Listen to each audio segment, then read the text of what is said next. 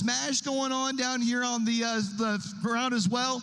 Speaking of which, for all of our people who are in here in the venue, if we can have our general admission people kind of stick up to the actual bleachers itself, let's leave the floor just for the competitors there. Also, we've got our concession stand open right up over here, kind of behind the actual stage itself, so feel free to come up and pick up some grub, get yourself some drinks. It's going to be a banging time down here for the LAN of Steel. Like I said, we've got our traditional PIEA titles here for the day. We're going to be getting started off with a little bit of Rocket League action. We've got Penn Trafford versus Cannon Mac. Should be a whole lot of fun to get things started as far as for our fall brawl. So let's go ahead and introduce our teams here. Like I said, we've got things started actually with Penn Trafford itself. First off, Penn Trafford led by the Chief. He's our coach. Also got Grills, Extrencia, Johnny, and Pancake. As far as for Cannon Mac, we've got Coach Brian, Joshua, Nitro, and Right Trigger. It's going to be a fun series, so let's go ahead and send it on over to our casters. We've got Hot Sauce and Pyro. Boys, I'm going to get real weird with it. Coach said, oh. All right, everybody, welcome to the first match of the day. We've got Rocket League to get things going. My name is Pyro J. I'm joined here by Hot Sauce, and we are here at the Robert Morris University UPMC Events Center. This broadcast powered by TEC. Hot Sauce, I am so excited. We got Penn Trafford on one side. We got Cannon Mac on the other. Two giants taking it on today. The Warriors, the Big Macs, two teams that have been clashing for quite some time. You talked about 10th seed, 11th seed in the previous season as well. And these are two teams that have already met. Penn Trafford 2-0 up to start, reverse swept by the Big Macs. We are in for one exciting championship match. Full best of 7 today as well, folks. We got 2 of those giants, so we got to get them going the whole way as well. And we think it's going to go to Game 7, too. They played earlier in the Fall Brawl events, and we had a Penn Trafford 2-0 lead turn into a reverse sweep in favor of Cannon Mac. But I did just talk to the coach of Penn Trafford. He said the football teams competed last night, and Penn Trafford took that win. So they're trying to take the glory all the way this weekend. Well, Big Macs had we're the victors in that regular season. So, I think Penn Trafford's going to be looking for that revenge. The football team, they got that dub, but now it's time to get out of the pitch of car ball, some soccer with cars, basically, if you're not familiar. But, Johnny, or literally Johnny Extrencia, the 2 seniors on this team, have been putting in work for a while. Grills, saw him get a championship not too long ago as well, stepping up as that sophomore, I believe, a very, very talented young star here as well. But there's a very young, talented star on the other side for Big Macs as well. There is Right Trigger, a freshman coming up big on the scene. So you want to talk about young talent. I mean, we've seen these players even at the middle school level compete so well. And to come in as a freshman now with the esports scene that is still young, but it's got some years on it, that is very, very impressive. Here in the Rocket League scene, we know even you could be a pro at this level, at the professional stage, at the collegiate stage. So Right Trigger, a very bright future to be competing so well here in just his first year. Yeah, and Nitro, Joshua, 2 dangerous legends on the squad as well that have great team synergy. I'm really looking forward to this best of 7. You talk about it as well. I know Waynesburg is here. A lot of other colleges doing some recruiting. Jordan on this squad. I got the cast through high school all the way, all 4 years. Now into college, we get to cast those night college games as well. It's really great to see these development from these young students into these rising stars, and then getting so many more opportunities now in life to further that career, whether it be through college scholarships or all the other wonderful programs they have here. Yeah, not to mention for the esports programs here, everybody thinks, oh, this is just online. You're in your dorm and all the lights are off and you're just competing on the game or something. But no, a lot of these schools, they have the facilities to allow these teams to compete on a site. And today, we've got a big stage for them to compete on as well. So, yeah, Hot Sauce, you think the LAN nerves are going to get to these players? Again, we talked about the young guns. You're on the stage. You got people in the stands ready to watch you. is the pressure going to get to them? You know, I've talked to a lot of students. Some of them have been in these LAN events before. They're excited to be here, but there are some first-timers here that are looking around. Wow, this stadium is huge. This is beautiful here at the Robert Morris University, and it is. The atmosphere is amazing. So, you know, I think it's going to vary from person to person. I think there maybe be some of those first-game jitters. I mean, that's normal in a big situation like this, but those team captains, just calming your team down, taking that deep breath, resetting, and getting the job done here today is going to be the important thing. Yeah, talk about the IGLs, the in-game leaders, keeping the mental focused for these teams. And while some LAN pressure does get to players, I've also seen LANimals rise up. I watch a collegiate scene very closely. Universities like Boise State, I've been at their arena, a player named Durtho, I just consider the LANimal that I've ever seen. He just upgrades when it's in person. So some players, I expect to feel the energy today, especially like you've got seniors like literally Johnny and Excencia, right? They want to go out with a bang this final year. They want to have their names known. They want their name on that board. Excencia scored. Literally Johnny scored for one of these big events today. Yeah, and honestly, you know, other than the Fall Brawl Championship that we go on here, we've got 1v1s out on the floor. We've got open tournaments going on. I've seen some high school alumni out here. My boy Ixwabo with the crazy hair out here ready for some 1v1s.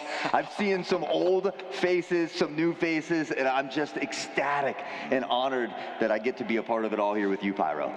And it's not just the 1v1s for Rocket League. I know we're talking a lot about car soccer. We love our car soccer. But later on, we're going to be on for Mario Kart as well. So, you know, there's some driving with the goal scoring. There's some driving just to get to that finish line as well. Open tournaments from Rocket League to Mario Kart to, of course, on the big stage, we'll have Valorant and Overwatch and Smash Brothers as well. So, what more could you ask for? Yeah, the Fortnite out there. We're going to have some kids cranking 90s and popping heads and getting bread, baby. I'm excited for the Valorant and the Overwatch as well. We have so many amazing things going on here today. So if you are joining us here live or on stream, make sure you hit that follow button as well. Make sure you're following the socials. We've got top 5 plays that come out consistently. The Twitter, the Instagram, everything. So you never know when you might see you or one of your kids on there.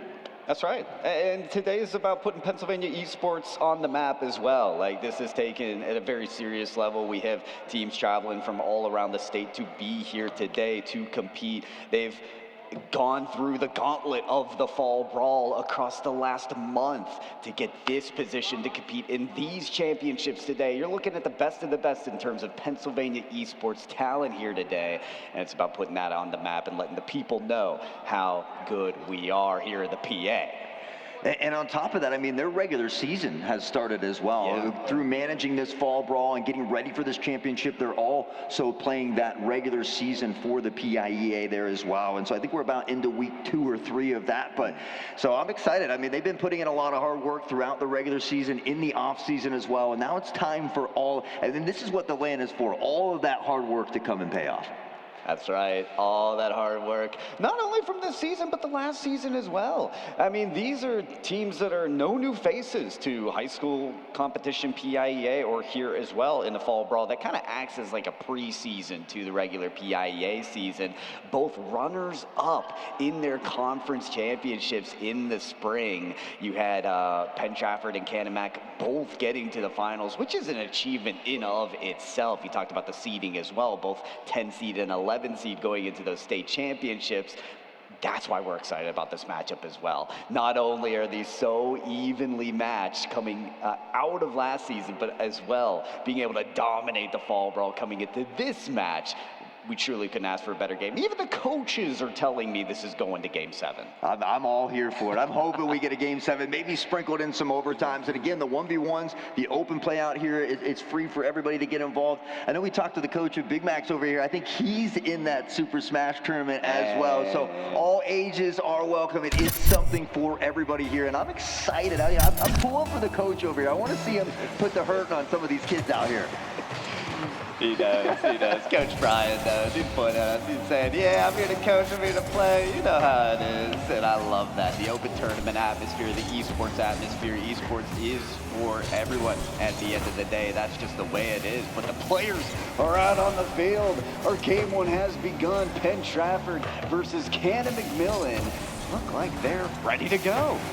All right, well, we're getting maybe a feed on our computer up here in front of us, but for the time being, I guess we'll take a peek over here on the big screen where all the students are popping off right now. Grills looking for something early here. Nitro tucked into the corner, can't scoop up the 100. Does get a nice pitch here, but Johnny reads the play, and back the other direction we go. Back and forth it is for the first minute. Maybe getting some land jitters out of the way. Maybe just getting to the game plan as it stands. That is the motto. Here's literally Johnny makes a very swift save and working the ball around the sidewall, getting that boost and playing the ball again. We nearly have our first goal, but a save's made on the line. That was a close one. It came dangerously there near to the line, but they're going to continue that pressure. Johnny powering forward into the corner here. Joshua looks to scoop it up. Now with a little bit of boost in the tank here. Met at midfield, the ball high and dry. Joshua tries to scoop that one now into the corner. Johnny looking to get this one here back to a teammate over the head of one, and back the other direction we go. They continue to duke it out here around midfield. Back on it goes. Corner boost taken. Johnny following this nicely, but called off the play. Joshua a little more confident to pick that ball up and go around. Play a little corner ball here. It's all about possession at the moment. All about can one team set the tempo, get control. That control delayed away with the demolition. It's all about clearing the lanes as well to score. But for now, Ken and Mac just playing this ball out, keeping Extrencia, other seniors of this Penn Trafford team at bay. How long can they keep him at bay? That is the question here. This is only game number one. We're almost halfway through it, but nobody's able to put a ball in the net just yet. Johnny into the sky will keep this one away. Met for the 50. Nitro able to win that, but quickly into the sky goes Extrencia. Right trigger, a pass toward the center. Grills looking for something on target, but will pressure this one into the corner. Still trying to find that half player. Extrencia looks to pick the pocket, but will be met and denied yet again. Some stand-up defense here for the Big Macs. Oh, and you gotta wonder with the halfway mark here, the end of the game looming, nothing on the board here. Players are just waiting for that moment, that climax, that first goal, that's off the crossbar. The second player can't get the follow. Nitro plays the ball around, but the shot not available. Every angle closed off by Penn Trafford. Extrencia had no boost in the tank. That was a dangerous one. Somehow still finds the save. And now looking for something in transition here. Grills up into the sky. Peppers a shot on target. Nitro able to step up and find the save once more. Extrencia, Penn Trafford trying to continue this relentless pressure here, and they do. Johnny, the shot is a bit high. Won't go that time around. These goals are having to be paid at a premium, high cost with such a stringent defense that we're seeing here today. Nitro just delivers the ball away from the shot taker of Penn Trafford, but boom goes the dynamite. Another demolition on the line. Johnny from the backboard, double tap available, but no touch to make the shot count. It's a slow play there from Grills. Called off for Extrencia's clear. A misread. Extrencia puts high, but what you're seeing are teams having trouble getting the ball in the paint for an available shot. Instead, the defenses keep corralling this ball to the corner. Extrencia, the third man rotation on point. We'll keep the drive alive for a little while longer. Now Johnny through the sky toward the target, but a bit wide and to the right here. Extrencia, this one's in front of the net. It's a dangerous play, but Cannon McMillan able to get back in time. Grills into the corner, scoops up the 100 here as well, circling around like shark in the water. They smell blood. They need this goal, but it's still scoreless here, and there's only 40 seconds left. We're said to be a close match. I didn't consider the fact that there wouldn't be a single goal in the first game of regulation, but this could be it. Johnny's up, the shot's there, but it misses again. The woodwork posing the biggest threat of the day, but Grills instead opens the scoreline. And here it is, late in this one. We see Nitro and crew trying to get back. Not a ton of boost, and Grills just bangs it in. 111 kilometers an hour. 26 seconds left in this one, but there's still time for the Big Macs to bring it back. There is certainly off the kickoff. They have possession. Ball moves around the corner. It's in front of the net. The shot's got to be there. Nitro, the next one in rotation, has to play this and preserve a counterattack goal from happening. Oh, Nitro does get the block, and this will be their last opportunity. Boost stolen there from Johnny. That's vital to keep this ball away from the danger zone. Long clear, down on the ground. Penn Trafford earned the first win. Up by 1, but if we flash back a little bit earlier in the season, it was Penn Trafford that went up by 2 in the series, so they can't get complacent. They have to continue to do what works, but I'm surprised at how much of a low-scoring game this was. You take a look, there was 4, 5, 6 saves from the Big Macs, but that shot column is where the big difference maker comes in here. 11 shots for Penn Trafford versus only the 2 here for Big Macs. Pressure pays off. You know, when you're able to get that possession, that field domination at a 73%, it's overbearing. And Cannon McMillan, they staved off a goal from happening for 4 minutes and nearly 30 seconds, but Rocket League is played in 5 minutes. All 5 count, and that one single goal certainly did. Yeah, 1 comes in late. Penn Trafford will enjoy a lead in the series. Grills credited with the MVP here in game number 1. But yeah, that field domination a little bit concerning. We talk about it though.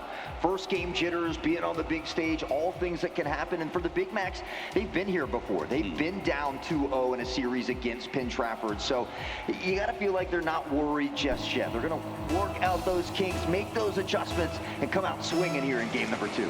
Game number 2 is on and ready. 1 goal's been seen so far today, and we have many more to fly through to the back of the net. So let's get things going with a Grills air dribble. The one and only player to score up there to try to do it again, but a long clear. Here is Joshua.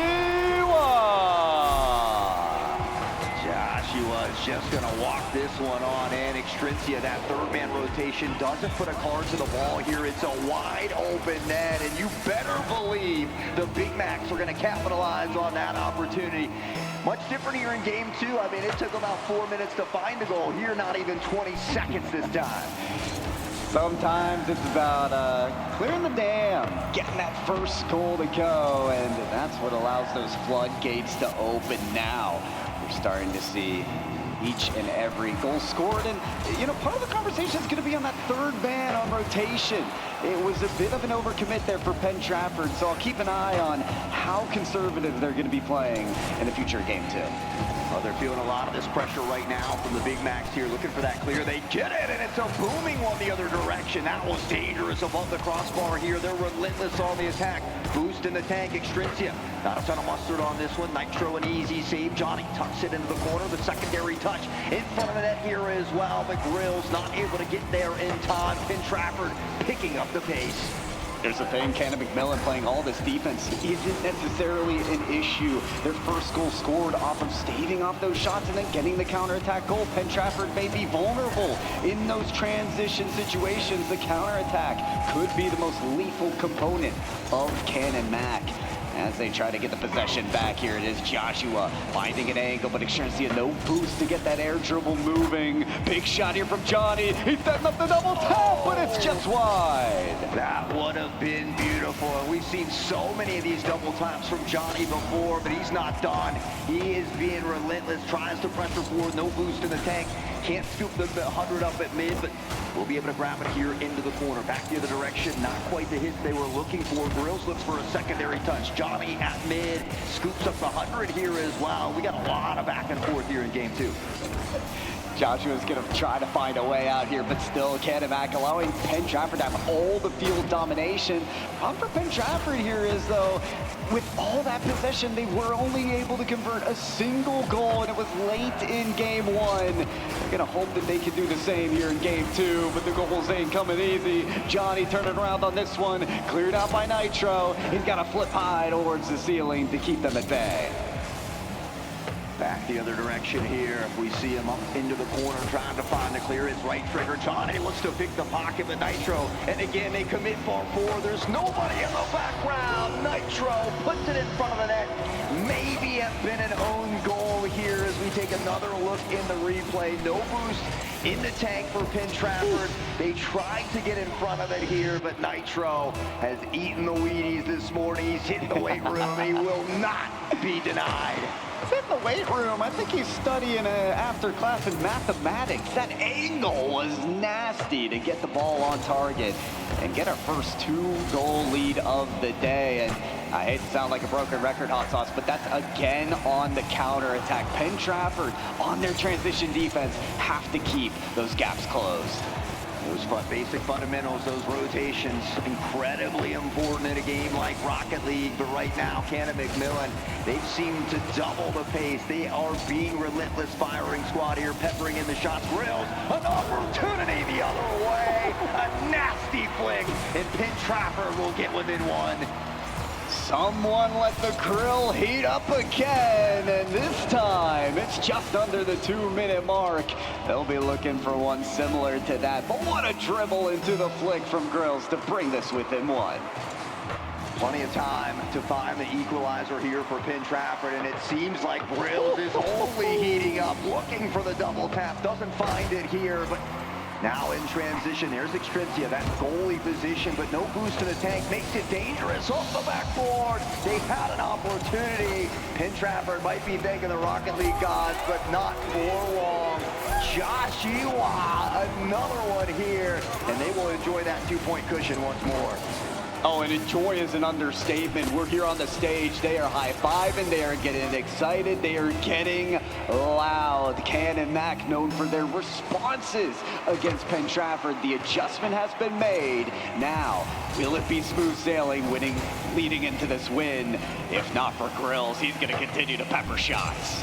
He has been heating up here, and now they're looking for another opportunity. Extrencia in the background, collects the 100 in the corner, powers the other way to keep the drive alive once more. Shot toward the target, the pass there as well. Johnny not able to step up in time, circling back here at midfield as well. The Big Macs have done a great job here in game 2 at making the proper adjustments, but now Johnny can't connect on this one either. Big Macs looking for a clear. Joshua continuing to play in a little bit of keep away, more of that, and we'll see this series tied. A sidewall opportunity leads into a Joshua follow, 3-goal lead. Yeah, the Big Macs, big plays here in game 2. We see kind of Penn Trafford double committing a little bit here. I think maybe just that sheer aggressiveness from Cannon McMillan catching them off guard. They need to take a deep breath here, reset, make sure we're spreading that field. The boost management in this one seems to be a little bit better on the side of Cannon McMillan. Certainly does, and the mechanics just on display here today as well from Cannon Mac. That sidewall, dirty as ever. With 20 seconds to go, it is a far cry for Penn Trafford to try to come back in this game. They'll still get some defensive stops, though. Extrencia pulling this ball away from their half, but it's only clambered back on the other end. 10-second mark is there. Ball off the sidewall. Johnny with a touch. Grills with an open play, but no boost to grab. And so the solo play is diffused. Pre-jump there off the crossbar. Lands on the ground. Cannon Mac tie the series. Well, they tied up early here in this one. 1-1 goes the series, and we knew that this was going to be a barn burner. We knew it was going to be close, and well, now we find the series tied up. But this game was a little more one-sided, I'd say. Only one goal in that first one. This one, I think 4-1 our final score. It feels like the win condition here for Penn Trafford is don't let Cannon Mac score. Keep that defense alive, because once you let them pop off, they're going to go crazy. MVP title honestly should go to Nitro, because only good for 1 goal, but those 3 assists to Joshua are the most important factor of this game. The last one had an exclamation point on it. The sidewall. The double tap off the sidewall, that is such an impressive play to perform here in game 2. This early in such a big series. I can't wait to see what else Nitro can do here today. Yeah, that playmaker medal is one I'm always looking for. Yeah. 3 assists, not easy to do. You take a look at the shot column here as well, and the Big Macs only had 2 shots in that previous game. They really step it up here, get 8 more than what they had previously, and they did a good job of really starving Penn Trafford of boost. We saw a lot of times Penn Trafford sitting in front of their net, no boost in the tank for Extrencia and them, and it's hard to get up and challenge those balls if you don't have any boost in the tank. Boost certainly helps. There's one resource on the map, and it's that glowy orb. Isn't always the temptation needed, though. Sometimes that boost can steer you away from the main objective. It's up to the player's game sense to pave the way, and nearly the cement path paved for the first goal of Canamac, but Penn Trafford, that one goal of keeping their goals out. Yeah, you know, you don't always need that bright glowing ball. There's plenty of nickels and dimes across the pads here, but it's the young freshman right trigger to come out swinging early in this one. We take another look, the assist from Joshua. Great positioning. We see Extrencia going up for this one, but just not quite able to get a card to the ball. That's why coaches will repeat it. Back post rotation, back post rotation. Extrencia caught having to go in reverse because they found themselves in the middle of the net. And it's up to that great shot placement. Out of Canamac, but Penn Trafford quick to respond.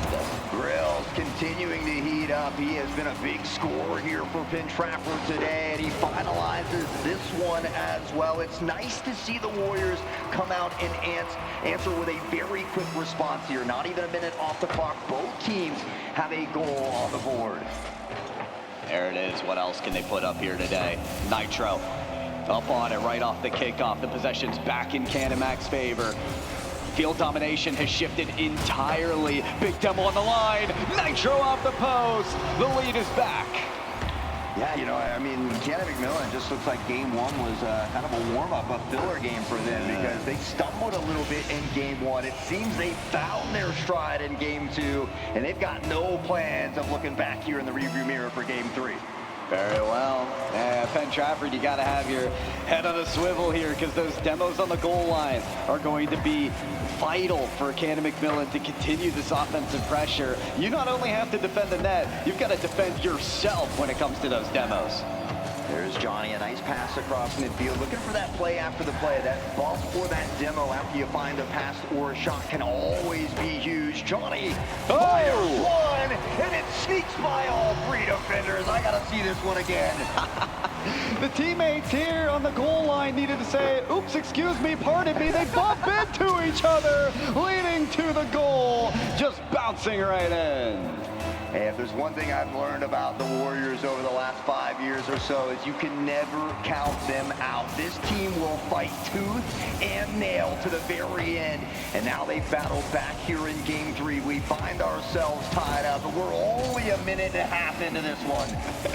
Far cry from game number one where we couldn't see a goal in regulation. Now these players can't stop. Finding the back of the net, it's Grills off the ceiling, still at the flip, gets the pass center, but no player in the paint to pick it up. That's going to be the biggest thing for Penn Trafford. Get someone near the net that can score when the ball finds its way into that zone. Now it's a double commit for Penn Trafford, but they're still putting in work to get this ball in scoreable territory.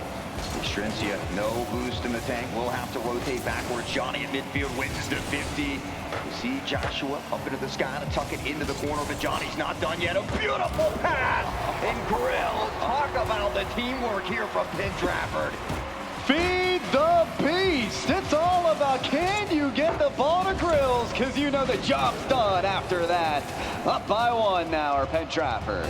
And that's the young star, the sophomore of Grills, being set up by his seniors here, showing that selflessness. Great passing across the midfield here, and now Penn Trafford will enjoy the lead, but for how long? Nitro, back and forth we go. The game of tug-of-war will continue, and yet again, you guessed it, we're tied up. Oh, it's like those UFC fights where, you know, there's a little bit of sparring at the beginning, then you get the round where the KO punches come in one after the other, uppercuts being landed. Which team will still be standing by the end of it? I don't know. This is a tough one here as well. I think it just gets a little bit squirrely. We see not a lot of boost in the tank. And whoever was going for that ball on the sidewall doesn't find a touch. Nobody in the background here. It's a wide open net. We said it before, we'll say it again. You can't do that to the Big Macs because they're going to capitalize almost every time. Oh, they certainly will. This might be another occasion, but again, they bumped into each other. Can and Mac have to have a red heartbeat sensor on their own teammates to make sure they don't drive directly into them. Bumper to bumper traffic here on Champions Field for game three, but Canamac have stabilized. That's Nitro with a double flip reset to get that clear away. Big mechanics on display to keep Canamac in the lead, but Johnny has one for themselves. Flip reset getting denied. Really showing that aerial mechanical ability here from both of these teams really throughout this one, but right now the Big Mac's enjoying a lead. This is a dangerous one, booked off the ball, and Extrinsia from nowhere. Pin Trafford has tied it up. Talk about a difference from game 1 to game 3. Only 1 goal in game 1, 8 between these two teams here in game number 3. Okay, they bumped each other again to let the ball in. Can and McMillan, watch out for each other. That is apparently your biggest target, your biggest area of improvement. Otherwise, Penn Trafford, they're happy to see the mistakes. They're happy to watch the Big Macs crash and burn into demolitions, into sparks, into explosives. They're making fireworks out of it. Oh, this is a nice touch by Johnny. Not as much power as he would have liked, and with that, we see Nitro able to find the stop, but it seems like the roles have been reversed a little bit here. Penn Trafford now the team that is applying all of this pressure. Can and McMillan looking for a bit of a clear. They get it here at midfield, now powering forward here. Not a lot of boots left for Penn Trafford. It has been an issue at times here in this series, but able to scoop up those hundreds and now look to battle back the other direction. Ooh, Joshua, that's a very fast shot that's testing the defense, keeping them honest, but they're passing with flying colors for now. So many goals scored in this game, yet it's all tied up in the final minute. We could be approaching that golden goal territory. That next one could be the game winner to take the lead in the series. That next shot that breaks through the defense, it's Johnny. Literally Johnny, baby. I was wondering where we were going to be shouting out his name. I'm used to screaming Johnny's name. This man scores and scores in bunches. And maybe that could be that single spark to ignite the spectral fire here. Penn Trafford up by 1, 45 left in this one. Not much time left to go. What can they do? Can and McMillan, they formed the responses. They had a resurgence in game number 2, but now in game 3, they're looking like the road ahead is a little bit bumpy, especially as they bumped each other. But Grills, big flick across the other side. He's playing keep away right now. If you can get that ball away from Can and McMillan to score in these last few seconds, you've won the game. But this one's dangerous as ever! We're all tied up again. Trying to eat up as much time off the clock. We see Extrinsia going up into the sky for this one, but unfortunately doesn't find the touch that's needed. It opens up the net a little bit, and again, Can and McMillan right there to take advantage of it. 17 seconds left in this one, and we might just be blessed with our first overtime. May indeed, but there's been a lot of goals in regulation. I wouldn't be surprised to see one more. Ball's cleared out to the corner. Making the save is right trigger, hoping to see overtime. The ball's alive until it hits the ground. Nitro keeps it alive on the sidewall, but runs out of boost to get to the net. It's game 3 overtime. We wanted some overtime. We wanted some game 7s. We've got one of the 2 so far here. 5-5. 10 goals in this one. Grills, a booming clear here as well. Extrinsia, again, no boost in the tank. Is going to have to circle back. Johnny here as well. It's an open net. A dangerous one that water falls down, but right trigger can't find the touch needed. That was it. That was it right there for Can and McMillan. Now they've allowed Grills to push up forward on the flick pass to Johnny. That's denied as well. Turn it around the other way. Is Nitro nearly with the redirector, the bump that would have allowed for that goal, but we're wrapping back the other way. Grills missing the redirect. Johnny with the shot. The net's wide open. Joshua takes it away. These two teams are toying with my heartstrings. I feel like I might be too old for this. Jaw already on the floor here as they continue to have a slugfest. The ball high and dry into the corner. Johnny puts the pressure outward, scoops up the 100 here off the backboard, looking for a secondary touch, and we'll get it now over at midfield. Grills a banger, but Nitro able to step up and find the stop. The pace has amped up in multitudes. I cannot believe how quickly these teams are working across the coast on the field. One side after the other, one big shot. That's all that counts here for the game 3 win. Johnny trying to find a teammate, no one's there. Playing very conservative offense here, but Grill sets up for the second touch off the sidewall. It's too wide. Can and McMillan have no problem wiping this one off the brow for that save. This one flying dangerously in front of the net. Johnny doesn't get the touch. Penn Trafford, they've got to try again. They'll do it here!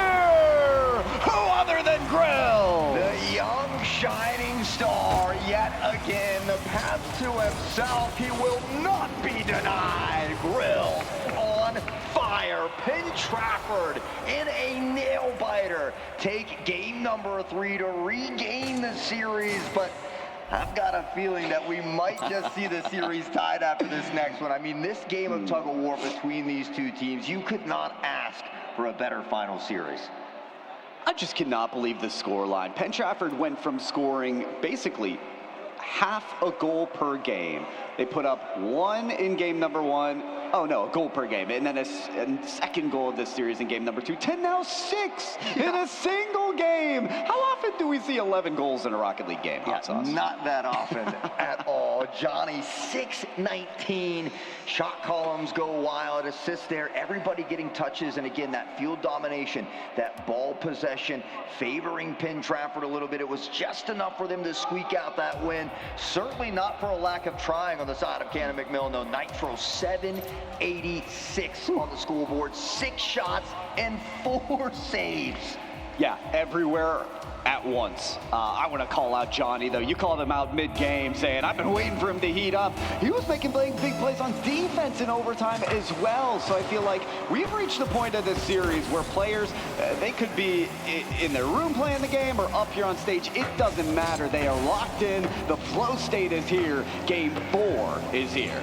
And I'm ready for it. We saw a big scoring game in the last one. We got a little bit of best of both worlds here, but Johnny is going to take full advantage of this open net. We take another look here, and it gets off the backboard. We see Joshua going for the touch, can't get there. And, well, Johnny able to capitalize. Penn Trafford will be enjoying an early lead here in game number 4. On plays like that, it's all about following through, right? Johnny had no boost to work that shot in, but took advantage of the mistake. Speaking of which, how is Nitro in front of that shot? No mistakes to be seen there. However, they're removed from the pitch.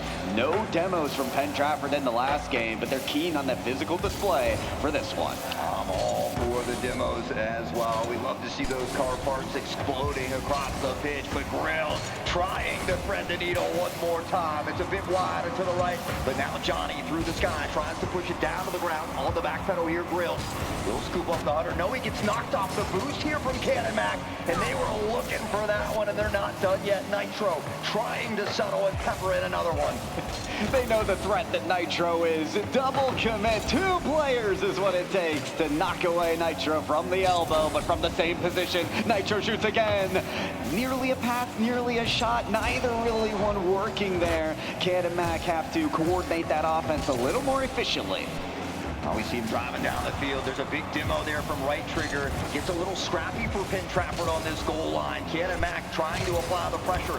These rotations from the Big Macs have been great as well. And already we're seeing a little bit a reminiscence of game 1. A little bit of a lower scoring game thus far. But now Johnny over to Grills, and that was another close one.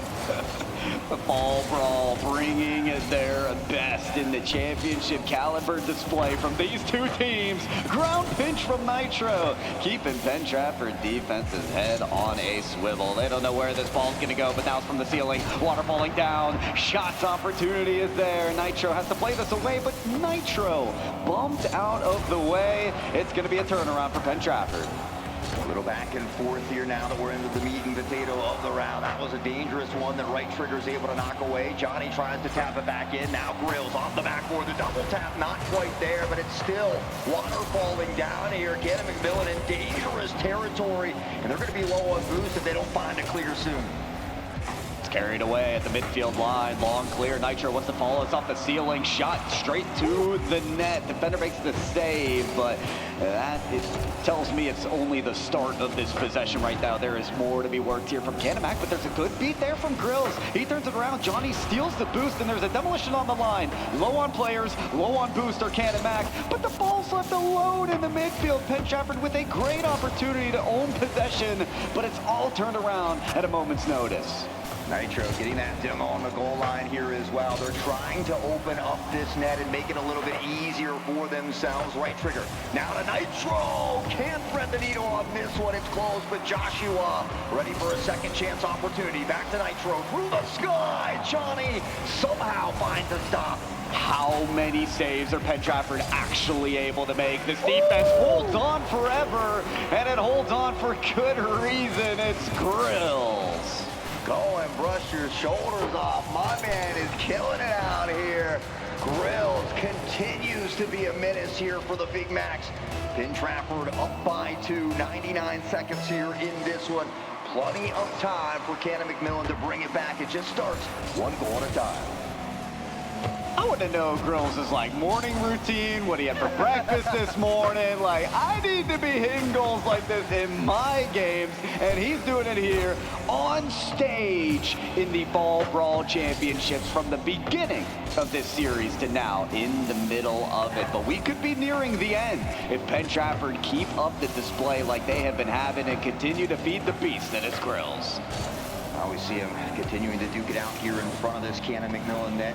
Ball gets touched awkwardly backwards, and Extrinsia trying to snap some axles here and break some legs as he shifts through the defense, but now it's Nitro. The counterattack through the sky. Grills finding the stop here as well, and both of these teams looking to quicken the pace. Cannon McMillan just can't keep up, and these counterattacks become more lethal as they go. Ball nearly finds its way towards the net. Grills wants a second opportunity here, but gets up from Johnny instead. Reinforcements come in at maybe the wrong time, as now they've got to transition away and make a big save. Follow-ups needed. Cannon Mac, 30 seconds to score 2. Time is not on your side. Yeah, quickly dwindling away, you know, and with only 20 seconds to get 2 goals, it's not impossible, but it is highly unlikely at the moment. And with these long booming clears, the pressure from Penn Trafford, they continue to eat up a ton of time off the clock. 9 seconds, Penn Trafford looking to go up by 2 in the series. 3, 2, 1, that's game 4. Penn Trafford win a couple in a row here to bring them on match point. Up by 2 in the series. They just need one more to close it out, but Penn Trafford has been in this situation before. They have been leading by a few maps in the series against this team, and the last time they met, it was a similar situation where the Big Macs then had to reverse sweep to go on and get that win. Penn Trafford is seeking revenge here on the big stage. They are pleading this case and making a strong one for it as well. They just need one more. Might be their weekend. Again, we heard that football game last night. Well, maybe their Rocket League match will go just as good. And for me, after game 2, when Cannon McMillan seemed to own the stage, I thought that that kind of reverse sweep would happen here in Rocket League, that they would be stacking the wins. But instead, Penn Trafford, they've got the momentum here. They just need one more win to become your Fall Brawl Championship winners. And nearly they concede a goal to start game 5. Yeah, if you're the Big Macs, I'm saying, hey guys, we've been here before. We've reverse swept them before, but I don't know. Penn Trafford looking dangerous, and this time it's Extrinsia with the open net off the sidewall here as well. And Penn Trafford looking to take this championship home. To me, Cannon Mac are like that streaky team, right? Once they get moving, it's really difficult to stop them. They just need to open the floodgates in this game, and Nitro nearly had it. This is now 2 very close goal opportunities at the very beginning of game 5. I don't think they're going to stop anytime soon. Yeah, these two teams very evenly matched, which is why I think we've seen this game of tug-of-war throughout this series. But Penn Trafford now feeling very confident here, and we see that confidence being exuberated out here on the pitch. Grills pass back to Johnny here at midfield, tries to settle this one down, does get away from him, but Extrinsia, these third-man rotations since game 2 have been on point. Oh, and it's hard to rotate around to defend a shot like this. Nitro picking up the long clear, crazy redirect to get it to the back of the net. See the crosshair and the missiles rain down because that was a nasty little snipe on the side of the Big Macs, and they find themselves tied up 4 minutes in this one, but they haven't enjoyed a lead yet here in Game 5, and that's going to be the important thing for Big Macs. They've got to try and get out in front of Pin Trafford early. It's not going to be easy, but they have at least tied up the game, and they've taken away a take there by Johnny. Trying to find his way and carve those paths around Cannon Mac. Grills, the opportunity for Penn Trafford, gets away from them. Right trigger, again the freshman, trying to do big things on this big stage and keep Cannon Mac in this series. Bump it into each other a little bit. Here is Pin Trafford. They got to be careful of the double commit. Grills able to get it over the head of the attacker, but the pressure not relieved yet. Johnny into the sky, pressuring down here the other direction. Joshua looks to scoop it up. The ball falls and met at 50, the midfield. It's floating high and dry. Who will get there first? It's Pin Trafford. The shot on target, but not a ton of mustard. I like what Penn Trafford are doing here, wrapping their way around the ball. Deja vu. We've seen this before. Grills passes to himself and completes the job. Yeah, I mean, the kid's a monster. He's a menace, and now he's been an arch nemesis for the Big Macs. They've got to try to find a way to slow him down. Bumps or demos can be your best friend, but so far, Penn Trafford able to avoid the majority of them. They continue to duke it out at midfield, but it seems like they've really upped the ante now here in Game 5 as they look to close it out.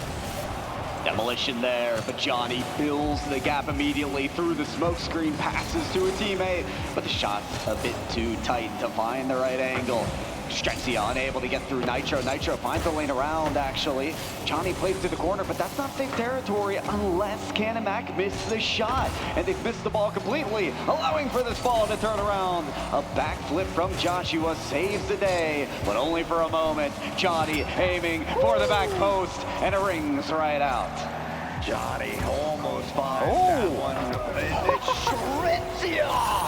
Oh my! I've got to see this one again. At midfield, it looked dangerous. I mean, we see all three of these players from Pin Trafford coagulating together. Almost a triple commit, but if you triple commit, it doesn't matter if you find a goal off the back end of it. Triple the players, triple the possibilities when it comes to a goal. Everyone having a little emergency meeting at the middle of the field there to call out the imposter. And, well, it's no one from Penn Trafford. They're all on the same goal, and that is to take the win in this series. If they keep up this pace, they'll have it.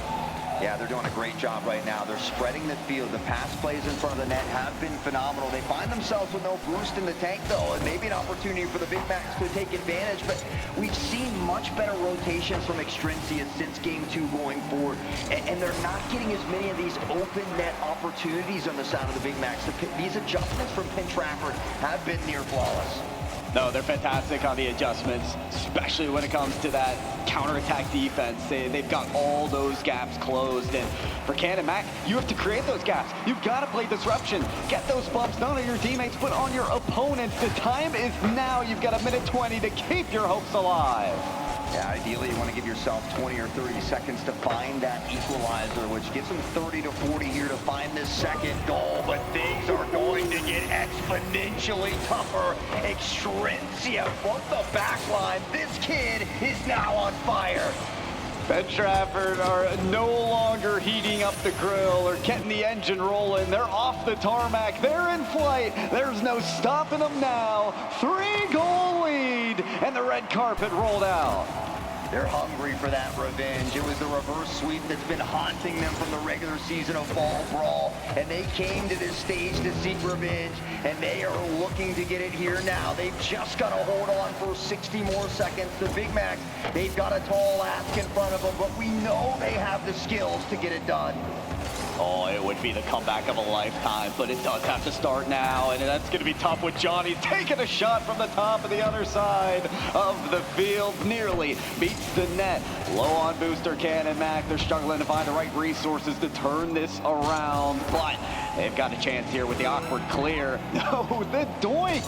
Penn Trafford finding every which way to take down the Big Macs. That is just a tough one here for right trigger. The ball is going to go in. You have to make an attempt. You have to. And so, unfortunately, it doesn't go your way. It results in an own goal. And 4 goals in 28 seconds. Maybe it's been done somewhere, but I don't know if I've ever seen it.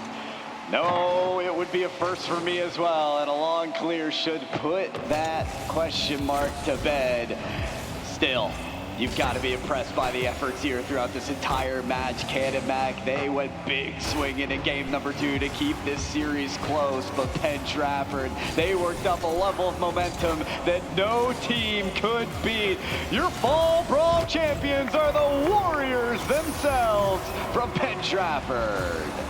Penn Trafford gets it done. They get that sweet revenge, the sweet chin music over here. You love to see him cheering on the stage, all smiles from the coach as well. But if you're Cannon McMillan, you hold your heads high. You had a phenomenal fall brawl run. You did a great performance here in the finals on the big stage. Yeah, it doesn't go your way, but man, you put on an absolute cinema for us. We saw a great game 2 from them as well. So we give them a big fat GG's and tell them to hold their heads high. But it is Penn Trafford that takes home the big dub here today. And Extrencia stealing the MVP here in the final game. Woo, that's right, give it up for your winners here. Penn Trafford for the Rocket League matchup here, taking it big, 4-1 in that series. I think we got to talk about the series as a whole from beginning to end, because when you get on this big stage, you got to know to compete from the start. And Extrencia did get that MVP at the last game of that matchup, but we got to talk about Grills. Grills from the very beginning was executing perfectly, was hitting those shots, goal after goal for the first half of this series, kept them on target throughout. Yeah, you know, and we saw Nitro and Joshua playing very, very well. Right trigger as well. A lot of great moments for them. They made the adjustments in game 2. They came out and won 4-1 in game 2. But we saw Penn Trafford kind of cheating a little far forward there. They were leaving that net open on those third-man rotations. It was something that the Big Macs were able to take advantage of. I think they got together there in game 3. They talked about it. It seemed like ever since that point, the rotations were phenomenal. We really saw Extrencia step it up in that third-man rotation department, and it seemed like they didn't look back after that. Grills, Johnny, everybody getting involved, the assists, the shots down, and they just seemed to kind of control the tempo and the pace of that. They did, and I think what they did as well with controlling that tempo is forcing errors. We saw midway through the series, Cannon McMillan making uncharacteristic mistakes, bumping into each other, missing the ball, and those things may not just be due to the talent and abilities. We know these players have the utmost of potential when it comes to competitions in Rocket League, but when you're working at such a fast pace and executing at such a high level that the Warriors were today was their day, and that forces an uncomfortable situation for Cannon Mac. So Penn Trafford, yeah, pat yourselves on the back. You came to play today and this morning as well. You know, shout out to the players for gearing up for an early game to start our day. Yeah, and honestly, I wouldn't be surprised if we see these two teams clashing again at some point. I mean, it was the Big Macs who got the better of Penn Trafford throughout that regular portion of Fall Brawl. It is Penn Trafford now that gets that sweet revenge here on the big stage. But these are two incredibly talented teams with deep rosters. And so, again, I would not be surprised that during the regular season at PIEA if we see these two teams clash again, because that was a very fun series to watch. And again, if you're Cannon McMillan, you hold your heads high. Yeah, it didn't go the way that you hoped for today, but you put on a really, really fun series for everybody involved.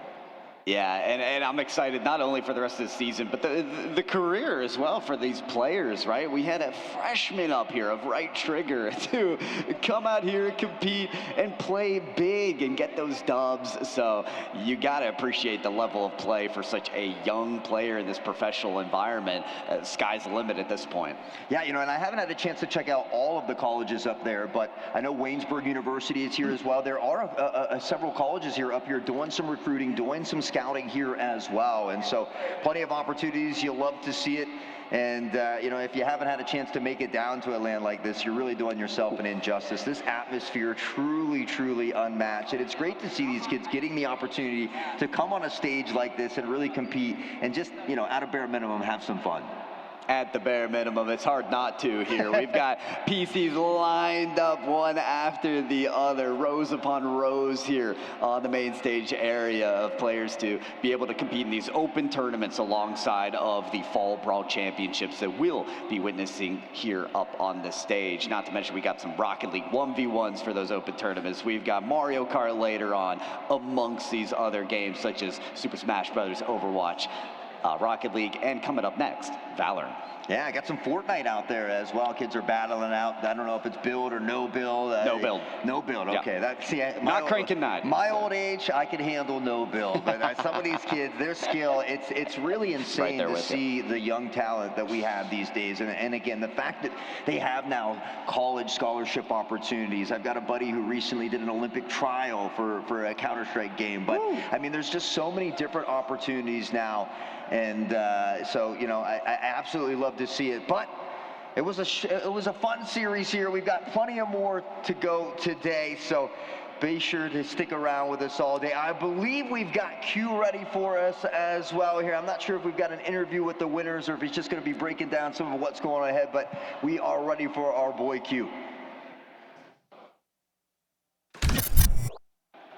Hey, yo, what it do, what it do? We're actually out here on the concourse now, as we had just heard Pyro J and Hot Sauce talking about. We've got a couple of colleges that are out here looking for some people who are wanting to continue their education. You know, that's one big thing that we're really about here at PIEA. Don't get me wrong, having the competitions going on at the high school level, having a club experience like that, really cool. Even cooler than that is getting the opportunity to be able to further your education by playing esports. So we've got 7 different institutions here, and as someone who does not just do some casting here at the high school level, but at the college level, I can tell you almost every one of these programs here has a player or two that we've seen come through the PIEA program. So come up here in the concourse, make sure you take some time to chat with them and get some information, because it's still early on in the fall. You still got some time to be able to make your decision, but you want to make sure that you're also being proactive as well. Even if you're a junior, sophomore, get those conversations going now. Again, that's what we're all about here at PIEA. Of course, we've also got the concourse with some snacks. Feel free to hop on up over there as well, but feel free to jump up over here, talk with our different program directors, and then we do, on the other side of a break, we're going to have ourselves a quick interview, and then we're going to keep things moving as far as for our Fall Brawl Championships. So you're not going to want to go anywhere. We'll be back right after a quick break. Those medical pills are push me over. I kill my fill 3 times a day. These ethanol fumes won't make me sober. One flame to take the pain away. I caught you lighting matches in the back room. Haters look mad when they pass you. Let's talk about round when it's past 2. Raise a glass to know you don't gotta fight alone.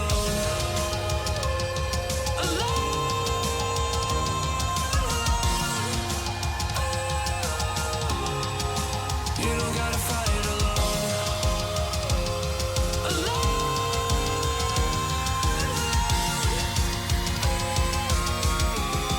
Don't be so personal.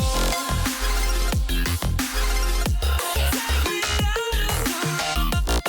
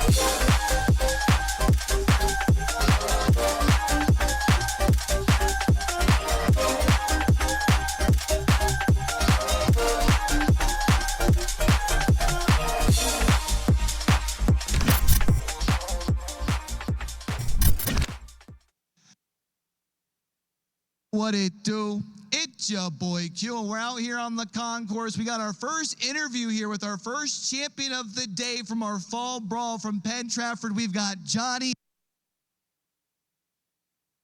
I mean, look at the setup in there is insane. Like, so many PCs in there. The stage is incredible. The lights, everything about the stream. It's so good. It's electric in that room. It is electric, and you guys were able to come in and match that electricity with your play. I mean, 4-1 against the Big Macs. Did you come in expecting it to be that like wide of a performance, or were you expecting this team to be able to play a little bit closer with y'all today? I was expecting a close match. We came into this game really just, we want to, because, you know, during the fall brawl, we lost 3-1. We got reverse swept, and we just, you know, we came into this like we were expecting a lot. We were thinking, okay, this team's gonna be really good. Like, Nitrate's a great player. They're all great players in that team, and we came in expecting a really tough fight. And, you know, we were dialed, and we were communication, all that jazz. We were dialed. We were dialed. Now, I know I got to talk with the Chief during one of our Q&A segments last semester, and one thing that we talked about was the winning culture that seems to be getting built at Penn Trafford. I'm kind of curious, for one of the students, what does that mean to you to now be able to take home another championship for the squad? It's like, to me, I mean, as a senior, I mean, I've been at this is my third year at this, and, you know, it feels amazing to, you know, finally, you know, win one. Because I'm no stranger to the LAN environment. This is my fourth LAN.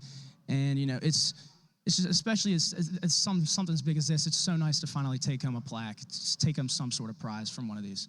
Well, hopefully next time we get to chat, we're also chatting at state championships about you guys winning one as well. But before we get you out of here, anything you want to say to the supporters here in the stadium as well as at home? You know, I just want to thank, you know, my family for always supporting me with, Esports, my teammates, my coach, Mr. Carlisle, and just all the casters, all the production crew here. It's amazing that we can book a whole entire stadium at a college, in a college setting for esports. Like, it's amazing how it's evolved. It's just incredible. It's amazing. It is pretty darn cool. You got to hear it here first from Johnny. Again, congratulations on the championship here today. Hopefully we get to chat again later on in the semester. We're going to send things off to a quick break, but then on the other side, we still have some more Fall Brawl championships to get through. We'll be moving to Valorant here in just a couple minutes. Don't go nowhere. We'll be right back.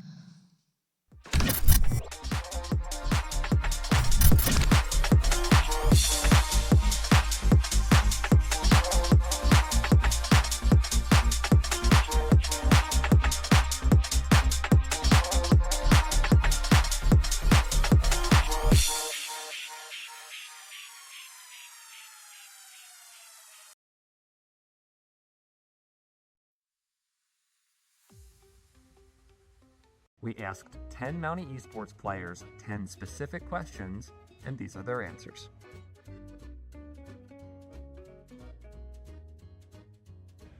Watermelon Ice from Gamer Subs. Ghost Energy, either the cans or the pre-workout, either work. So I used to be a Ghost favorite, but now Too long. White Monster for sure. Monster, the Fantasy Red Ruby. The Mountie GG gamer subs that they provide.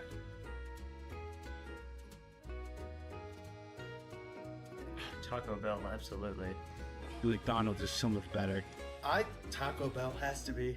I've eaten too much McDonald's since it's right down the street. McDonald's. I like the Oreo McFlurries. I'm gonna choose Taco Bell because it gives me less stomach problems than McDonald's does. McDonald's all the way. There's levels to this, and Taco Bell is at the top one.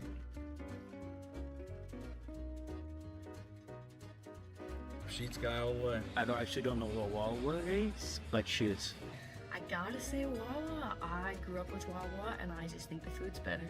Sheets is the best thing to grace our planet. I'd have to go with Sheets.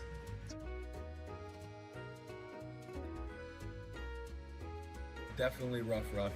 Injustice, no J-Naps. Hydron, probably. Probably T-Crow. Either Skippy or T-Crow. Croc.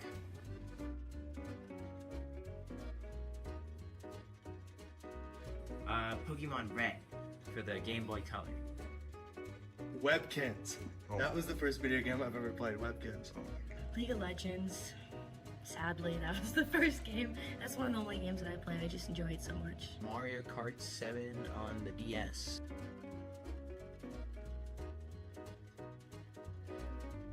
No bully. Probably PGE. Some of the top masks. Definitely PGE.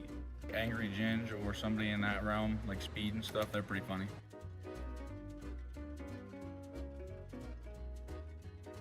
Probably my dorm.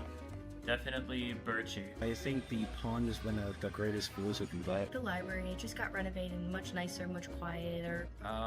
Definitely my room. Probably the IT area in the library.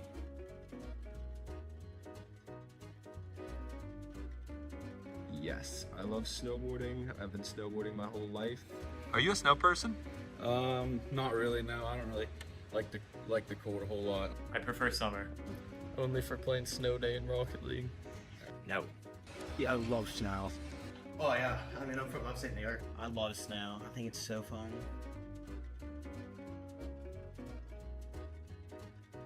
I think I would play, I don't even know.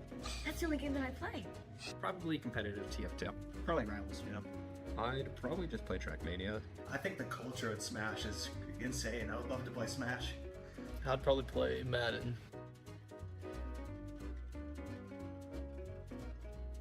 Gotta be Mount Aloysius College. You can't beat them. Mounties, obviously. Mount Aloysius, of course. Oh my gosh, this isn't the question. Mountie Esports. I mean, gotta be the Mounties, right? The culture here is unmatched. The Mount Aloysius esports program. Obviously, Mount Aloysius. You're looking at it. Gotta be the Mounties Esports. Cool.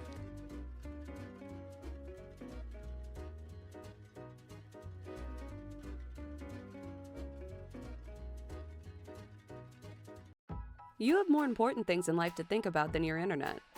At BreezeLine, we propel life forward with home internet so reliable, you don't have to think about it. With a team that goes above and beyond. Fiber-powered speeds up to 1 gig. And 99.9% reliability at any hour. In any room. You won't have to think about your internet again. Go to breezeline.com for internet that propels life forward.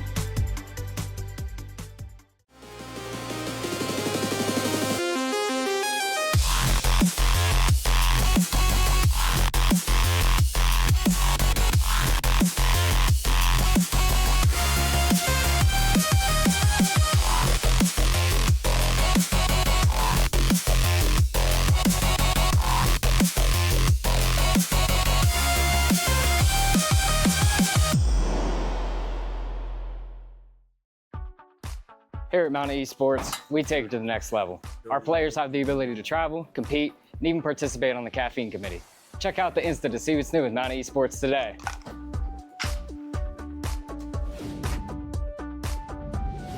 At the Mount, things are, well, elevated. And it's not just because we're on a mountain. The experience at a small college like Mount Aloysius is actually personal. The faculty and staff know my goals. It's a level of support you won't find at other colleges. And the Mount backs it up with career-focused partnerships and majors. As soon as I visited, it just felt like home. That's what makes this place different. Makes college elevated. Mount Aloysius College.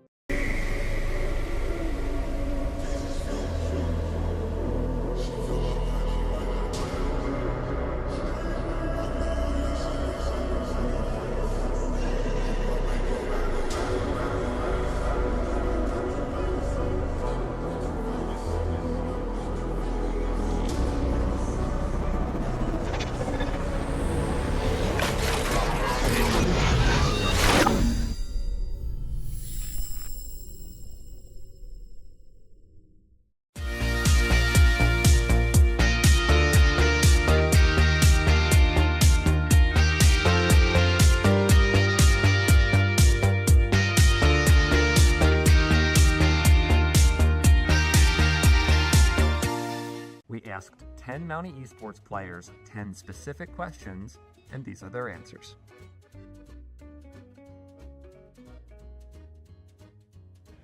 Watermelon ice from Gamer Subs. Ghost Energy, either the cans or the pre-workout, either work. So I used to be a Ghost favorite, but now Too long. White Monster for sure. Monster, the Fantasy Red Ruby. The Mountie GG Gamer Subs that they provide.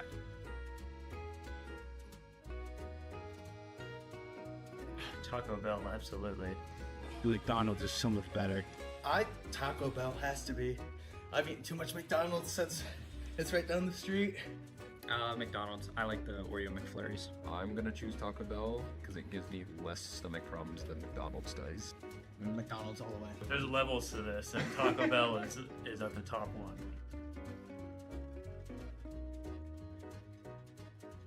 Sheets guy all the way. I actually don't know what Wawa is, but sheets.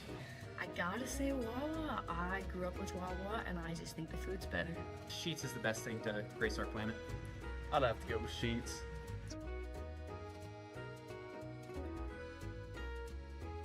Definitely rough. Injustice, no J-Naps. Hydron, probably. Probably T-Crow. Either Skippy or T-Crow. Croc.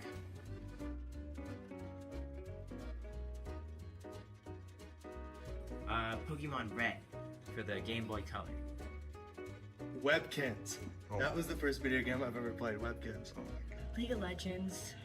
Sadly, that was the first game. That's one of the only games that I played. I just enjoy it so much. Mario Kart 7 on the DS.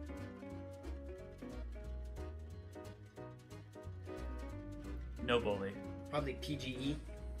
Some of the top maps. Definitely PGE. Angry Ginge or somebody in that realm, like Speed and stuff, they're pretty funny.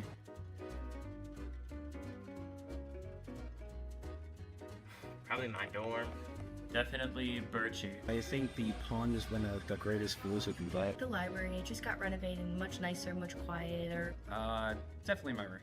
Probably the IT area and the library.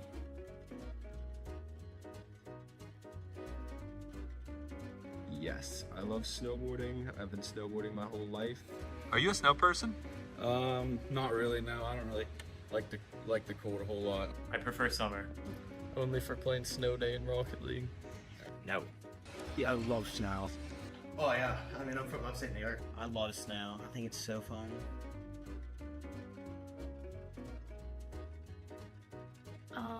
I think I would play, I don't even know. That's the only game that I play. Probably competitive TF2. Probably Rivals, you know. I'd probably just play Trackmania. I think the culture at Smash is insane. I would love to play Smash. I'd probably play Madden. Gotta be Mount Aloysius College. You can't beat them. Mounties, obviously. Mount Aloysius, of course. Oh my gosh, this isn't the question. Mountie esports. I mean, gotta be the Mounties, right? The culture here is unmatched. The Mount Aloysius esports program. Obviously, Mount Aloysius. You're looking at it. Gotta be the Mounties Esports. Cool.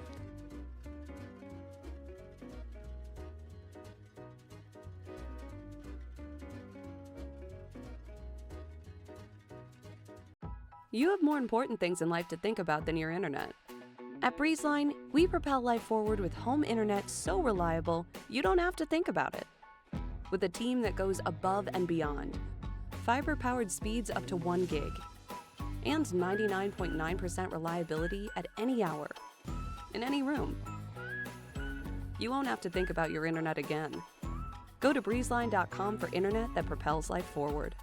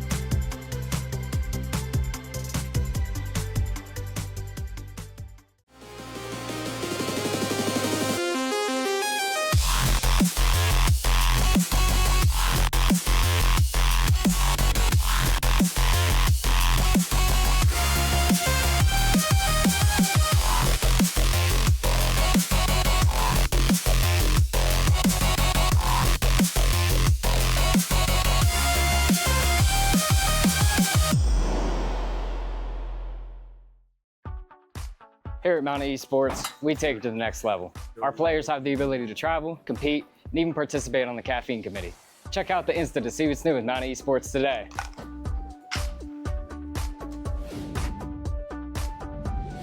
At At the Mount, things are, well, elevated. And it's not just because we're on a mountain.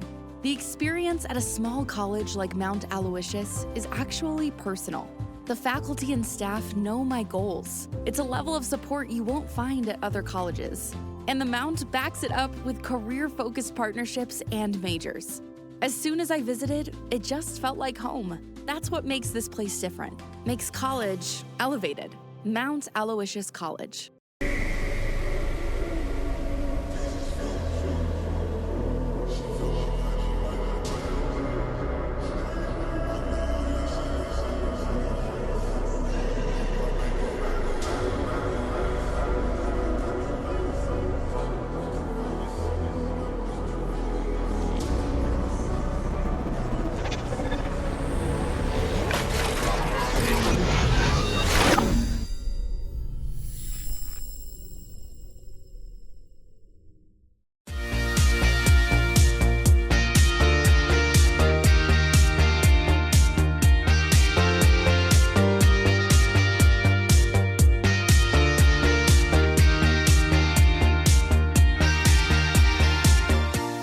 We asked 10 Mountie Esports players 10 specific questions, and these are their answers.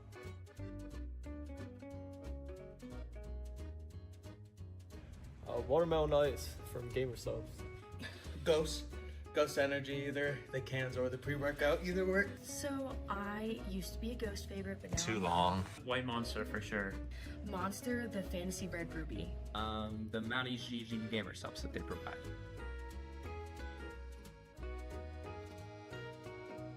Taco Bell, absolutely. McDonald's is so much better. Taco Bell has to be. I've eaten too much McDonald's since it's right down the street. McDonald's. I like the Oreo McFlurries. I'm gonna choose Taco Bell because it gives me less stomach problems than McDonald's does. McDonald's all the way. There's levels to this, and Taco Bell is at the top one.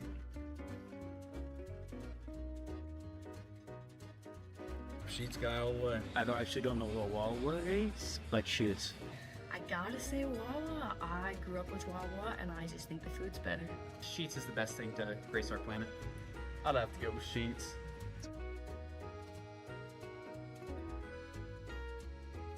Definitely rough. Injustice, no J-Naps. Hydron, probably. Probably T-Crow. Either Skippy or T-Crow. Croc.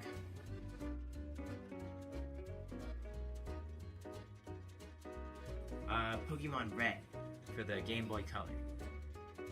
Webkins. That was the first video game I've ever played, Webkins. Oh my god. League of Legends. Sadly, that was the first game. That's one of the only games that I played. I just enjoy it so much. Mario Kart 7 on the DS.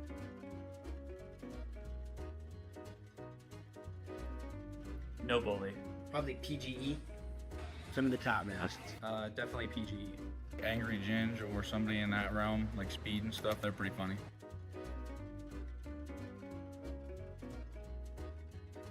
Probably my dorm. Definitely Birchie. I think the pond is one of the greatest schools if you like. The library, it just got renovated, much nicer, much quieter. Definitely my room. Probably the IT area in the library.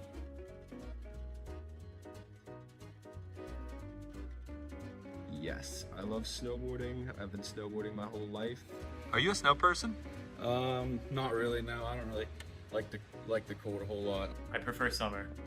Only for playing Snow Day in Rocket League. No. Yeah, I love snow. Oh yeah, I mean I'm from upstate New York. I love snow. I think it's so fun.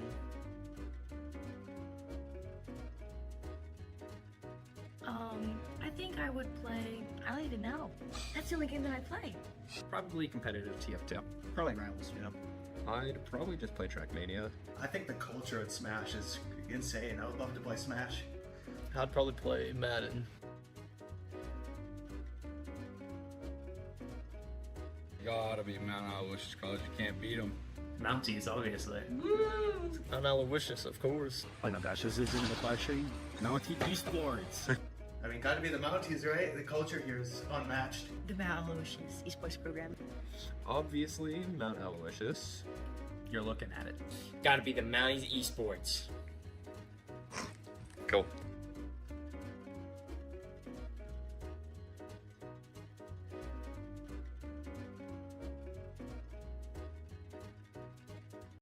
You have more important things in life to think about than your internet. At BreezeLine, we propel life forward with home internet so reliable, you don't have to think about it. With a team that goes above and beyond. Fiber-powered speeds up to 1 gig. And 99.9% reliability at any hour. In any room. You won't have to think about your internet again. Go to breezeline.com for internet that propels life forward.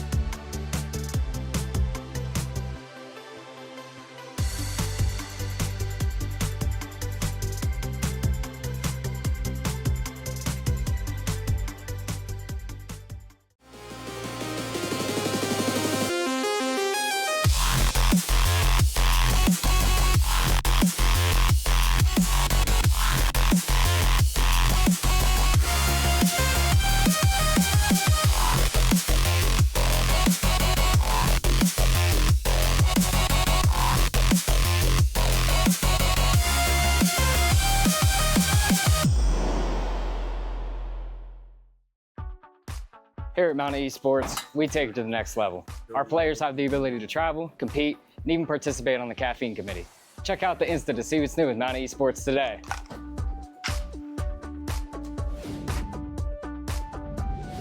At the Mount, things are, well, elevated. And it's not just because we're on a mountain. The experience at a small college like Mount Aloysius is actually personal.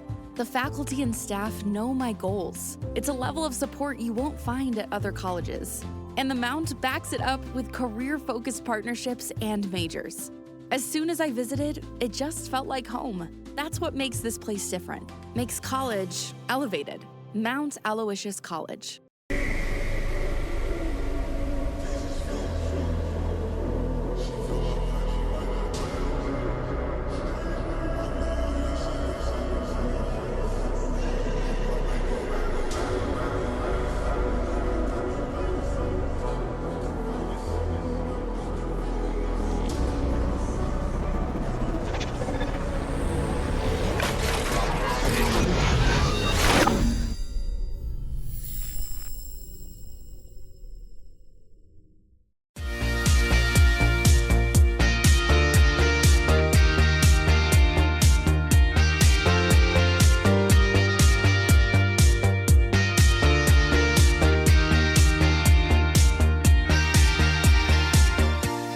We asked 10 Mountie Esports players 10 specific questions, and these are their answers.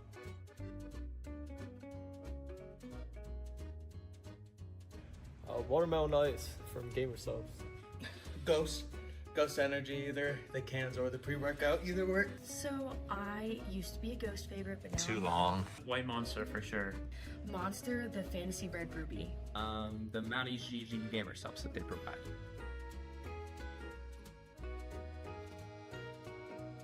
Taco Bell, absolutely. McDonald's is so much better.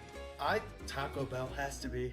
I've eaten too much McDonald's since it's right down the street.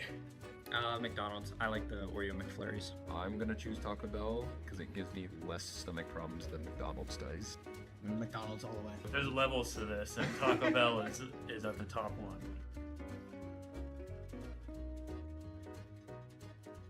Sheets guy all the way. I actually don't know what Wawa is, but Sheets. I gotta say Wawa. I grew up with Wawa, and I just think the food's better. Sheets is the best thing to grace our planet. I'd have to go with Sheets.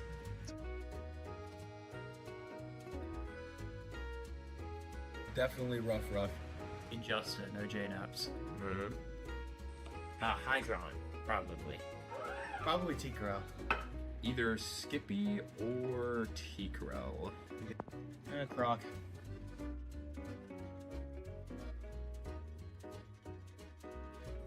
Pokemon Red for the Game Boy Color. Webkins. That was the first video game I've ever played, Webkins. League of Legends. Sadly, that was the first game. That's one of the only games that I played. I just enjoy it so much. Mario Kart 7 on the DS.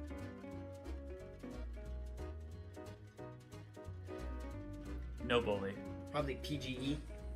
Some of the top maps. Definitely PGE. Angry Ginge or somebody in that realm, like Speed and stuff, they're pretty funny.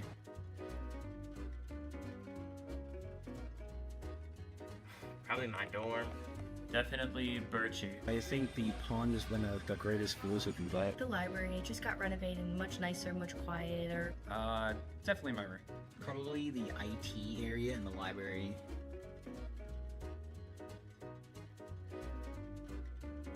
Yes, I love snowboarding. I've been snowboarding my whole life. Are you a snow person?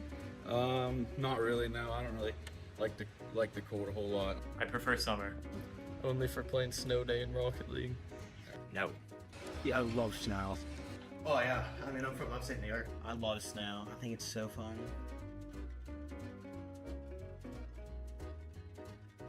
I think I would play, I don't even know. That's the only game that I play. Probably competitive TF2. Probably Rivals, you know. I'd probably just play Trackmania. I think the culture at Smash is insane. I would love to play Smash. I'd probably play Madden. Gotta be Mount Aloysius College. You can't beat them. Mounties, obviously. Mount Aloysius, of course. Oh my gosh, this isn't the question. Mountie Esports.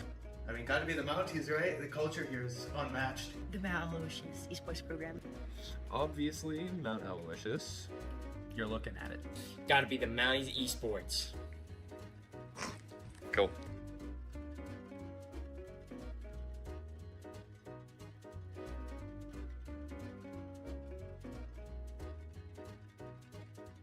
You have more important things in life to think about than your internet.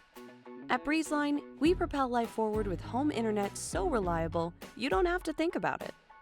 With a team that goes above and beyond, fiber-powered speeds up to 1 gig, and 99.9% reliability at any hour, in any room. You won't have to think about your internet again. Go to breezeline.com for internet that propels life forward.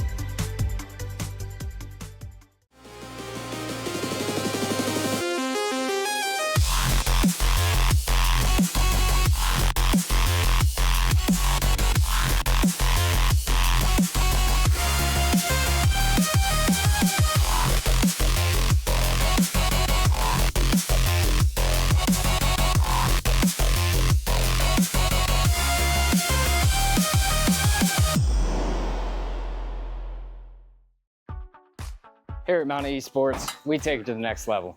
Our players have the ability to travel, compete, and even participate on the caffeine committee. Check out the Insta to see what's new with Mountain Esports today.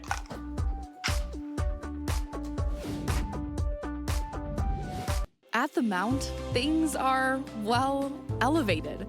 And it's not just because we're on a mountain. The experience at a small college like Mount Aloysius is actually personal. The faculty and staff know my goals. It's a level of support you won't find at other colleges. And the Mount backs it up with career-focused partnerships and majors. As soon as I visited, it just felt like home. That's what makes this place different. Makes college elevated. Mount Aloysius College.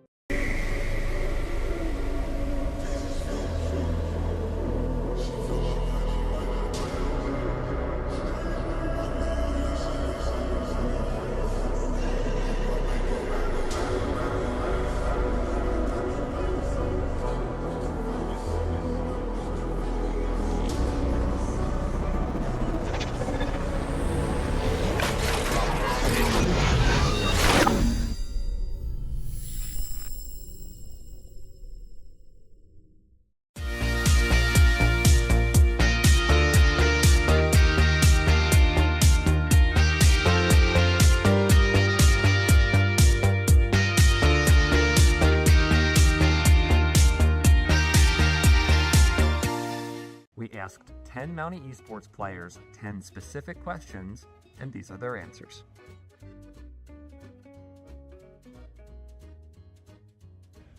Watermelon ice from Gamer Subs. Ghost Energy, either the cans or the pre-workout, either work. So I used to be a Ghost favorite, but now Too long. White Monster for sure. Monster, the Fantasy Red Ruby. The Mountie GG Gamer Subs that they provide.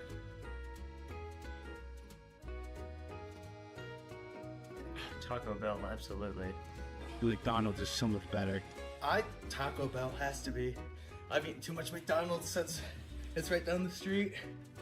McDonald's. I like the Oreo McFlurries. I'm gonna choose Taco Bell because it gives me less stomach problems than McDonald's does. McDonald's all the way. There's levels to this, and Taco Bell is at the top one.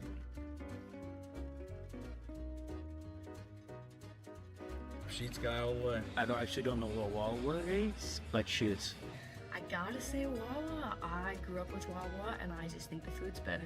Sheets is the best thing to grace our planet. I'd have to go with Sheets.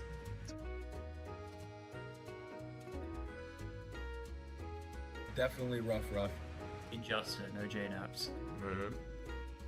High ground, probably. Probably T-Crow. Either Skippy or T-Crow. Croc.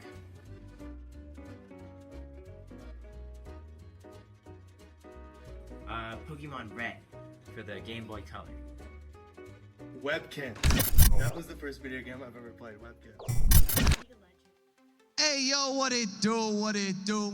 It's your boy Q. We're back here at the UPMC Event Center. We're moving forward here with our Fall Brawl competitions as we're getting to move forward into Valorant. It's gonna be some best of one action, should be a lot of fun, but before we get down to it, how about we go ahead and introduce our two teams? So we're gonna go ahead and start on our right side of our screen over here, right side of our stage over here, as it is going to be the Pine Grove Cardinals, led by Coach Big T.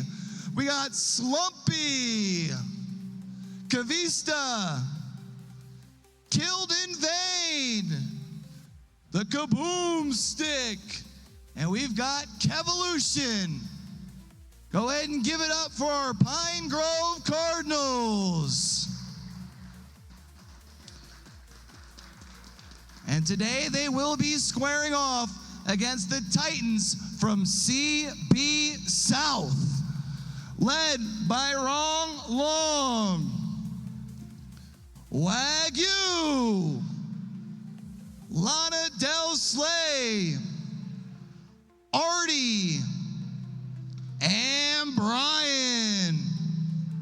Go ahead and give it up for our CB South Titans.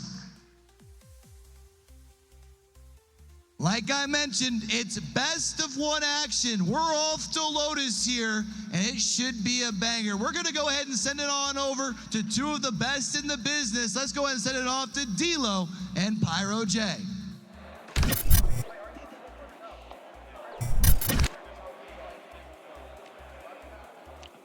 All right, hey everybody, we are back up on the stage. Welcome into our second match of the day here for the LAN of Steel at the Robert Morris University UPMC Events Center. We're getting loud, we're getting excited for what is going to be a thrilling Fall Brawl Championship matchup of CB South and Pine Grove. I'm Pyro J, I'm joined here by D-Lo. D-Lo, how's it going? Are we ready? Oh, yes, we are so ready. It feels good to be back on a stage and getting to see some in-person esports here. Click the heads to make them dead. A big patch we're off the heels of too, so hopefully both our friends on Pine Grove and CB South can bring the heat.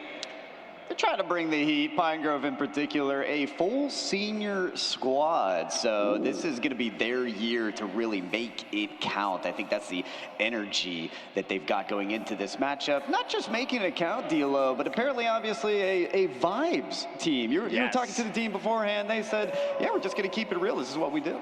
Yeah, and I'm getting a word in right now from their principal that if they do not win, they will be held back one more semester. So a lot on the line here now. But Pine Grove is definitely a team that gets a bit silly with it. They've got their own rhythm and rhyme to it, and I always appreciate the fact that a team, even when they want to maybe play from ahead, even when they are down, they're not ever out. And on the side of CB South, a team that's got some real pedigree behind their name. In fact, they formally stepped up to Pine Grove and in flamboyant fashion took them down 13-0. Yeah, 13-0 was that scoreline of CB South and Pine Grove. But what is going to be the score this time around? We've got Lotus for map number 1 of the Fall Brawl Championships. We flipped the coin. Pine Grove will be on attack here.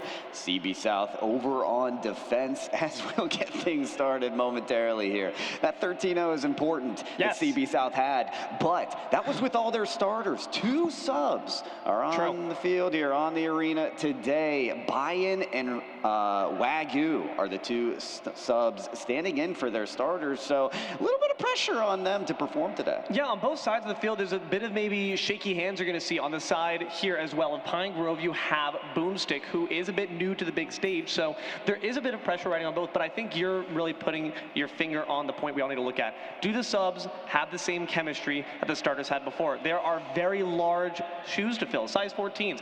Are your feet going to be able to slip in nice and snug, or are you going to be walking around like a clown? Personally, I'd be walking around like a clown. I cannot fill size 14 shoes. Nor I. No, okay, all right. Well, good luck to our high school players then. Hopefully they can. Listen, there's some names that I recognize. You know, we call out the subs, but names that could prove to be MVP caliber players. When there was maybe some sheepishness over on the CB South side, the Bucks maybe thinking, okay, we don't have our starters. Artie, to me, was a player who exuded that confidence. That is a senior on that side. That is not just a senior bringing that veteranship. That is someone who is their IGL, their in-game leader. So he's going to be calling the shots. If there's an adjustment that needs to be made mid-round, he's going to make it count. And he's going to make sure that the team stays together the whole way through. It's always interesting when the teammate with the most seniority is also the team with the most senior leadership role. They're going to be the ones in charge of corralling them in the event that they are behind, saying, come on guys, buck up, we still got more rounds to go. But that being said, not quite as many as you might have expected. Once again, just as Q mentioned, it is a best of 1 map. That means if you let the enemy team get off to a high momentum start, you can find that your bracket run ends far before you even thought it started.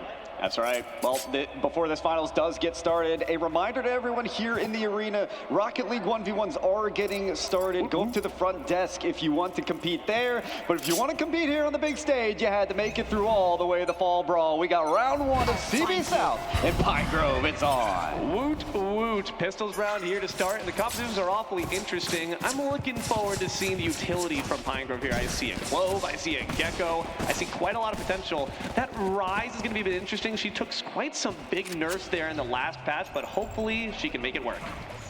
We'll see, certainly, as the utility already comes through, but Wagyu has other things in mind. A little ghost spray there through the smoke, already credited with a kill. Wagyu the same. It's Swarm season against Pine Grove. CB South making quick work of that one. Okay, all right, Wagyu, calm down. I know that you're a high-quality cut of meat, but you didn't need to cut them apart so quickly. Already kill leader. That flank was devastating. Pine Grove were not looking at the bushes where all of the Bucks were lurking. That's a fantastic effort there. I feel like the smoke really assisted Wagyu there. Able to hit the door and not immediately get wiped out. For Pine Grove, on these attacks, I know it's a pistol round, but you still have to watch your back. You still got to get Vise to set up that wall on the trip for those flanks. Yeah, you're now looking for that, but Pine Grove, once again, they're Vibes team. They're okay with one round going the other way, and of course, with the pistols round being lost so devastatingly, you're not necessarily expecting to win this one either. You're just trying to save up, eco in. Evolution's going to be able to take down two. Wagyu gets gobbled up, and Slumpy takes down Artie. Flash through, everybody moved off the position. Ryan able to keep their role there, getting a kill with the pistol, but kills being traded as Pine Grove still hold numbers and a stinger in hand. They have an avenue out over to the side. Lauderdale Slay sniping Slumpy with that Spectre, keeping the agents at 2. Does take quite a bit of damage during the process. Pine Grove can try to force the issue. Here comes the teleport from the Omen, but it's an omen of doom for anyone from the Bucks South as they get shot down. Pine Grove answer back with their own round victory. It's rare that a team loses the first round but then wins the next. Pine Grove, we talked about the Vibes team with confidence. Normally you would not buy into round number 2 unless you were ready to be a little cocky. And that's what we see out of Pine Grove, saying, you can knock us down, but we're getting right back up. Yo, Mace, oh dear God, kaboom stick, put that away. That's the wrong kind of stick. You want the one that shoots him at long range. There you go, now we're back in it. But I do agree, the fact that Pine Grove have that, I think it's a big amount of wind in your sails. They can feel pretty solid about having that round down, despite by no means having the right to win it so decisively. Walled up from Artie and sprints out. Central Bucks biding their time, playing it more conservatively. Little bit of time taken on this one, but a player lurking behind the box. Wagyu found out the secret position now being given away, but they do get a round out. That was the smoke as well as the paranoia to give them the chance to flank back over to that A site. Starting to see hesitation from Pine Grove. They want to see, they got the first pick, the first blood, but can they find more? Bayern looking extra treacherous with that Marshall in hand. I feel like when we're following Wagyu, just gotta play that music. Dun-dun, dun-dun, dun-dun, dun-dun, dun-dun, dun-dun, dun-dun. But they don't know whether they want to actually force the issue, and I don't blame them. All 5 members of Pine Grove stacked together like a swarm of bees. And they may have faked the rotate, cut noise, and then attack is the avenue. They're already through the door. That headshot through the skull of Kaboom Stick. Nice. No worries, they picked up the bomb, but Wagyu still forming some pressure. Bomb being planted, but maneuver still needing to be made. Prowler gets around, but immediately shot down. Lana Del Slay has that pistol out of Wagyu, but finds some difficulty getting an extra kill. Pine Grove hold it together. Wagyu turns the corner looking at the wrong target. Crosshairs just aimed a bit too high. Slumpy uses the prone, gets crouched down nice and low and drops Slumpy down, or rather drops Wagyu down even lower, 6 feet under, in fact. Overall, they're doing a good job adjusting. Instantly, I'm seeing Pine Grove. They recognize the fact that Wagyu likes to try to split off from the main force of the offense, and they're going to instantly stamp out any ember of resistance you try to put up. And how about the UPMC Event Center here at Robert Morris University? We've got a massive arena, PCs as far as the eye can see. The players competing in open tournaments as well as the big stage here to feature our Fall Brawl Championships. And well, we're putting the brawl in Fall Brawl. I think we're putting the fall into it as well. As Killed in Vain hits the floor. Yep. Players dropping like leaves in the moment here this nice October day. Already not going to drop quite just yet. The wall obscures the vision and grants them a bit of reprieve to get back to safety. But now the question is, do they regroup? You see a split rotation here from the Bucks, trying to regroup, trying to reconvene as the Lions are on the hunt. And I have questions here about Artie being the IGL, but also being the duelist. That's 2 very difficult roles to hold hand in hand. Normally you want to be the sentinel, the controller, the one hanging in the back, throwing out the smokes. But Artie has a lot to do here, especially defending, trying to hold the front lines on that C site. It's certainly been held as Slumpy holds the position for a bit, but meanwhile, Pine Grove, the rest of the team, already getting through the door and targeting the A site. It's a breakneck pace there for the Bucks, and I think the Reina maybe has realized that she has been duped. Artie takes down Kevolution, trying to send them back to the Stone Age. A few more bullets in the head, but Slumpy does enter back on a Wagyu. Nonetheless, Kavista will fall as well. and already got to the site in the blink of an eye. That's what Neon offers, that mobility. Now can the mobile tactics be used for a couple kills here? Dizzy is out, shot down, flash through the wall. The two black boys, they can't see a dang thing. Bayern puts them to the floor. What a brilliant flash there. They had no idea where they were looking at until they saw nothing but black. That was just a fantastic use of utility and also great use of patience. They recognized their moment to strike, and it was beautifully executed. Glad we're getting a look at the stage here because the players are getting up and they're getting loud. You make the trek out here to Western PA to perform on the big stage. You're gonna get ready to get up, to get loud. Bring that energy here. And the fact that it's coming from the Central Bucks, the team that we mentioned before, is a bit more hesitant, a bit more cold when it comes to those vibes rising up instantly. And the fact that they're silencing Pine Grove quickly, that could very quickly turn sour. Pine Grove got to make sure they stick to what they know, which is keeping that energy up. And I'll tell you what, CB South not showing any hesitation. Look at the flank already from Artie on that C side. He's communicating all of that information to the team saying, hey, no one's in spawn, no one's at C, no one's at B, they're all at A. Now the question is, can they actually execute on finding some value once they find that rotation in? No member of Pine Grove watching their back. You can hear the Jaws theme playing. Slumpy is also holding them down for quite some time. There's an attempt at Pine Grove to regroup and retreat. Artie wisely going to bide their time and get back with the Omen. That's important. Play your life there if you are Artie. They almost got caught between a rock and a hard place. They had the Rain of Lear as well as the Shear from Vise, getting them stuck in that position. But Artie with 30 HP just got out, and Slumpy, you've got the right idea. Not able to hit the shot quite yet. But did you see that shotgun hiding out in tree? That may be a sore shot for Pine Grove to try to get through. Brian knows, but Slumpy knows that Brian knows that Slumpy knows. Here comes the breach. Does not quite find the daze or the concuss. A bit unfortunate. And now you can just see Pine Grove so hesitant. They don't know where they want to go, so they're just going to bust right through the door. Kool-Aid Man. But the question is, do we have the juice afterwards? What a great paranoid. Wrong long. Look, do they have to stop? They can't see nothing either. Slumpy takes them out. Hard to shoot when you can't see. Killed in vain, hitting the resurrection on themselves. Going to be able to hopefully get that spike down for the team, but they're running out of time. That's the swarm there. Bayern with the kill. Lando play follows, but they're put down to the ground again. Oh the my kill's God. made, the clutch is through, and CB South take over. That was intense. All right, I'm looking now to Bayern. We're all looking to Bayern. These flashes from the breach have been so consistently insane. That is really scary to play around, because if you're going to hesitate, that's going to go right through the wall. I don't have to rely on that flash actually reaching in front of you. It just got to be you're adjacent to any amount of map geography. So if you can keep them pinned down, you can flush them out like rats in a trap.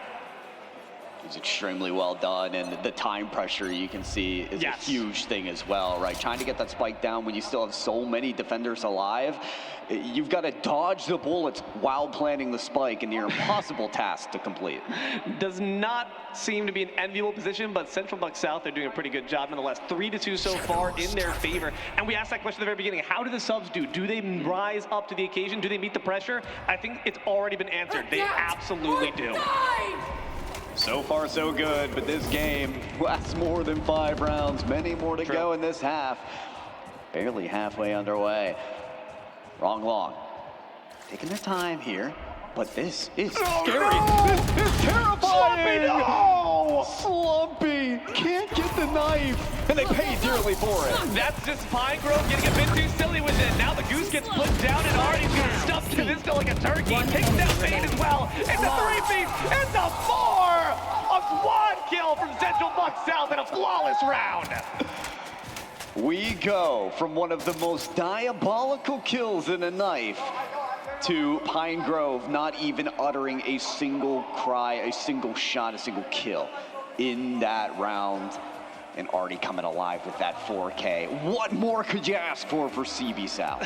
Man, Pine Grove there just letting that ego get a bit of the better of them. Hubris, pride cometh, Pyro, before the fall. And this bird is losing its wings. They're being clipped. They need to find some pressure quick, because if CBS are able to string more rounds together, it's going to be trouble. Wrong long sends the shots out, puts the paranoia down, and makes a hasty retreat. Ooh, and they've stopped the push, but Artie, how are you kills through the door. That's just unfair. Okay. Kevolution quickly shuts us up there, and also Salazardi. Wow, was that through the door?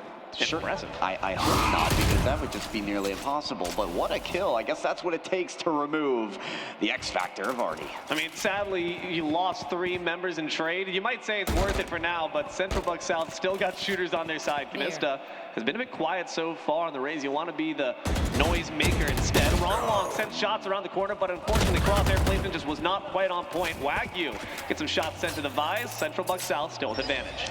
That was unique from Kevolution, shooting while jumping, but hey, they live, and the 2 Kevs will carry on for Pine Grove. In a 2v2, their health not looking so good. Kevista, no problem. Kevolution on about 20 HP. And 30 seconds as well. Time is not on your side, my friend. You got to try to do something about it. Kevolution finds the plant, but the breach finds out exactly where you're standing. We know just how dangerous Bind can be with these abilities. You best watch out. Wagyu on the corner as well. Kevolution's already dead. This is the problem. There's 2 initiators on the retake. They're gonna cause issues, but so will this ultimate. The bazooka is out, but both kills is too tall a task. Wagyu survives. That was amazing spacing there from CBS, recognizing the fact that that was an absolute possibility that we pull off the ultimate, pull out the showstopper. But the show must go on, and CBS are looking for an on-curve performance. Wonderful work there.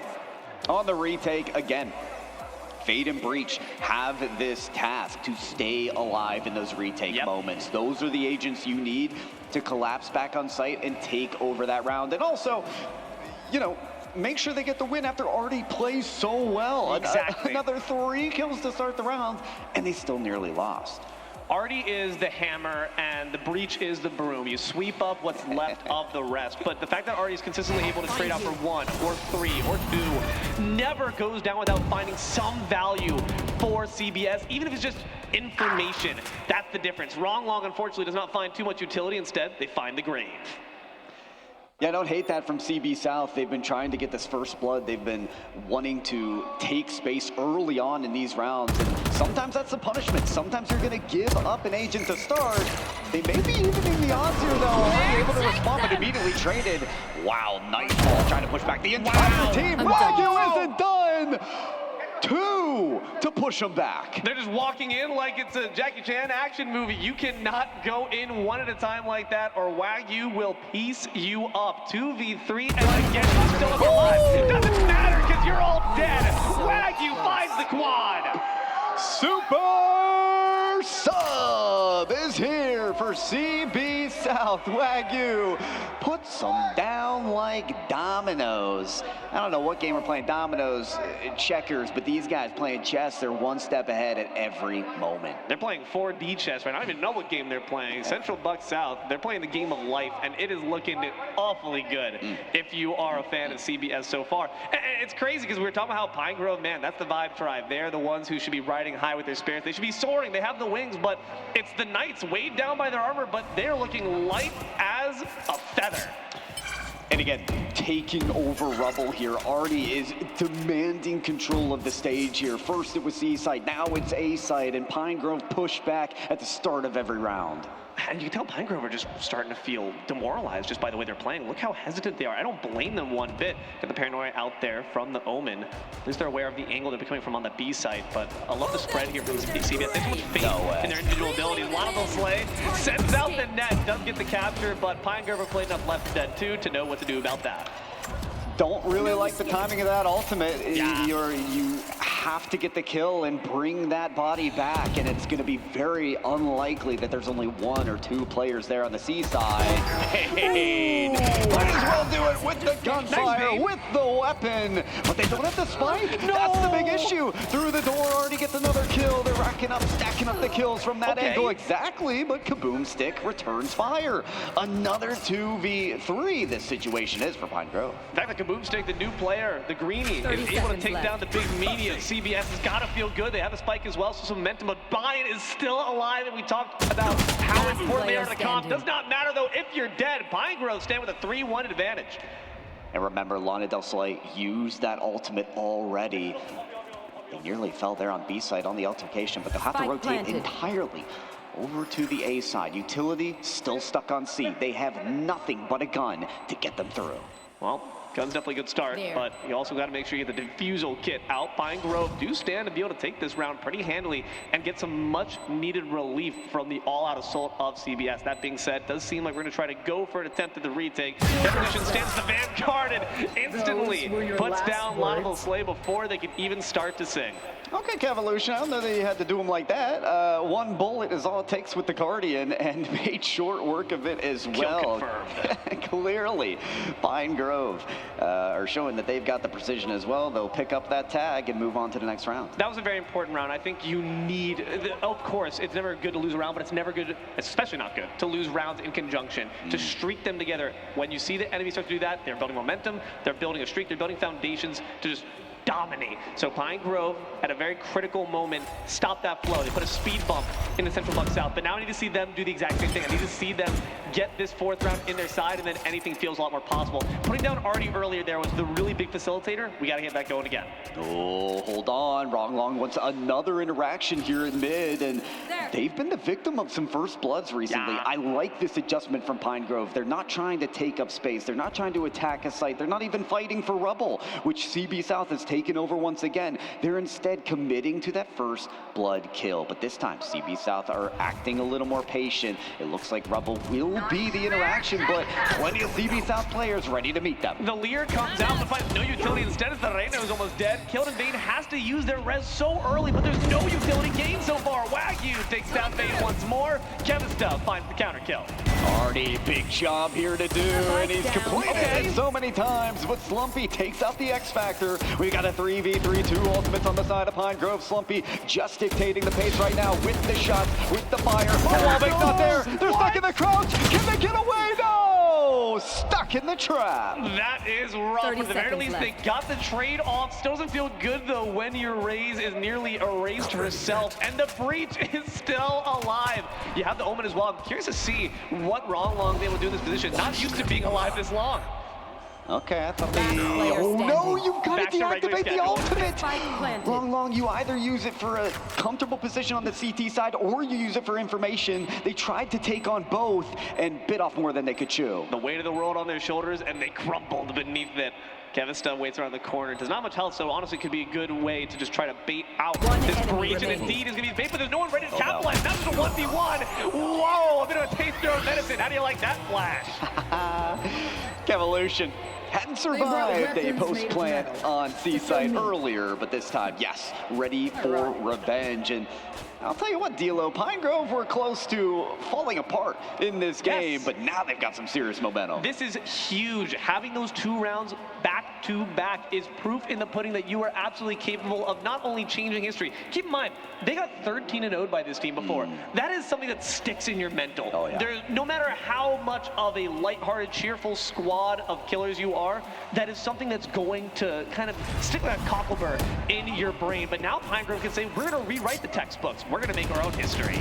Oh, this is interesting. Pine Grove, for the first time, is fighting for rubble. Normally, they would hang back, but instead they win the fight. They take over that space.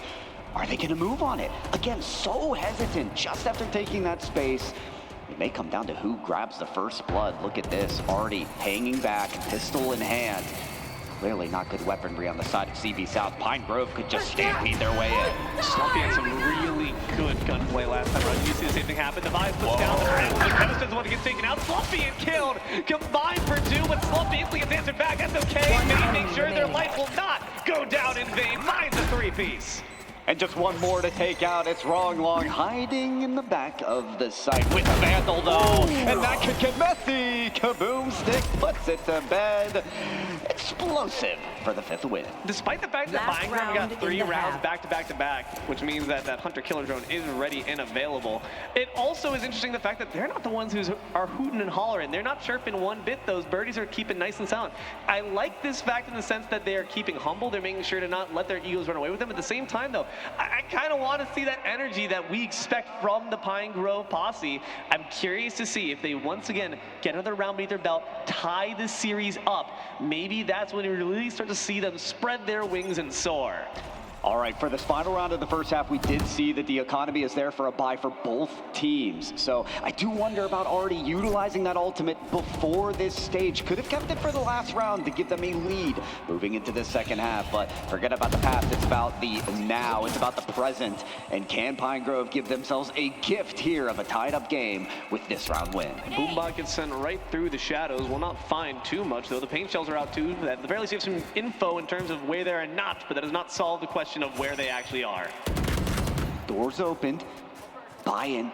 Opportunity to snipe a kill or two, and that cheeky hiding spot behind the box has been eviscerated. Nobody there, at least not now. Buy-in hiding out in this close smoke, and that's probably a good idea to hang on the other side of the ruse, but the ruse is against you, my friend. Buy-in goes down. I'm never playing hide and seek with Kavista. That guy's getting with a 50 caliber round in my chest. Wagyu is going to be the same story. Great job so far by the Rays. In comes the mosh pit. Ron Long's going to catch an elbow. Oh, Artie. Oh, okay, turning the tides a little bit. We've got a tied-up match here in terms of Agent Slumpy holding on. Hits the dismiss just to get out. They can devour the competition right here. Slumpy, another one. The gunplay's been great. It nearly picks Artie a 3K. It's down to a 1v1. Artie takes a single bullet and he's down. Vane ties it up. That is massive for Pine Grove. This is an absolute amazing comeback we are starting to see here from the Cardinals. Now the sides switch up. Can you bring that same momentum to the defense? Artie says, listen, that is nearly 4 rounds in a row. We need a breath. We need a break. We need a timeout. So these players are going to chat it up for just a second, and we'll chat with you while we get to it.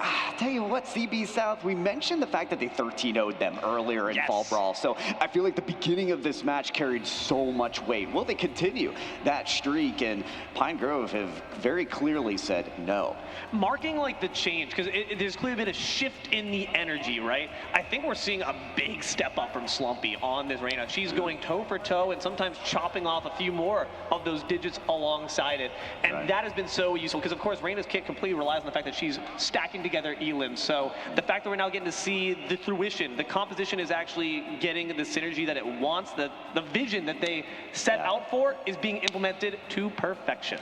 And I'll tell you what, part of making sure that that execution is there is taking away that X factor of the other team. How many 3Ks and 4Ks is already put up on the side of CB South? Like, if you even want to get past this team, you've got to take him out. Now that it's all going to change once we shift sides here. So Artie on this Neon, instead of dashing and sprinting from C side to A side, is now going to be the front runner, the leader of this attack. So they have the opportunity to spring forward on that first duelist kill for the first blood, or to kind of get pushed back at the very start if Artie does not win those first bloods. So I'm very curious to see how Artie is going to navigate being the IGL, also trying to get these first bloods, a lot of weight on their shoulders here in the second half. Super hot and cold in that sense. It's just a matter of, do you pop off Artie?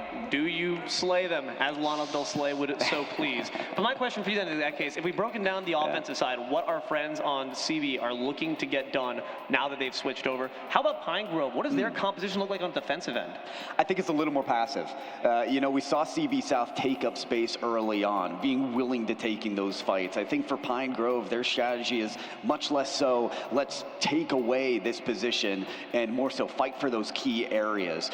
On Lotus, on defense, Rubble is that most important point of contention. It gives you so much power at stake because there's different avenues you can go. You can go through Baby Door to get to the B site. You can pop the swiveling door to get into the A site. You can also go through the other lane through the A site. It gives you so many avenues. So I expect Pine Grove here to be a little bit more passive on the defensive end, but still focus heavily on Rubble as you see them fight for it exactly at the start of this round. Pistols back out, which means it all comes down to the technicals, all comes down to the finesse. Slumpy finds some decent shots there on top of the Omen.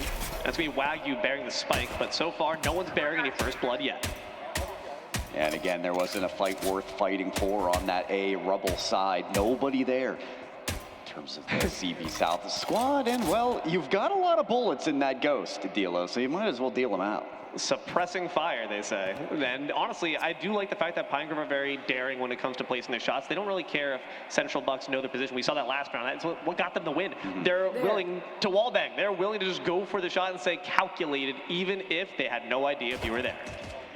CB South, the attack side, we're finally going to start to see in action here.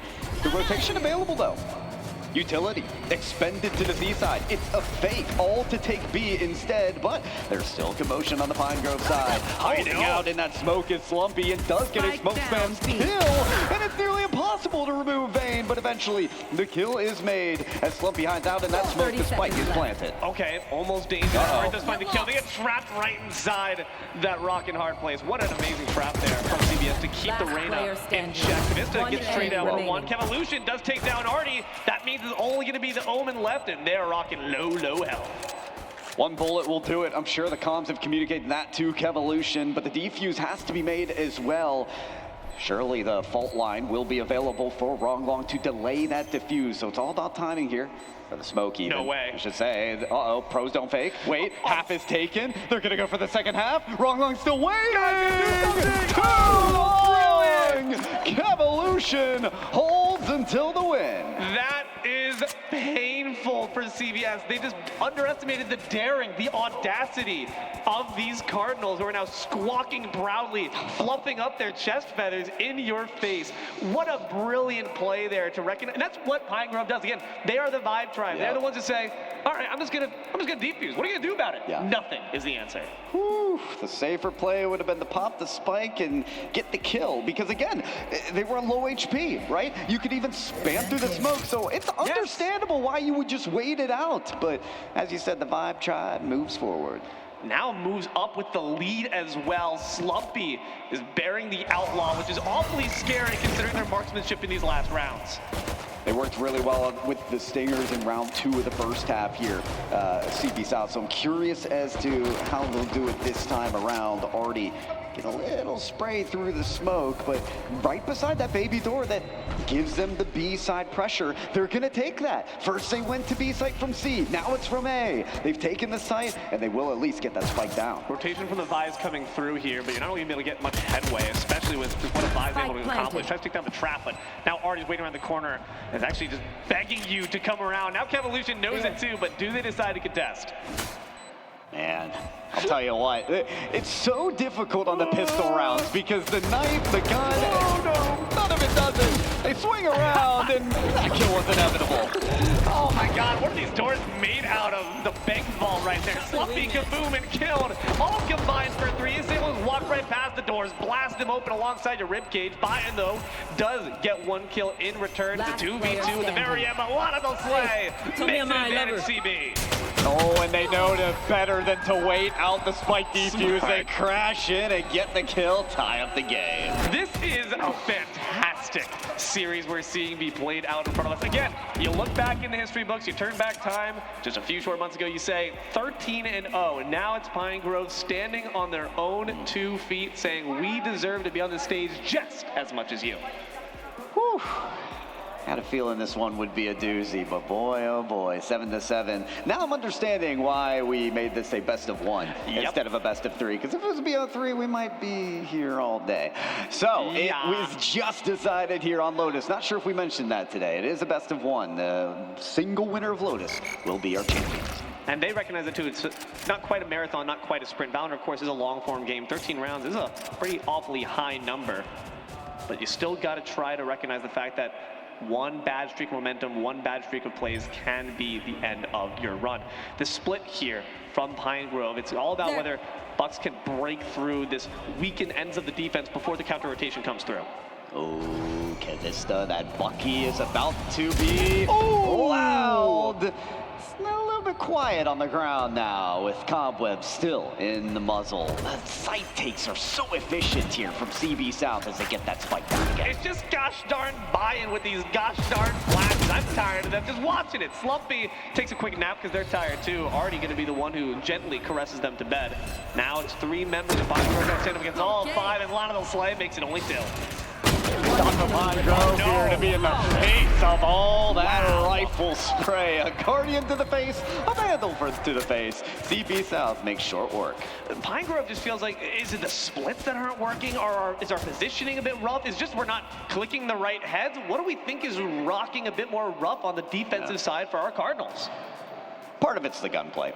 Yeah. I mean, to be frank, in that previous round, they did not have the right buys to win those gunfights. You have to win out on some close quarter battles. You saw Kivista have the Bucky in tree, right? Can we get those short range duels to win out? And then when they don't, when the Vandals win over, they'll lose the round. But we've got even gunplay this time around. Everyone, just about everyone has a rifle in hand for this next round. Slumpy instantly retreats, seeing that mad lad on the Neon is coming for you. Trapped inside the wall, Slumpy's just got to wait for their turn to start on up. It's going to be Artie trying to challenge from the corner, but the TXT bolts in retort, and Artie is actually going to be not the one to take him out, it's Whack You instead. And trapped in this deadlock ultimate is Evolution. See you never.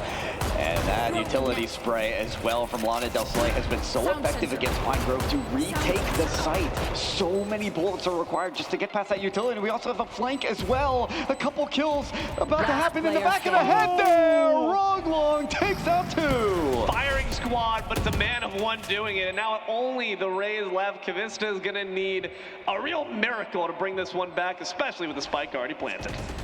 Yeah, you hope to get a couple exit frags here if you are Kivista, but no such luck. Wagyu has other things in mind, and it was a wonderful side take from Central Buck South, where you've got Artie utilizing that ultimate, your frag leader by a mile. You're shivering in your timbers on that C site, just ready to get mowed down. Yeah, you see the numbers there, 24 and 11, like leaps and bounds ahead of what we're seeing from Pine Grove. Pine Grove like to spread the love a little bit more, it seems, when it comes to who is operating best with their offense. I still think Slumpy is the one who's clicking heads a bit better than the rest. However, the fact that Artie is such a massive threat, it's just an instant question of who do we target? Because you saw at the beginning there of that gunfight, Slumpy tried to go for Artie, realized it was just completely out of their capability, starts going for the other full health members of the team. It doesn't feel like Pine Grove have a cohesive plan of who we want to make dead first.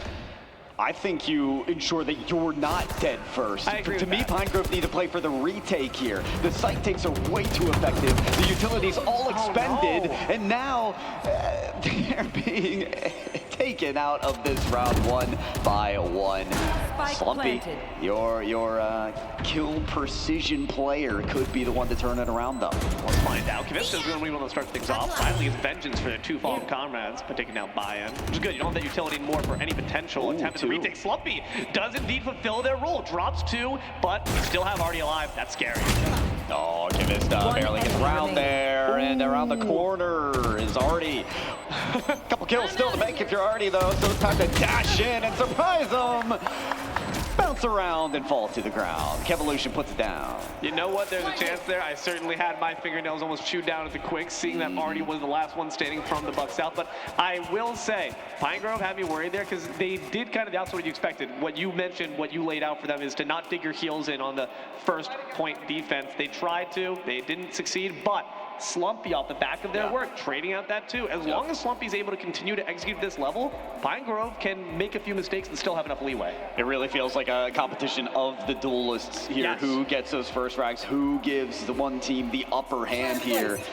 And what kind of path do CB South lead? It's been a very sprinty few rounds for CB South. I wonder if they temper that pace.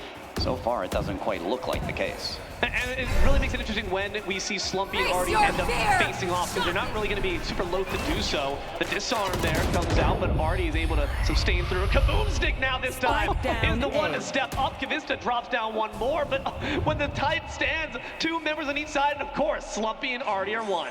Oh, and Roglong has been pretty clutch in these late rounds, so there's 2 players really to worry about if you're against Central Buck South, but that ultimate's going to be huge from the buys for Pine Grove. It's going to take out the primary weapons. This is trouble. Slumpy ascends to the heavens to try to bring you to the underworld. Artie, look around behind you. Slumpy, why the knife? Not again. Artie answers back in silent ceases their attempt at resistance. It's going to be one more round victory for Central Bucks. And that is the loudest we've heard these players on the stage today. Already was swarmed from both angles, but whipped around for both kills. He is the vibe leader of his team right now. He is the IGL. He is keeping his team active and ahead of the game. It's again the fact that Pine Grove, come on, man, don't whip out the knife, buddy.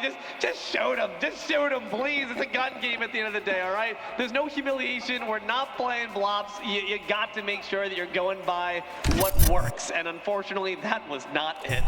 I'm a victim of keeping the knife out just for a little extra speed on the turnaround, but sometimes you get caught with the knife out. Pine Grove hoping that's the last time that happens for them, as finally it's slow step into the site that Device is trying to control, but they do spark the shear there. That wall's gonna go up from Kevolution, and that's not something they can get back. That stinks too, because you really wanted to try to trap the rabbit that is Ari, but well done baiting out that Bias utility. Now Kevolution around the corner. Has utility with a shotgun too. Just puts Artie down instead.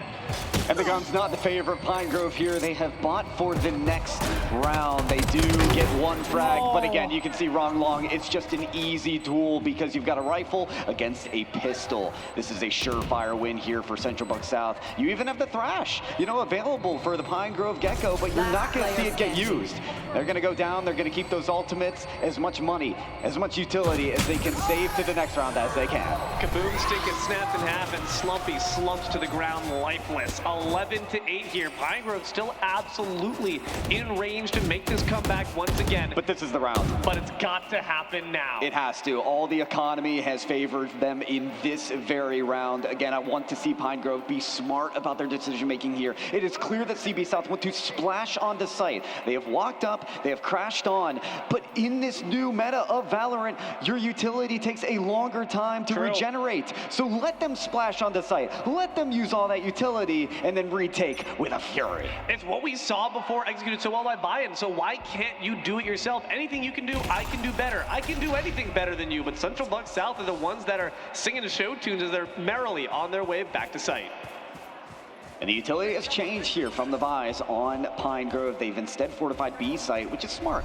CP South have often taken one side to a site and then whipped around to the other. However, that blast convinced a double blast back to maybe get out. Just barely saving their life, but right into the gunfire there of Wagyu. You get one, the other gets you. What an amazing flash once again by Bayern. We saw that exact same situation play out by the revolving door, and it does not seem like the Rays learned their lesson. Unfortunately, the wingman gets shot down. That sure stinks, but Kaboom stick is now dropped up to the net. That stinks even worse. Luckily, their team pops him out. Yeah, they've saved their life, but can they save the round? You do have the resurrection from the Clove as well as the Thrash, but do you use it here in this 3v5 situation? How much weight is on this? Yes, the Flash is killed. Raggy gets another elimination. Zane has another chance to stay alive and get an elimination. But time isn't on their side. Eliminations aren't on their side. Is there any stopping CB South? So far, no. Pine Grove have not been able to answer this unrelenting wave of aggression. The moment Central Bucks South got on the attacking side, it seemed like they just pushed down the gas pedal to the metal and never let go. Pine Grove just need to get a hand on the steering wheel. Last round, potentially, of the entire match. Central Bucks South are feeling untouchable. It was a 4-round comeback from Pine Grove to tie up the first half. Pine Grove, they need that same energy right here, right now. It's the B side. That's the target for CB South for their match winning, their fall brawl winning round. Let's see if they can get it done. Boomstick has got the Thrash on out. Slumpy gets the first kill on mine. That's huge. Thrash comes on in, but do we get anything to follow up? No. Kevin Evolution killed. All of them are going to be dropped in an instant. Pine Grove only have 2 left to their name. Kaboom stick, there's so much value needed out of that Marshall from a high position, and Slumpy trying to get the flank, but they're caught in the Fade utility. Slumpy, decayed, nowhere to go, nowhere to run! CB South, give it up for your Fall Brawl champions! History tends to repeat itself, Pyro, and this is no exception. It might not have been in quite as flashy fashion with a 13-0. Pine Grove can certainly be proud of their performance, but nonetheless, CBS stands strong.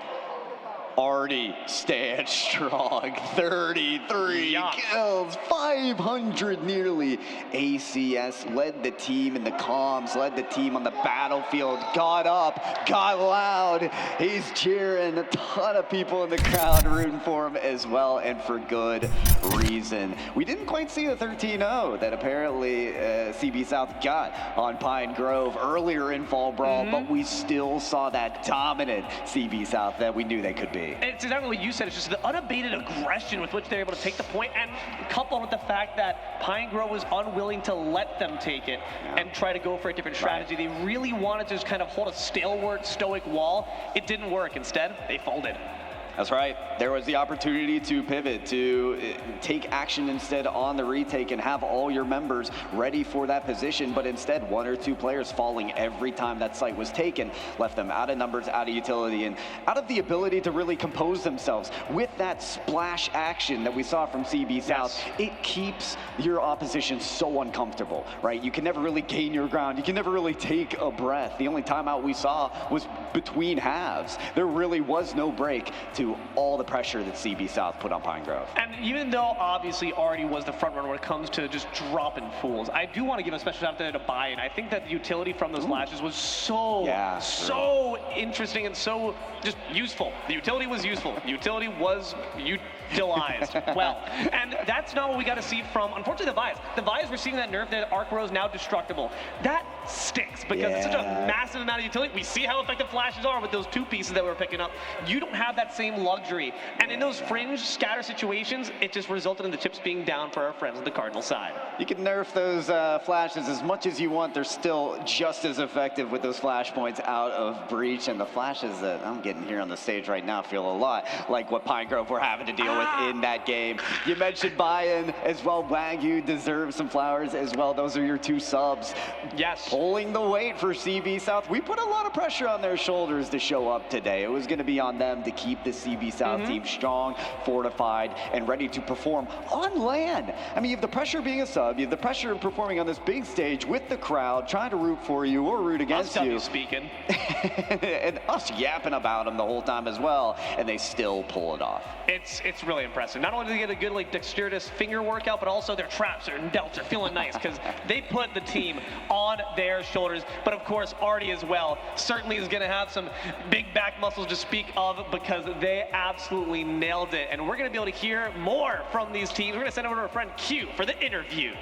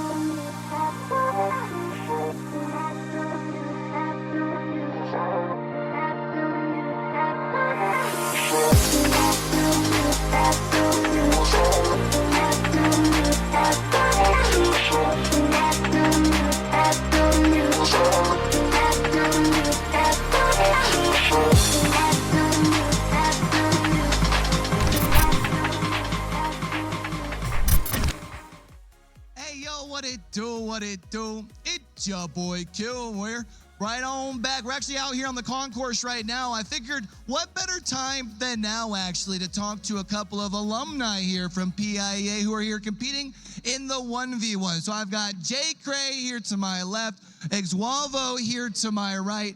And first off, gentlemen, I figured let you guys introduce yourself. What school did you play at, and what have y'all been up to recently? So I played at Carmichael's. I graduated last year. I'm a freshman at Waynesburg, and I'm studying communications at Waynesburg. I'm having a great time. And best hair in the business. I've been pretty good. I graduated from California, but in 2024, and I haven't been at school yet. I'm actually using this tournament right here to see if the LAN environment is something I want to do. Maybe get into a school, probably Waynesburg, because I know a few people from there, and I'd like to play with them again, especially Jordan. Yeah, definitely one of the players that is used to wreak havoc all the time in PIEA. It is good to see you back. I guess, Jay Cray, a question for you. What's it been like transitioning from playing at the scholastic level as opposed to now playing at the collegiate level? So in high school, with the league, you never really knew what you were going to get. Like, you could get a team of golds, you can get a team of plats, or you can play against GCs. But for the matches that I'm in now, it's a lot more competitive because you know they're going to be similar ranks to what you're used to. And every week, you never know what you're going to play against. You could play against a team with an aggressive play style, like one can sit back. But like overall, I just find the collegiate scene a lot more competitive than high school. Now, both of you guys, you played through in your time in high school. I kind of want to get your thoughts. This is the first time that we've been able to do an event this big. We've got the open brackets as well, which is why y'all are both here competing. So, Exwalvo, what's your thoughts about, the event here today? Honestly, I've been having a great time, even though it's 1v1s. Nobody in Rocket League likes 1v1s. If they tell you they do, they're lying. But I've had a great time, even in one of the most toxic game modes in Rocket League. And I think that by itself should speak numbers on what this event's doing when it comes to, enjoyment. Jay Cray, I know you've been doing some LAN environments since getting into collegiate. How would you say this compares for our students who are still in high school? How does this kind of compare to that sort of environment? I feel like this is definitely going to get you more into what it's like in college, because whenever you're in college, you get used to stuff like this, and whereas in high school, you might not get used to LANs, or this is your first LAN, but whenever you get more into LANs and you start to get used to playing and you know the setup well and you get warmed up well, I feel it's a lot better whenever you get in the collegiate level. But yeah. I love it. So one last question for the two of you, and I guess we'll start with you, Exwalvo, because I know you were talking about your adventures here as of late and wanting to see if this kind of has you ready to get back into the competitive scene of things. If there is any piece of advice that you could give to our students that are currently attending and competing here at PIEA, what would it be? Play to win, but don't let that be the only goal. Play to have fun as well as playing to win. You want to win, obviously, but if it's all that you're thinking about, you're not going to. It's a very tight line to walk, and California struggled to walk that. That's why we never took any championships home with that. And Jay Cray, we'll send the same question on over to you, big dog. I mean, I feel like he hit the nail on the head with that one, but with high school, it can be very competitive, and if that's the only thing you're thinking about, then you're kind of overthinking it. Like, I'd say, kind of take a chill pill and just calm down and set those nerves down and all of that. And whenever you get to the college level, it's not as laid back, but it's more, I don't know how I want to put it, but it's better. It's like a kind of a better environment than high school, I would say, because you're more mature too. I love it. I love it. Well, gentlemen, appreciate y'all taking a little bit of time and chatting some PIEA esports. I'm going to see if I can grab one of our victors from Valorant, and then shortly after that, we're going to keep things moving here. As far as at the LAN of Steel, we've got some Overwatch action for our Fall Brawl Championships. Don't go nowhere. We'll be back right after a quick break. We'll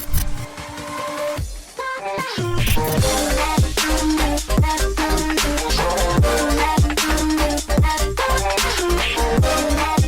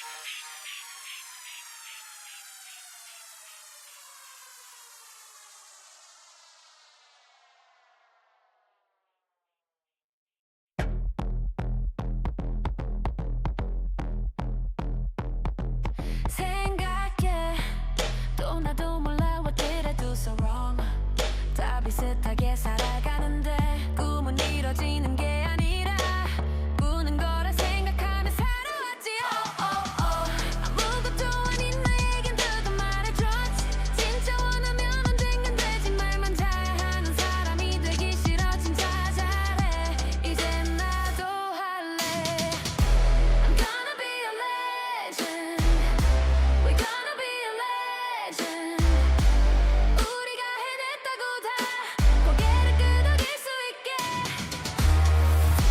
I'm gonna be a legend We're gonna be a legend 그때까지 나랑 같이 갈래 손을 잡아줘 Sometimes I don't know what to do am I doing it right 마냥 나이만 먹어가는 걸까 다 잘하는 사람이 되고 싶어 똑같이 하는 건 재미가 없잖아 아무것도 아닌 나에겐 누가 말해줬지 진짜 원하면 언젠간 되지 말만 잘하는 사람이 되기 싫어 진짜 잘해 이젠 나도 할래 I'm gonna be a legend We're gonna be a legend 우리가 해냈다고 다 고개를 끄덕일 수 있게 I'm gonna be a legend We're gonna be a legend 그때까지 나랑 같이 갈래 손을 잡아줘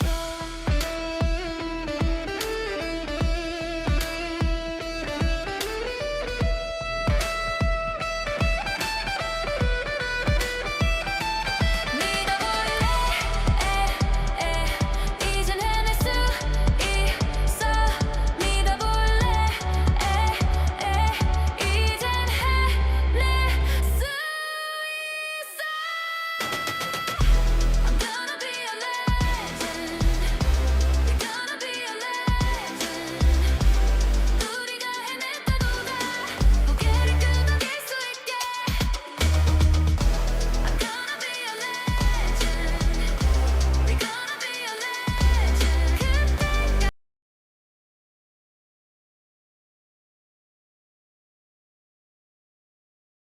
그때까지 나랑 같이 갈래 손을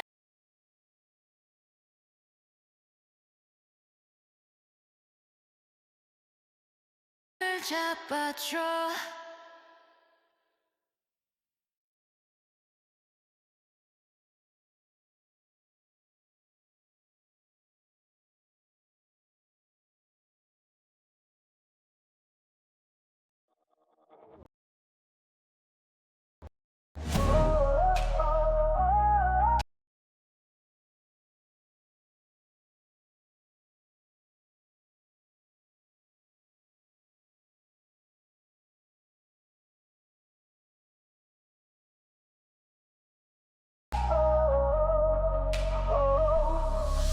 Dreams collide in sleepless nights. Stars explode through blinding lights.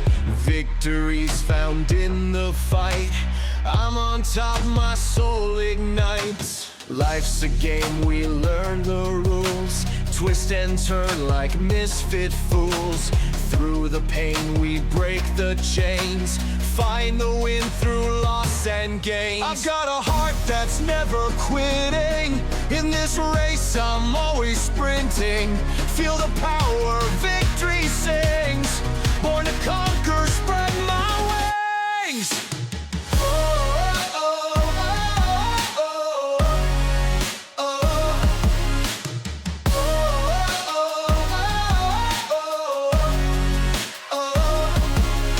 Castles built on hope's foundation. Rivers run with pure elation.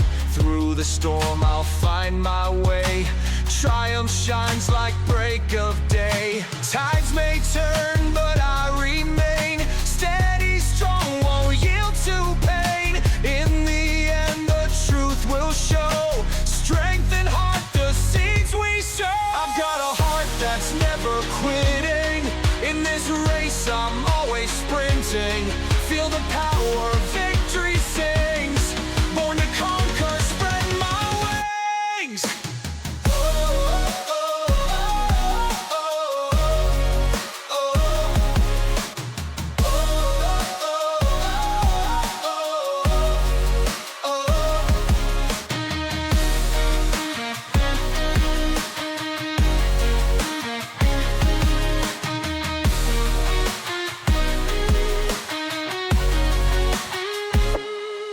Tides may turn, but I remain steady, strong, won't yield to pain. In the end, the truth will show. Strength and heart, the seeds we sow. I've got a heart that's never quitting. In this race, I'm always sprinting. Feel the power, victory sings. Born to conquer, spread my wings.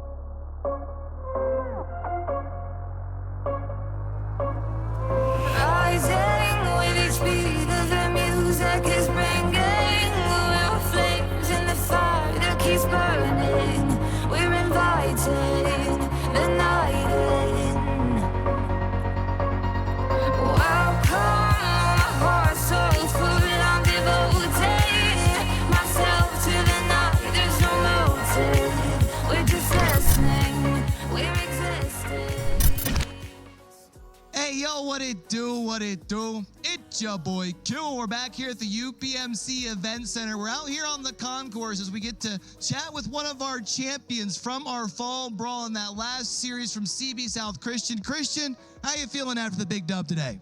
It's feeling great to finally get a redemption for what happened Wednesday. Against Garnet Valley, it wasn't so great, but it feels really good to make up for it here. So. Now, you're the captain of this squad. What kind of extra preparation do you feel like you have to put in heading into a big series like this here on LAN? Okay, the biggest preparation I made for these matches, at least throughout the entirety of Fall Brawl, was I got spreadsheets up, figured out what everyone's playing, and try to create at least a good set list of strategies for everyone to follow and at least figure out beforehand so that when it comes to being concise with plans, it's just easier. Everyone knows what I'm talking about. Now, every year here at PIEA, we talk to our champions in the fall, and their big prize that they really keep their eyes on at the end of the year is state championships. You came in at the beginning of the year, came out on top. What's it going to take to be able to keep that same fire within the squad through the rest of the school year? Just can't let the confidence, I don't know how to explain it. So don't let the confidence make us don't be too overconfident in what we're doing. And we just have to keep the same mentality throughout the year. One last question for you. You were just in a dogfight there in that last game. It was close to the majority of it, and then we're able to pull things out towards the end. Was there a certain turning point as far as within the communications with the squad, or was it just about a matter of time before you guys walk away with the dub? I think one factor, I don't think it's the main factor, but for a large portion of that game, one of our players didn't have their microphone on. So once we got that fixed out, got some better communications, the vibes were up and everything just was better for us. The cameraman over in the corner is like, yeah, that was me. All right, well, we appreciate you. Congratulations again on being crowned champion. Guys, we're about ready to be able to launch things off for Overwatch. So don't go too far away, but right on the other side, we'll be able to set the stage for Overwatch Championships. We'll be right back.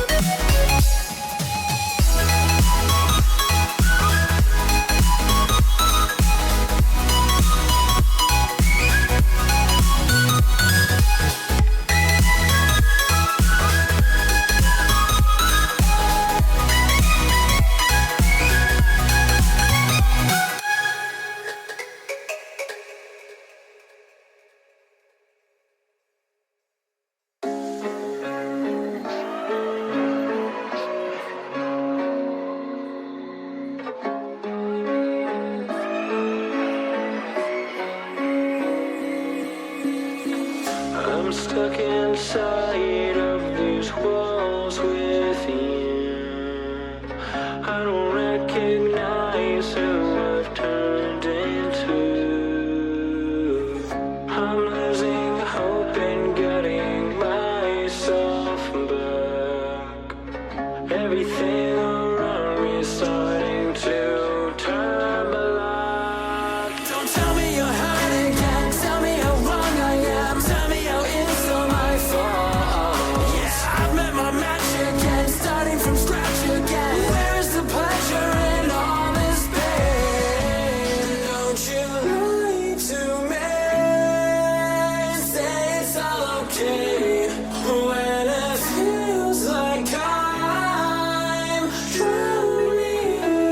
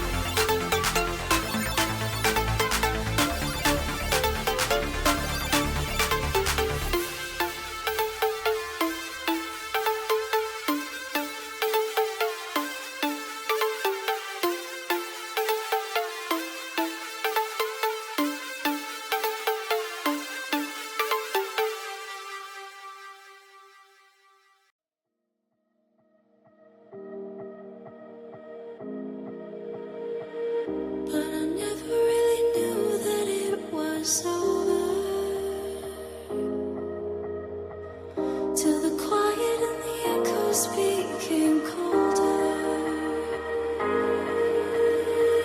I never really knew that it was over, till the quiet and the echoes became colder.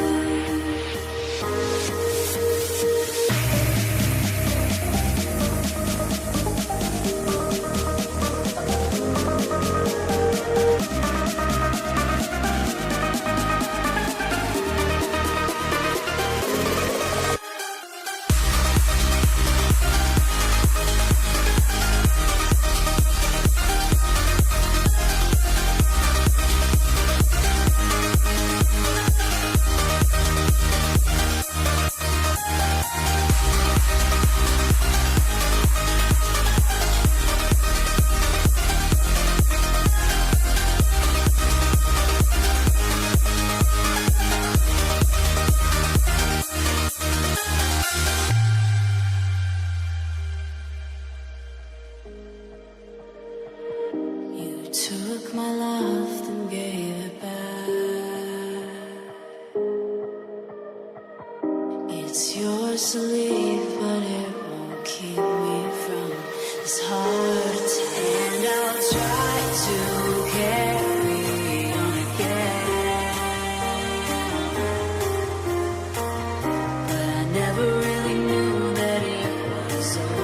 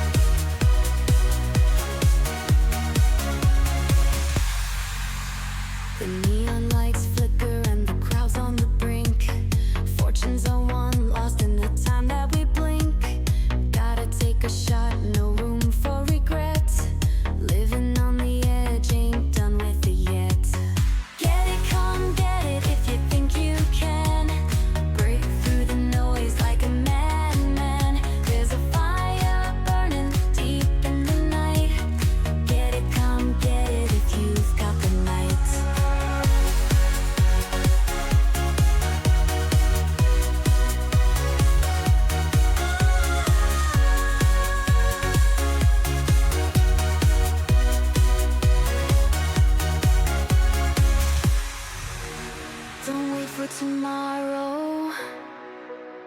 The moment is now. With a heart full of thunder, don't ask why or how. In the ruins of glory, find your ticket to ride. It's a roller coaster, baby. Buckle up for the ride. Get it, come get it if you think you can. Break through the noise like a madman. There's a fire burning deep in the night. Get it, come get it if you've got the night.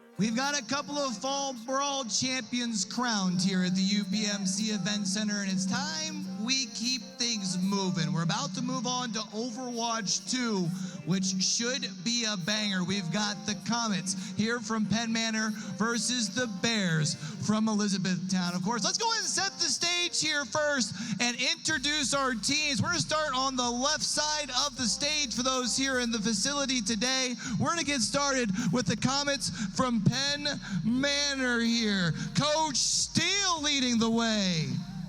We've got Shoot 'em. We've got Joke. The Big Jiffer.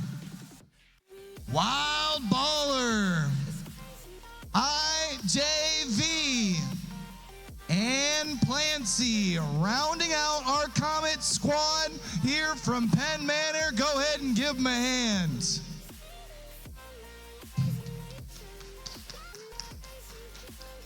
And next, we've got the Bears from Elizabethtown holding it down with Coach Henderson. Plant Shotter 9.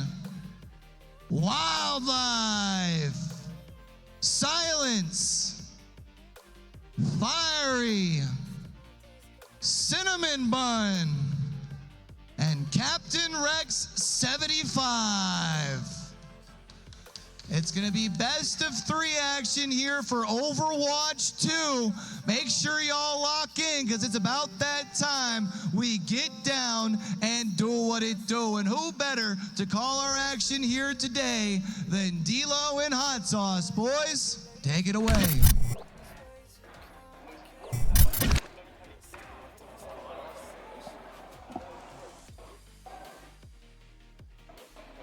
All right, welcome back, everybody, to the 2025 LAN of Steel, brought to you by the eSport Company. We've had a lot of exciting matches already here today, but we've got another one on the cards. This time, it's Overwatch in a best-of-3. Penn Manor about to take on Elizabethtown. Before we get into all that action, as always, my name is Hot Sauce, joined by my handsome friend D-Lo. How are we feeling about this one, brother? No longer on your digital right now, in the flesh and blood. Doesn't it feel great to be here on the scene? It's electricity in the air. It's high stakes tension that you can cut with a knife. I'm looking forward to getting into the action. Well, as always, I think Lijiang Tower has been a staple. That's where we're going to be starting off here today on that control. Then we'll get into my favorite style with the payloads, whether it be the hybrid or the escort. And Ilios, maybe that final decider should we need it. But I'm excited for this one. These are two phenomenal teams we've seen play before. You got the Stars of Penn Manor, you got Elizabethtown, and it should be a real fun one. Stars, I mean, there's so many players there on these sides that are actually going to be taking their talents to university universities with their Overwatch skills. I know that my friend IJV has gotten into Albright. I know that my friend Big Jiffer is a senior trying to make the big difference on the stage today. And you've got a lot of variety here from both sides, but I know from speaking to my friends on Penn Manor, they are feeling juiced, they are amped, and so am I. It's going to be a best of 3. That means it's not quite a marathon, not quite a sprint. You're not going to lose the first map and instantly have to say goodbye to the bracket. That being said, you want to make sure you put your best foot forward.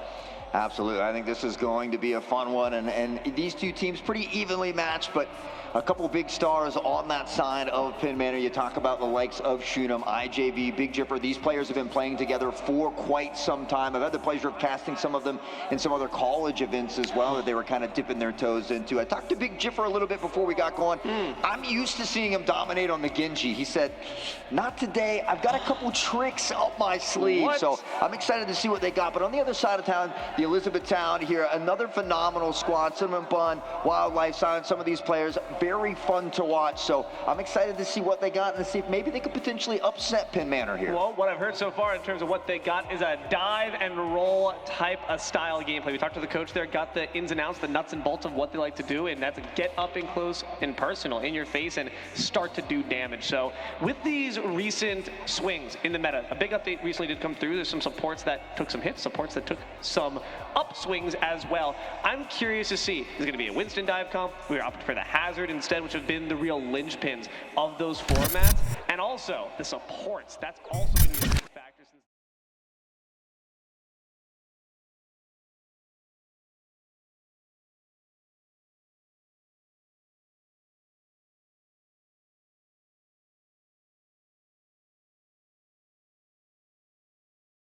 Genjis have been out there as well. So for me, I'm looking, are we going to be building into some of these counter competitions? We're playing with what's comfortable. The players are wasting no time as we get right into it. Penn Manor taking on Elizabethtown. All right, we're playing this far competition. The Mercy Pocket as well to start things off. And so far, so good here. Fiery off to a fiery start. Blazing for the path. Boy, doesn't quite open up the defense. It's going to be up to counter player. Take control. Shoot him. Managing to shoot out Cinnamon Bun. That's good. That means the FAR is vulnerable. Farah and Mercy, we often say it can be the pharmacy, the prescription for success, but shoot up on this Tracer in and out. Big Jipper, the Sojourn is what we're rocking today. Fury tries to rain down destruction, but it's Shunem and Big Jipper that combine for 3. Now Wildcaller on the Orisa will silence himself, and Penn Manor with an early capture. I mean, this brawl style comp is going to be very annoying to deal with during a sustained fight. If you're in the town area, you really want to try to finish things quickly with that far splash damage, or maybe some lucky boots, or even some skillful boots would be nice too. Shoot him if you do not want to be on the front lines against that charging Warhorse, but Fiery, once again, that pocket, can it bring them the damage they need? Looking for big damage, raining down the missiles from above. Mercy attached to the hip, and Silence will find a first one on the venture. That's the support down here for Penn Manor, but Shunem, we shot the Tracer, the Big Jipper, and now the ult from Shunem. Mercy goes down, she got the red in, but it's not enough. Orisa on Orisa violent, and these two teams continue to dig down around the point. Is Tracer a sniper now? The way that Shunem up close and personal, or is it 20 paces away, is able to so easily find these targets is really impressive, because obviously normally you expect the Tracer to be the main linchpin in terms of the dive, but also is doing a solid job in terms of at distance taking out their opponent so far. That pulse was really smart. That's going to be the issue with that Mercy pick. Sure, you get the res off, but you are standing awfully still, awfully vulnerable, just waiting for a prime pulse to find your back. We saw that dynamic already play out. It's going to be up to Cinnamon Bun to make sure that they stay safe when that Tracer has ult.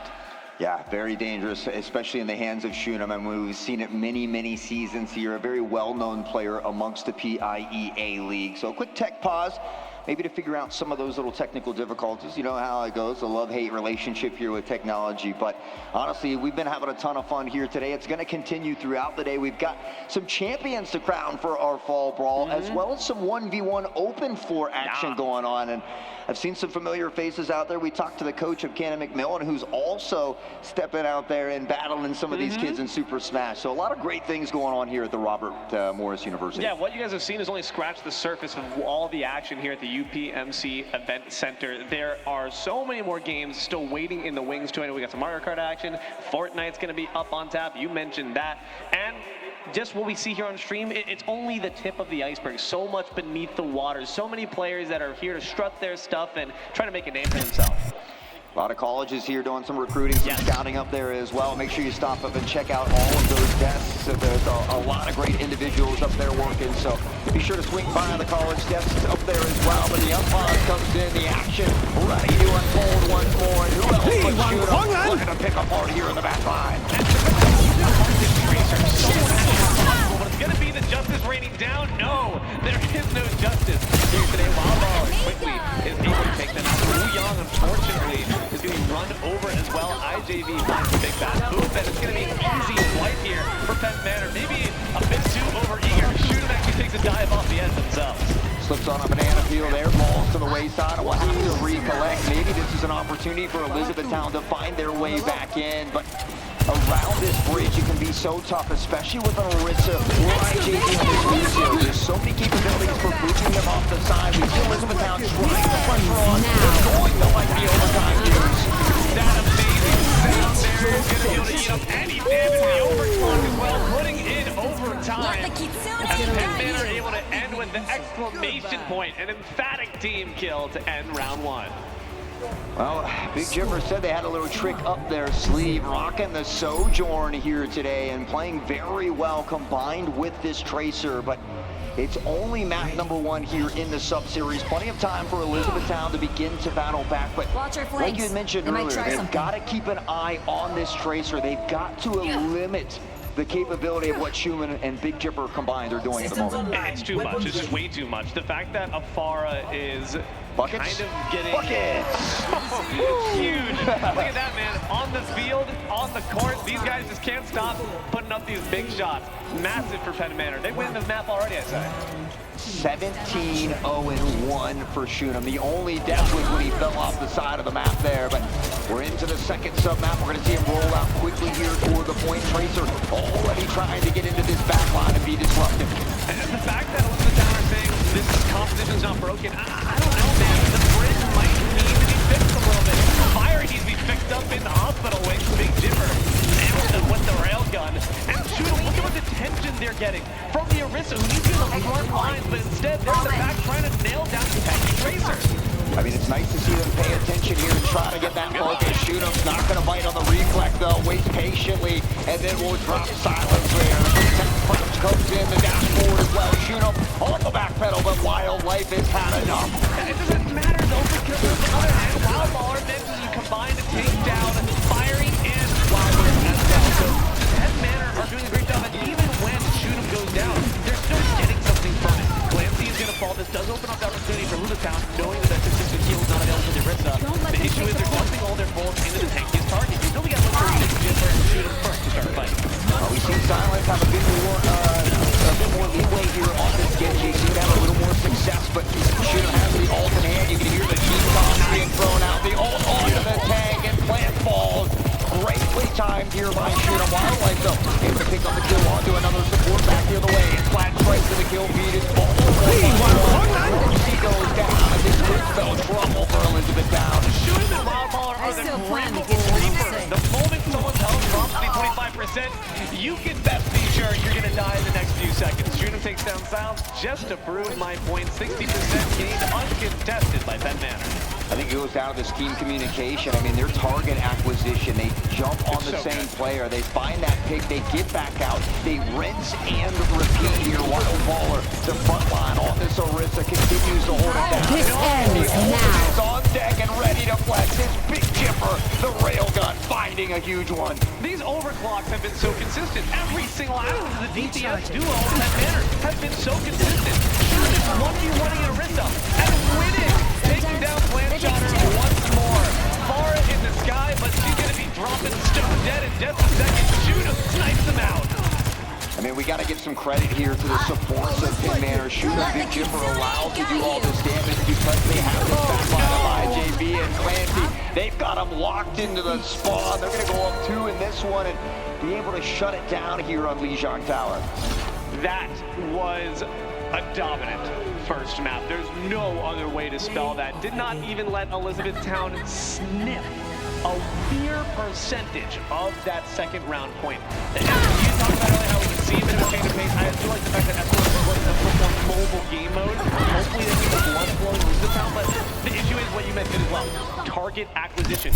Are we going for shoot 'em? Are we investing everything on this Tracer? You really can't afford to, but at the same time, with how much damage shoot 'em is doing, it's like a massive hammer blow to the ribs every single time they appear in your back line. I mean, his ability just to get in and out, and then when you combine that with Big Jiffer kind of hanging back with that railgun, the moment the Tracer gets one low, if shoot 'em doesn't finish him, Big Jiffer right there to hit him with the right click, and it's all said and done. You combine that with the supports here from Penn Manor, and they've just been playing near flawless, but I'm not a big fan of control, and I don't always play well on control myself, and maybe that's the case here for Elizabethtown. Going to one of these payload-style maps like Eichenwalde, which is up next, maybe they can find a little more success here. I'd also just like to see us be willing to change composition. Sometimes in a game like Overwatch, where you're given the opportunity to change mid-game, it's there for a reason. You can't be too stubborn. You can't dig in your heels and say, no, the composition works, because it's just clearly not in this case. I would like to see something a bit more mobile. The Pharah is good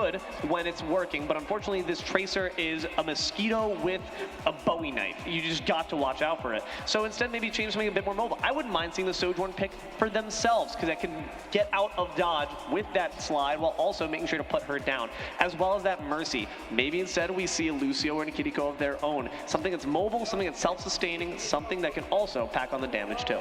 Yeah, I think, a lot of times at the Scholastic level, we see those comfortability picks come in, but sometimes you got to step out of that comfort zone. Yes. And so I would too like to see some of those changes. I will say though that Mercy can work on a payload style, especially because if you get that big res on a tank, at some of these spawns, it's a very long walk back to that payload. So you can find value with a Mercy, but as far as the other things go, I would like to potentially see some trades, especially if we see Penn Manor sticking with that same composition. If you're gonna bunker down, you're just waiting for the Tracer to dive you, and Ana wouldn't be too shabby either. Sleep dart and then just put her down with the Bionade. There's a lot of options here, but we need to see something be taken, because if you just keep trying to ram your head against that brick wall, you're not going to get through it. You're instead just going to get a concussion.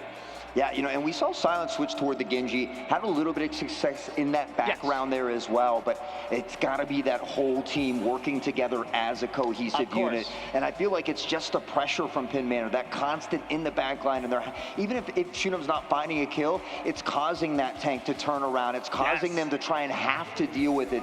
And so getting a lot of value, whether he's getting kills or not, and I think that's something that Elizabethtown is going to have to address here in map number 2. Absolutely. It's a question of, can we get someone to mark this Tracer without investing too much in it? And of course, when you talk about the synergy, ultimate layering as well. That's a bit more difficult to see, of course, in the Scholastic level. People are still trying to get their wings, still trying to get their sea legs when it comes to using those Qs the right way and in conjunction with one another. But that being said, better to save. If you have one ultimate, you can use it in this fight, and another ultimate you use in the next fight, I'd say hold off, be a bit more conservative, and use 2 ultimates instead at once.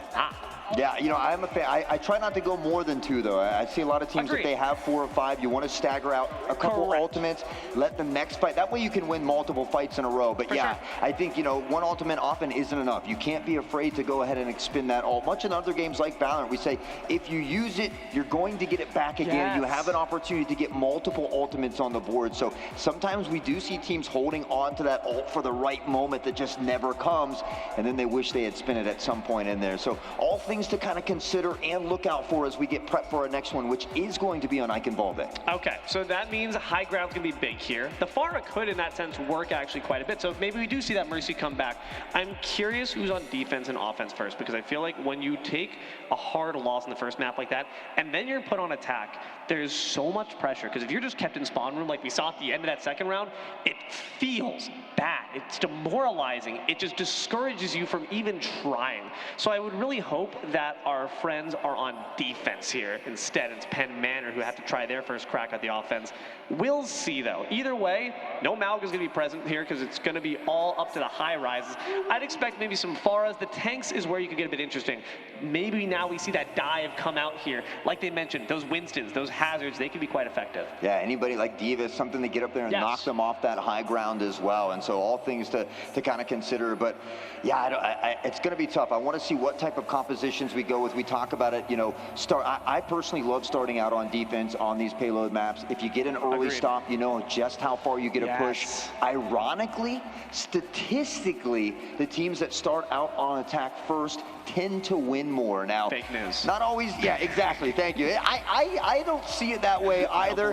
And someone else had to update me with those statistics. I too was a non-believer, but the numbers are there. Me personally, though, I love to start out on defense here. If you get an early stop, you know just how far you got to go, and I feel like it kind of alleviates some of that early pressure that you might feel, especially if you're coming off a loss, like you mentioned. You're absolutely correct, but the only number that I'm focused on is Shoot'em's death clock. All right, how many were there? Essentially a big goose egg. Like you said, Shoot'em was the only one who was able to take their own life. They literally are their only check and balance. That guy's got nothing that can stop him, and that's exactly why you can imagine our friend Shoot'em is indeed going to be playing for Syracuse for college Overwatch. It makes complete sense why they were an amazing pickup, and it's just that much more scary to consider the level of power and pedigree you are faced up against on this stage. Yeah, I mean, it just all these students here today, all these competitors, it's not easy to get up on the stage in front of these lights. For some of them, it's the first time. For some of them, they're a little more of a veteran. So honestly, I tip my hat to every single competitor out here today playing.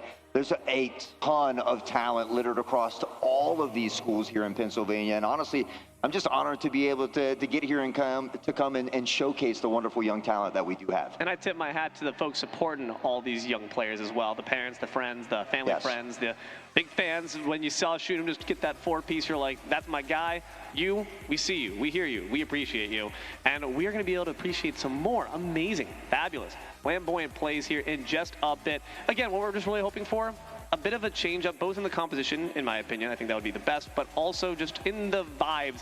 You really can't adopt the defeatist mentality too early, because especially we're on that point. Best of 3 series here. This is it, do or die moment, and it arrives so much more quicker than you might expect. As we hop in the game here, we just got home that our friends in Elizabethtown are ready for a brawl. Same empty head. Ready for the brawl here, and for Elizabethtown, it's a must-win situation here. As you mentioned, do or die, win or go home, and already we see fury here. There is Elizabethtown starting out here on the defense. It does look like we need a quick tactical timeout before we get started, but we talked about it. Elizabethtown does get a start out on defense here, so maybe they get that luxury of finding an early stop here. There's some great early choke points on Eichenwald, especially this first initial bridge where we saw them posted up currently. The overhang can be so annoying to get through. There's obviously 2 main paths of resistance. You have the off angle as well. You can try to march down, but I'm curious to see what the split is. You could probably just Shoot'em down left to cause a big ruckus and then send the rest of the boys down main, and you'll be in a good spot. I'm curious. We have that Pharah and the Mercy back. Pharmacy is back in action here. Big Pharma never dies, of course,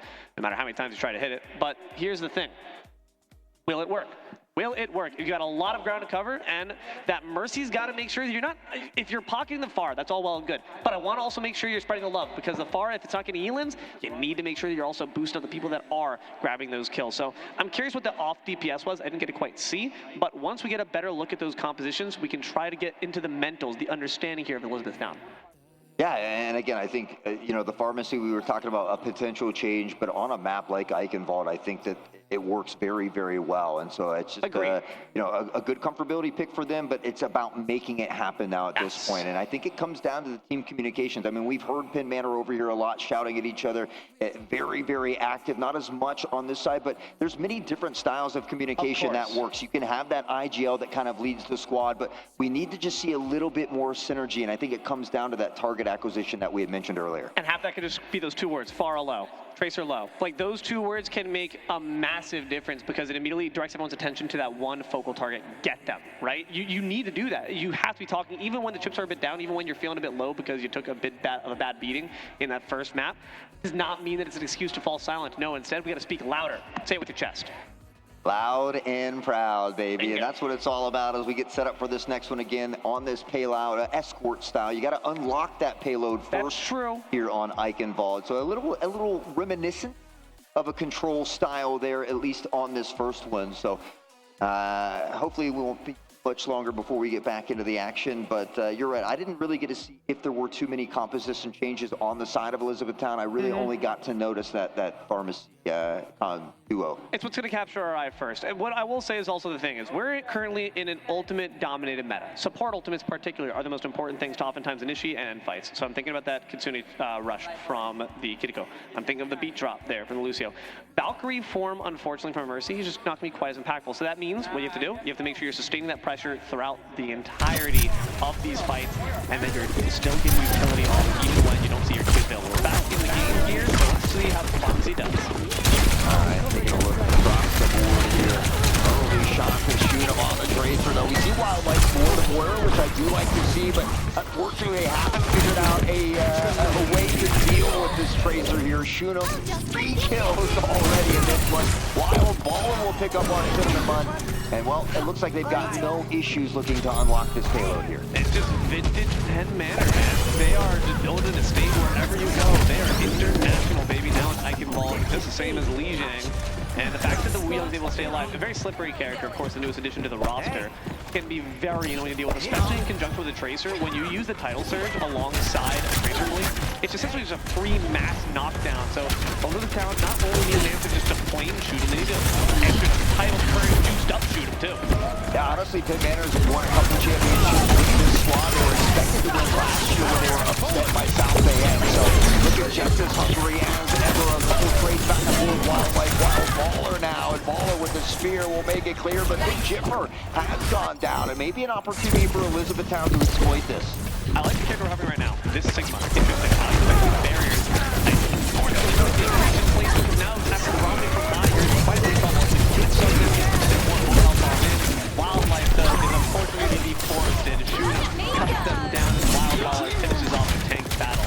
And I like the idea of the signal because it means that you have more ways to cover your teams back with that barrier. Just kind of leave there and try to finish off the rest of the fight with your regular damage. Unfortunately, the cost of the battery is you want to hit your team when you drop down, and now Gedge is going to be in that exact same destination.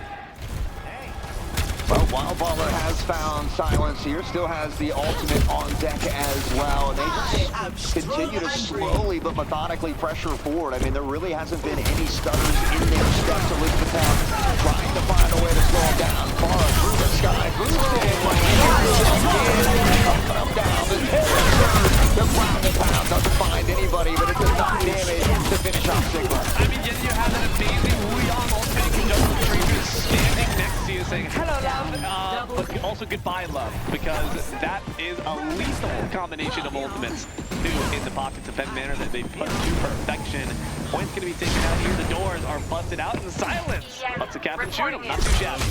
Wu Yang Fan ain't nothing to mess with. Certainly seeing it here, but silence picking up on the shoot him. That's what we wanted to see. And on this Genji, he saw some success earlier. You're right, he's got that blade, and he might just let him in here for us. In toward the next line, trying to pepper in the rocket. The destruction from above. Blade's not enough. Silence, no fiery, the first to go down. Oh no, the fact that Dragon Blade went down without a sound. I don't see any utility gain out of the fire. Flames from above. That's a little bit, but he's moving a little bit more instead. You're going to be still in just one moment as Doom has their way with you.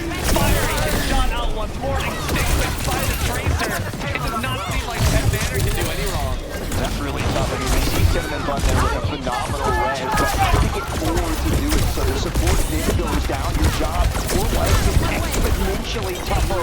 And well, Penn Manor now knocking at the door. They are trying to push this incredibly quick with a ton of time on the clock. Big Jipper finding silence as well. And well, Dominoes might be falling after that. Just up trail. Why? This character's ridiculous. The Bola is online, and they're going to try to replicate the same success we've seen here so far from Judah, but I don't know that Draper can stand up to the forces of Penn Manor. We'll find out shortly. Judah is down to the vehicle. He's going to drop the Draper. That being said, Wildlife does find a couple of solid kills. Supports are dead. Silence falls up on a Jip. Right to the goofy here. Shoot him answers back on the back. Plant does get out here in the time that's being needed here as he looks for the kill to win.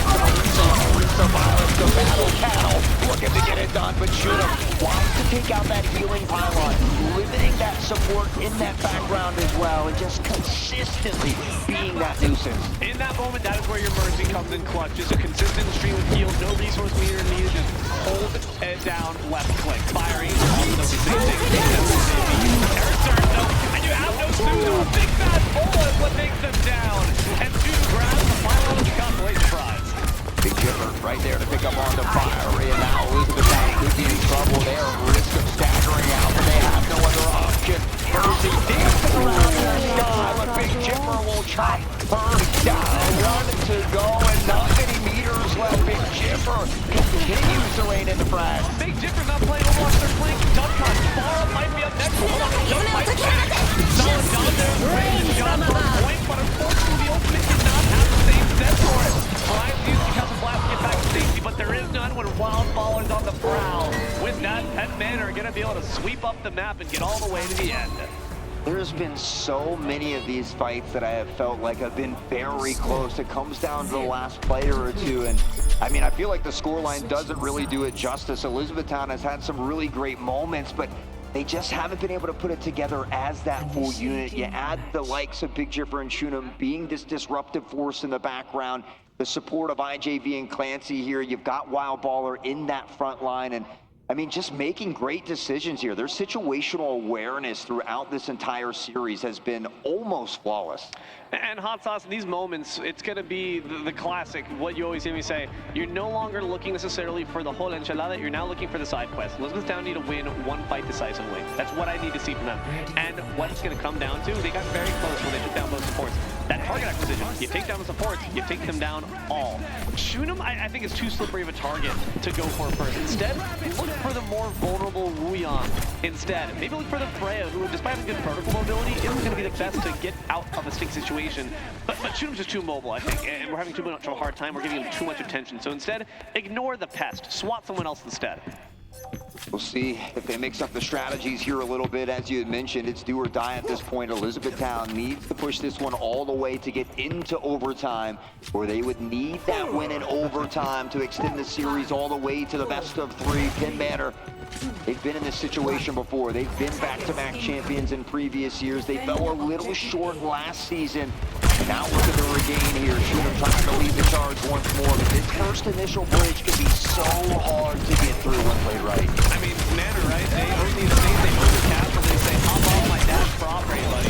Big Jimper gets speared right on back. The Venture is going to be interesting switch off there. We saw the operator before. Let's see how we put himself out. I don't think this is Clancy. I really like this pick a bit better. It has a bit more natural built safety in with the dig. You're instantly able to get yourself out of fire. Speaking of Fiery, first with Wildfall, now on Full Cassidy instead.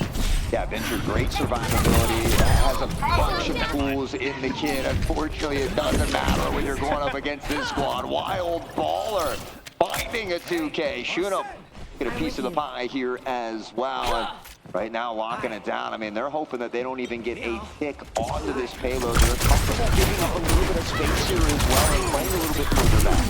These are 2 brawl comps, and you have 2 brawl comps. It's going to be whoever's got better rotation abilities, whoever's using their cooldowns more effectively, whoever's going to get more in.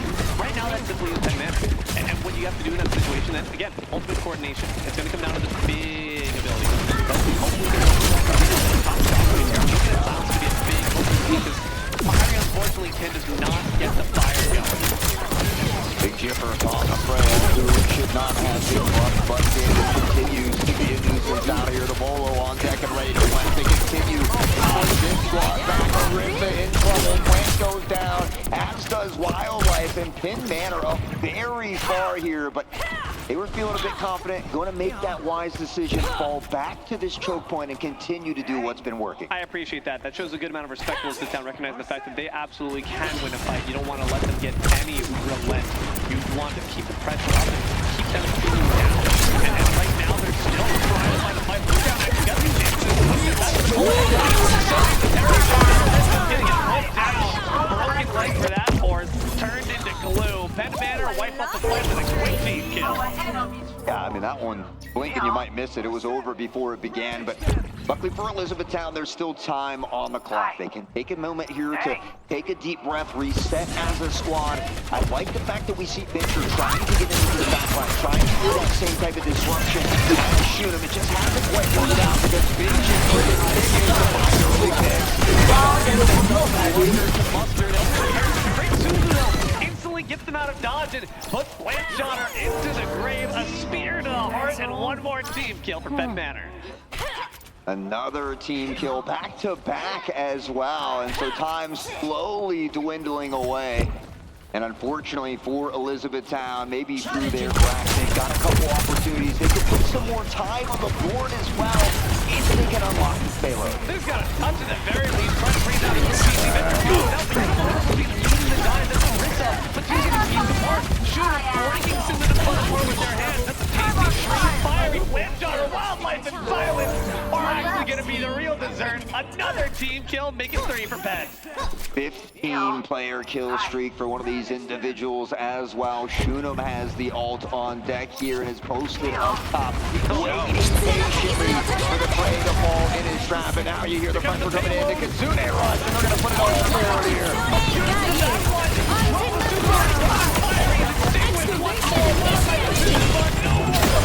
They take out everyone once more. Blanchard, the last siege of life, but it will soon be stamped out, make it a 4th team kill for Penn. Yeah, Penn Manor wanting everybody to know it's not a fluke. They are here to claim that championship one more time.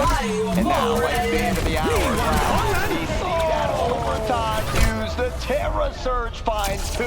The team combines for 4. And Penn Manor, your 2025 Fall Brawl champions. Beautiful work. You cannot ask for better play than 4 team kills in a row. Did Shunem die? I don't think Shunem ever died. Well, in the first one, he took himself out, but yeah, I don't know here if he did ever fall. We'll take a look at the play of the game, though. This one from Big Jipper. Great situational awareness, constantly slapping him down. It didn't matter if it was the Sojourn or the Freya. Yeah. Shunem, the whole crew, Penn Manor, getting the job done here today. The DPS duo absolutely shone so bright, whether it be the hit scan DPS or the flex. I mean, Shunem never had a reason to switch off that tracer. No one ever gave them any trouble. Everyone just gave him a wide burst, said, you do your business, ma'am, even if that business is killing my entire back line. Because what can you do when Shunem comes knocking with 2 pulse pistols and a bomb in pocket? Nothing. Nothing's the answer. Big GG's to Penn Manor on their championship. If you're Elizabethtown, though, hold your heads high. It took a long fight just to get here to be on the big stage, and it may not have gone your way today, but we've got that regular season, and I bet Elizabethtown is going to be coming back hungry. We might see these 2 teams clash again in the future. It takes a village. It takes a town. You just got to make sure you review the tapes and take a look and see if you can deepen that bag. That's what I would ask. Make sure you have enough heroes in pocket that even if this matchup doesn't work, you still have something else in the reserves. That being said, tenacity. They have tenacity. The fact that they were still diving in, they weren't just kind of corralled into spawn. They didn't let themselves adopt the defeatist mentality. They always tried. And that's always, always the hallmark of a good esports champion. That's why I love the Scholastic scene. A lot of them have that never say never attitude. And even though the outcome wasn't going their way, they didn't make mistakes. They didn't stagger in. They continued to regroup. They continued to try and do what they needed to do. It's just execution just wasn't quite there. So I certainly tip my hat to Elizabethtown. I wish them the best going forward. And as we said before, we congratulate our champions of the Fall Brawl in Penn Manor. I mean, what an absolute masterclass they put on here. It's really impressive to see that level of just domination from a team. It really goes to show just how high that ceiling is. They can work towards so much, even though these kids are so young, even though they have their entire esports careers ahead of them, several of them going to those colleges for that exact express purpose. It's just so impressive to witness the level of pedigree and prestige here with us today. And we got more coming at you, so stick around. More esports action at the Steel LAN coming at you after the break.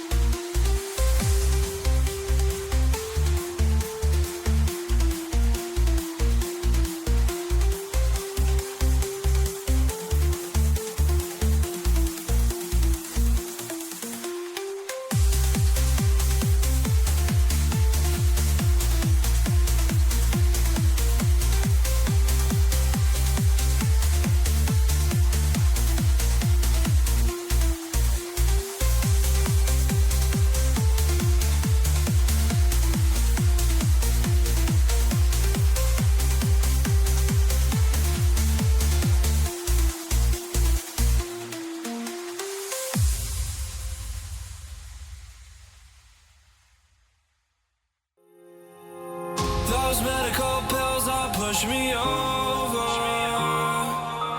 I kill my fill 3 times a day.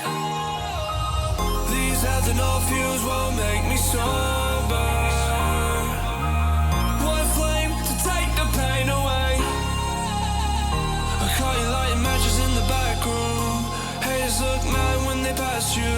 Let's talk about round when it's past 2. Reach a glass to know you don't gotta fight alone.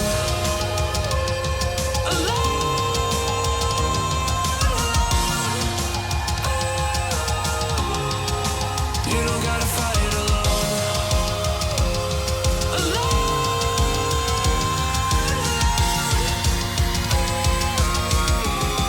Don't be so personal. Take me out of the road.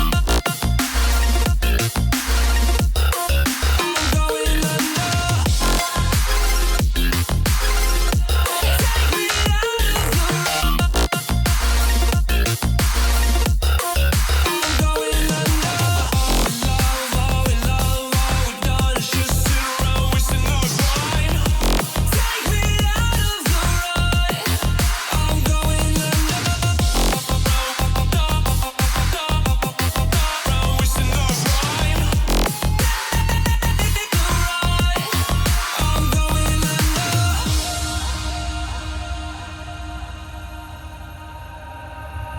Everyone's seen death in their dreams, but we still wake up and go to sleep. Everyone's seen death in their dreams, but we still wake up from our sleep.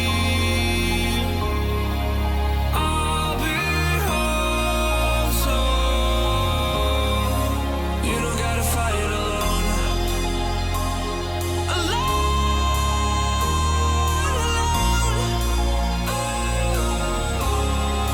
You don't gotta fight alone.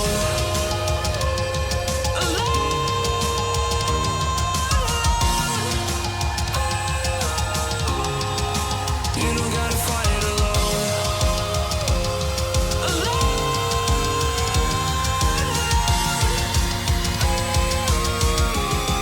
Don't be so personal. Take me out of the road. I'm going under. Take me out of the road. I'm going under. Who do you rely on now? I know the worst. I know the worst. Who can you call on now? I know the worst. I know the worst.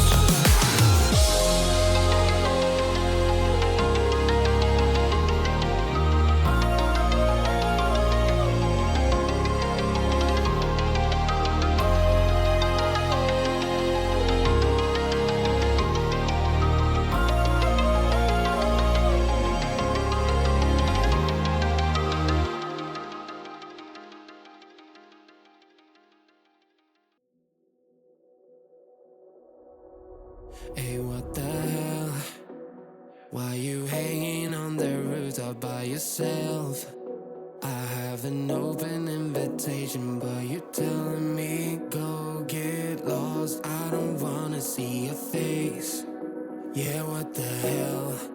So why don't we stay out till the morning light? 'Cause 2 wrongs can make a right. We're just doing what we feeling right now. Some Chardonnay, we camp in the parking lot. Leave traces of plastic cups. We're just doing what we feeling right now. So what the hell?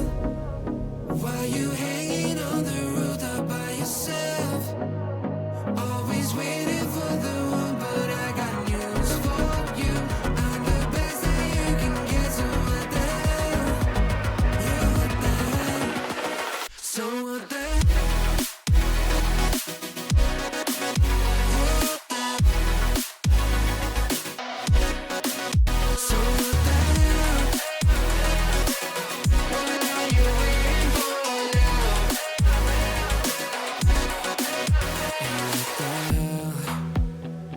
pretending that you like somebody else. Like you got boys waiting in line to take you home. But tell the truth, you'll spend the night alone. Let's be alone. So why don't we stay out to the morning light? 'Cause two wrongs can make a right. We're just doing what we feeling right now. So what the hell? Why you hanging on the rooftop by yourself?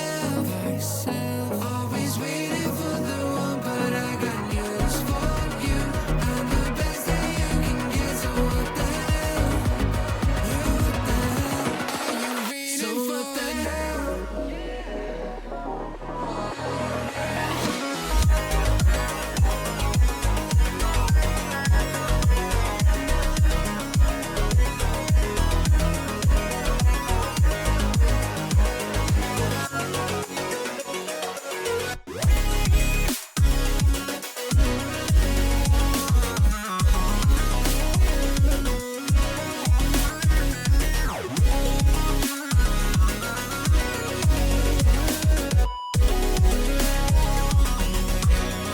So what the hell? Why you hanging on the rooftop by yourself? Always waiting for the one, but I got news for you. I'm the best that you can get. So what the hell? What the hell? So what the hell?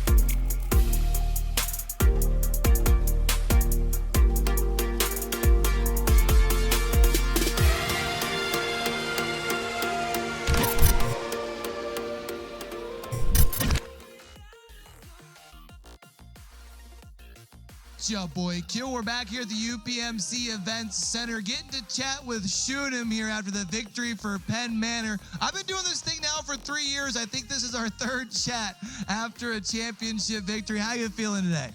I'm doing great. Happy to be here. It was a wonderful game. Now, like I said, I've been doing this for a while. We always seem to chat at the end of things. One thing I wanted to ask real quick, what's your thoughts of the event today? A little bit bigger of a setup. We've got the big stage. I mean, how are we feeling? I'm feeling great, man. It's wonderful to be here. It's an amazing setup, but it's a one-of-a-kind opportunity. I can't thank Tech and PIA enough for this. Now, we keep chatting every time we come out here. What is it going to take to make sure when you guys lock in at the end of the year? Because every year when it comes to the end of the fall semester, people are like, yeah, this championship's cool, but state championship is really what matters most. What is it going to take to make sure you guys stay just as locked in, despite the fact that you continue to see so much success? Well, as most of you probably know, we had a shortcoming last year in the spring playoff, and we don't plan to do that again. We are in a strict practice schedule, and we do not plan on letting up anytime soon. We will be ready and more ready than ever before. Any final words as far as the parents, friends, family that have been supporting you guys along the journey? Shout out Wyatt DeFord. I love it. I love it. Well, guys, we're going to continue moving on through. We've had 3 champions crowned here today. We're about to be moving into Super Smash Brothers here in just a moment. So make sure you don't stray too far away. We'll be back right after this.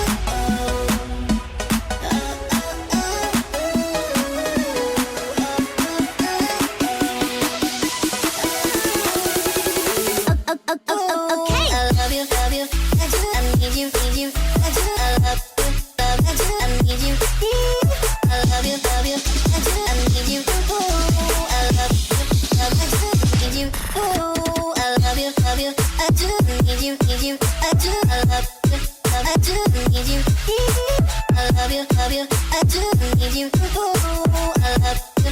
I do need you.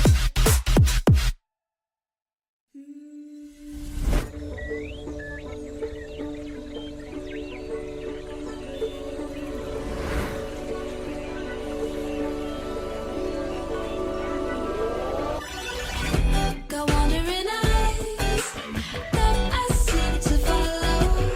Can only stay still for some time. I've never aligned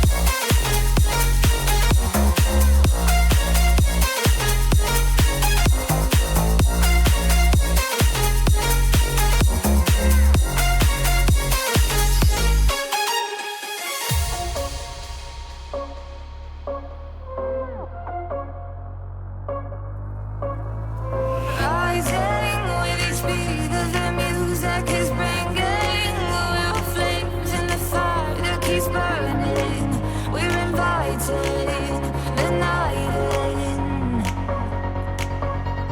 Welcome, my heart's so full, I'm devoting myself to the night. There's no motive, we're just listening, we're existing.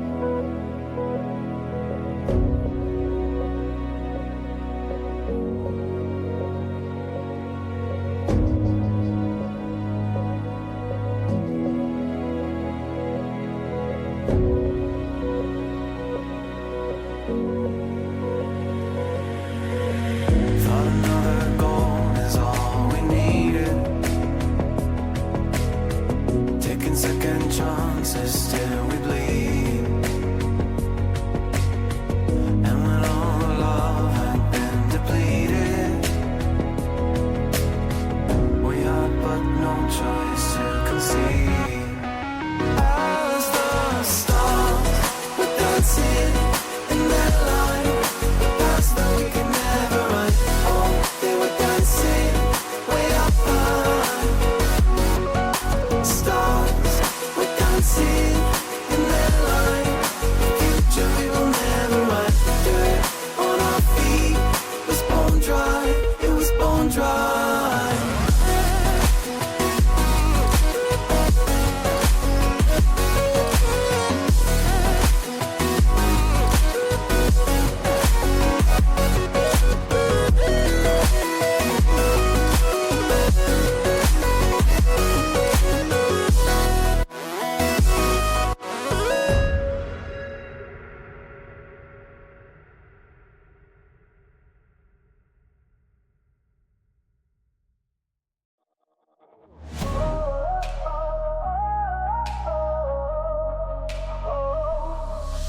Dreams collide in sleepless nights. Stars explode through blinding lights. Victories found in the fight. I'm on top, my soul ignites. Life's a game, we learn the rules. Twist and turn like misfit fools. Through the pain we break the chains. Find the win through loss and gains. I've got a heart that's never quitting. In this race I'm always sprinting. Feel the power, victory sings. Born to conquer, spread my wings.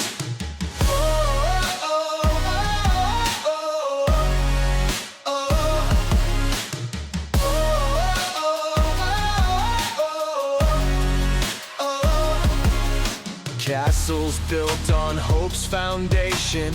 Rivers run with pure elation. Through the storm I'll find my way. Triumph shines like break of day. Tides may turn but I remain. Steady, strong, won't yield to pain. In the end the truth will show. Strength and heart, the seeds we sow. I've got a heart that's never quitting. In this race I'm always sprinting. Feel the power, victory sings. Born to conquer, spread my wings.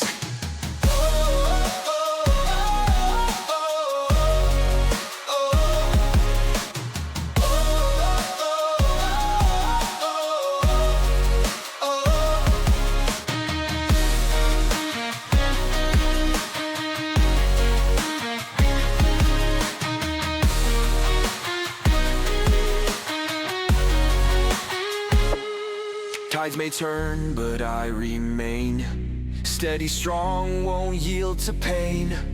In the end, the truth will show.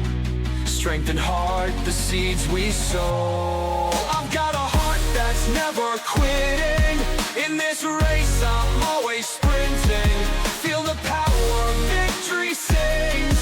Born to conquer, spread my wings.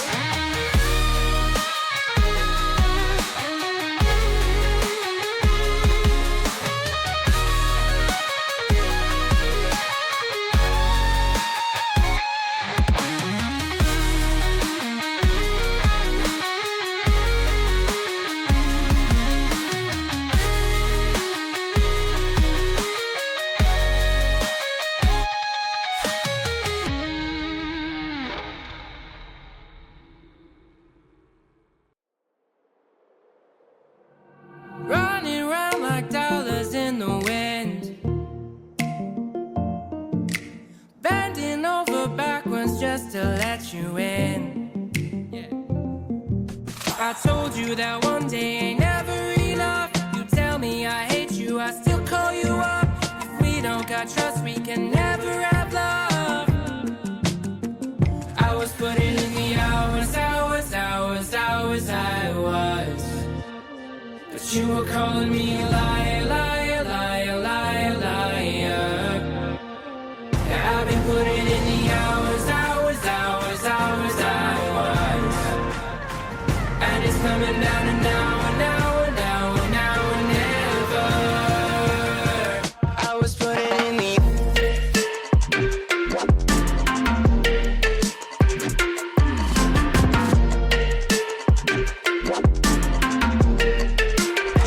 I was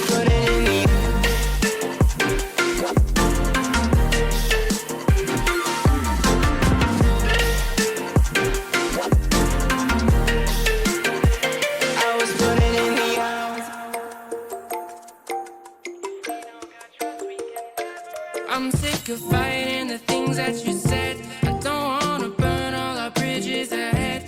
I'm tired of going to bed when you left me on red just to turn up the noise in my head. I told you that one day ain't never enough. You tell me I hate you, I still call you up. If we don't got trust, we can never have love. I was putting in the hours, I was. But you were calling me a liar, liar, liar, liar, liar. I've been putting in the hours, I was. And it's coming down to now and never. I was putting in the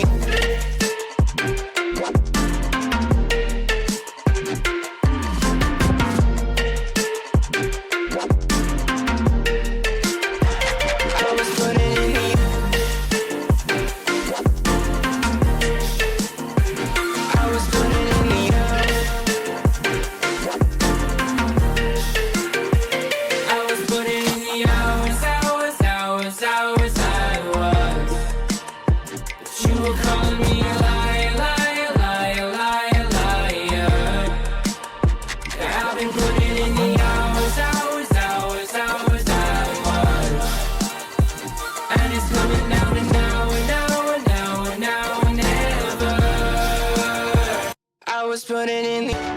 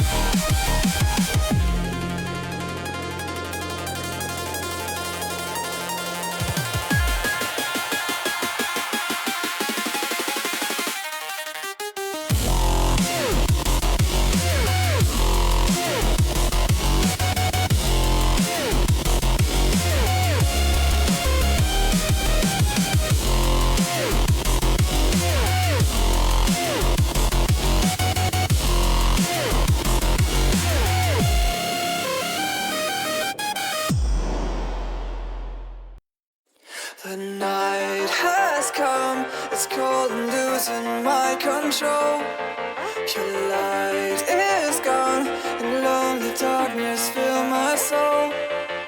I wish that you could save me from my isolation. It's way too complicated. Let's stop this conversation. Let's stop this conversation. We got no relation.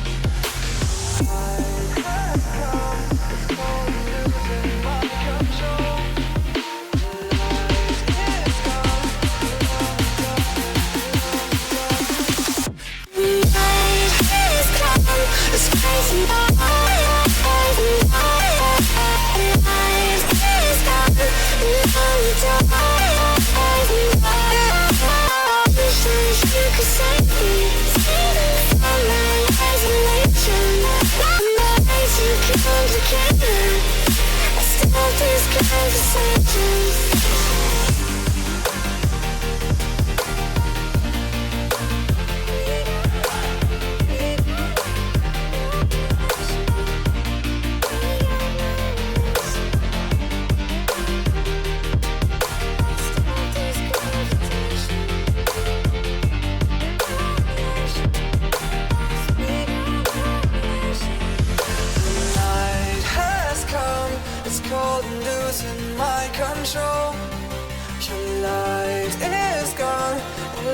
Darkness fill my soul.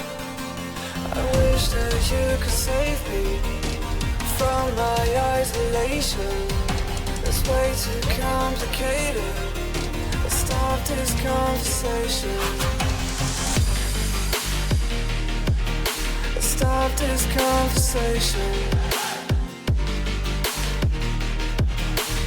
We got no relation.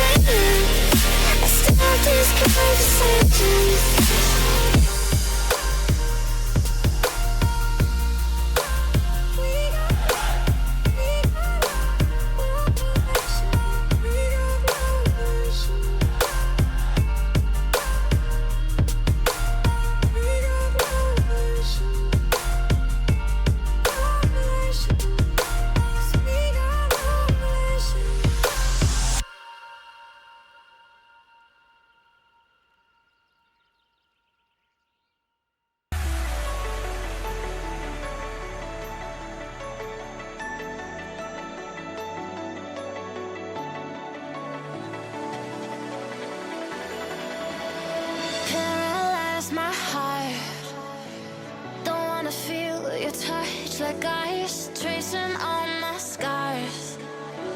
Why is it hurt on the inside? It's unforgivable, but I forgive you every time. Hard to let it go, 'cause we're intertwined. I break you, you break me, but something about it makes us so, baby. Every piece keeps us together in the core.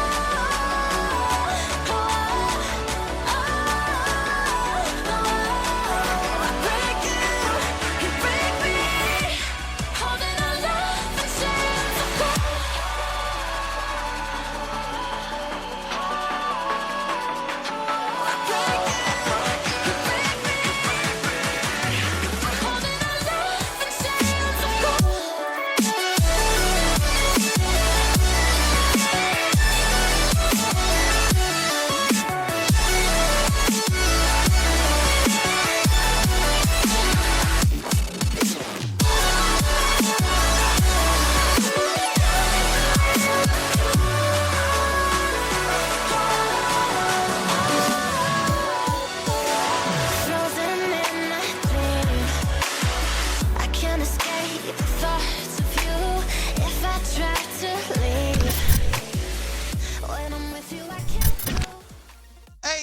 it do, what it do? It's your boy Q, and welcome back to the UPMC Event Center, where we're going to continue moving on forward with our Fall Brawl action. We've had Rocket League, we've had Valorant, we've had Overwatch, and now it's time to move into our Super Smash Brothers for our crew battles here. On one side is the Comets from Penn Manor. On the other side is the Cedars from Lebanon. Let's go and get started as far as introducing our players here. On the Penn Manor side, we've got Fandom, who's going to be up first. Sinestra Volpins, who's going to be up as well. We got Carmel here, going to be third. Pie Savage, led the way by Coach Emig. Meanwhile, over on the Lebanon side, we've got, like I said, things starting off, we've got Rommel here. We've got Demon Doy. We've got Franco. And we've got Gleep. And it's going to be the real Fig leading the way as our coach. And I hope y'all are locked in, because crew battles is always a good time. We're going to go ahead and send it on off to our casters here. D-Lo and, oh wait, it's me, your boy. Let's get down to it.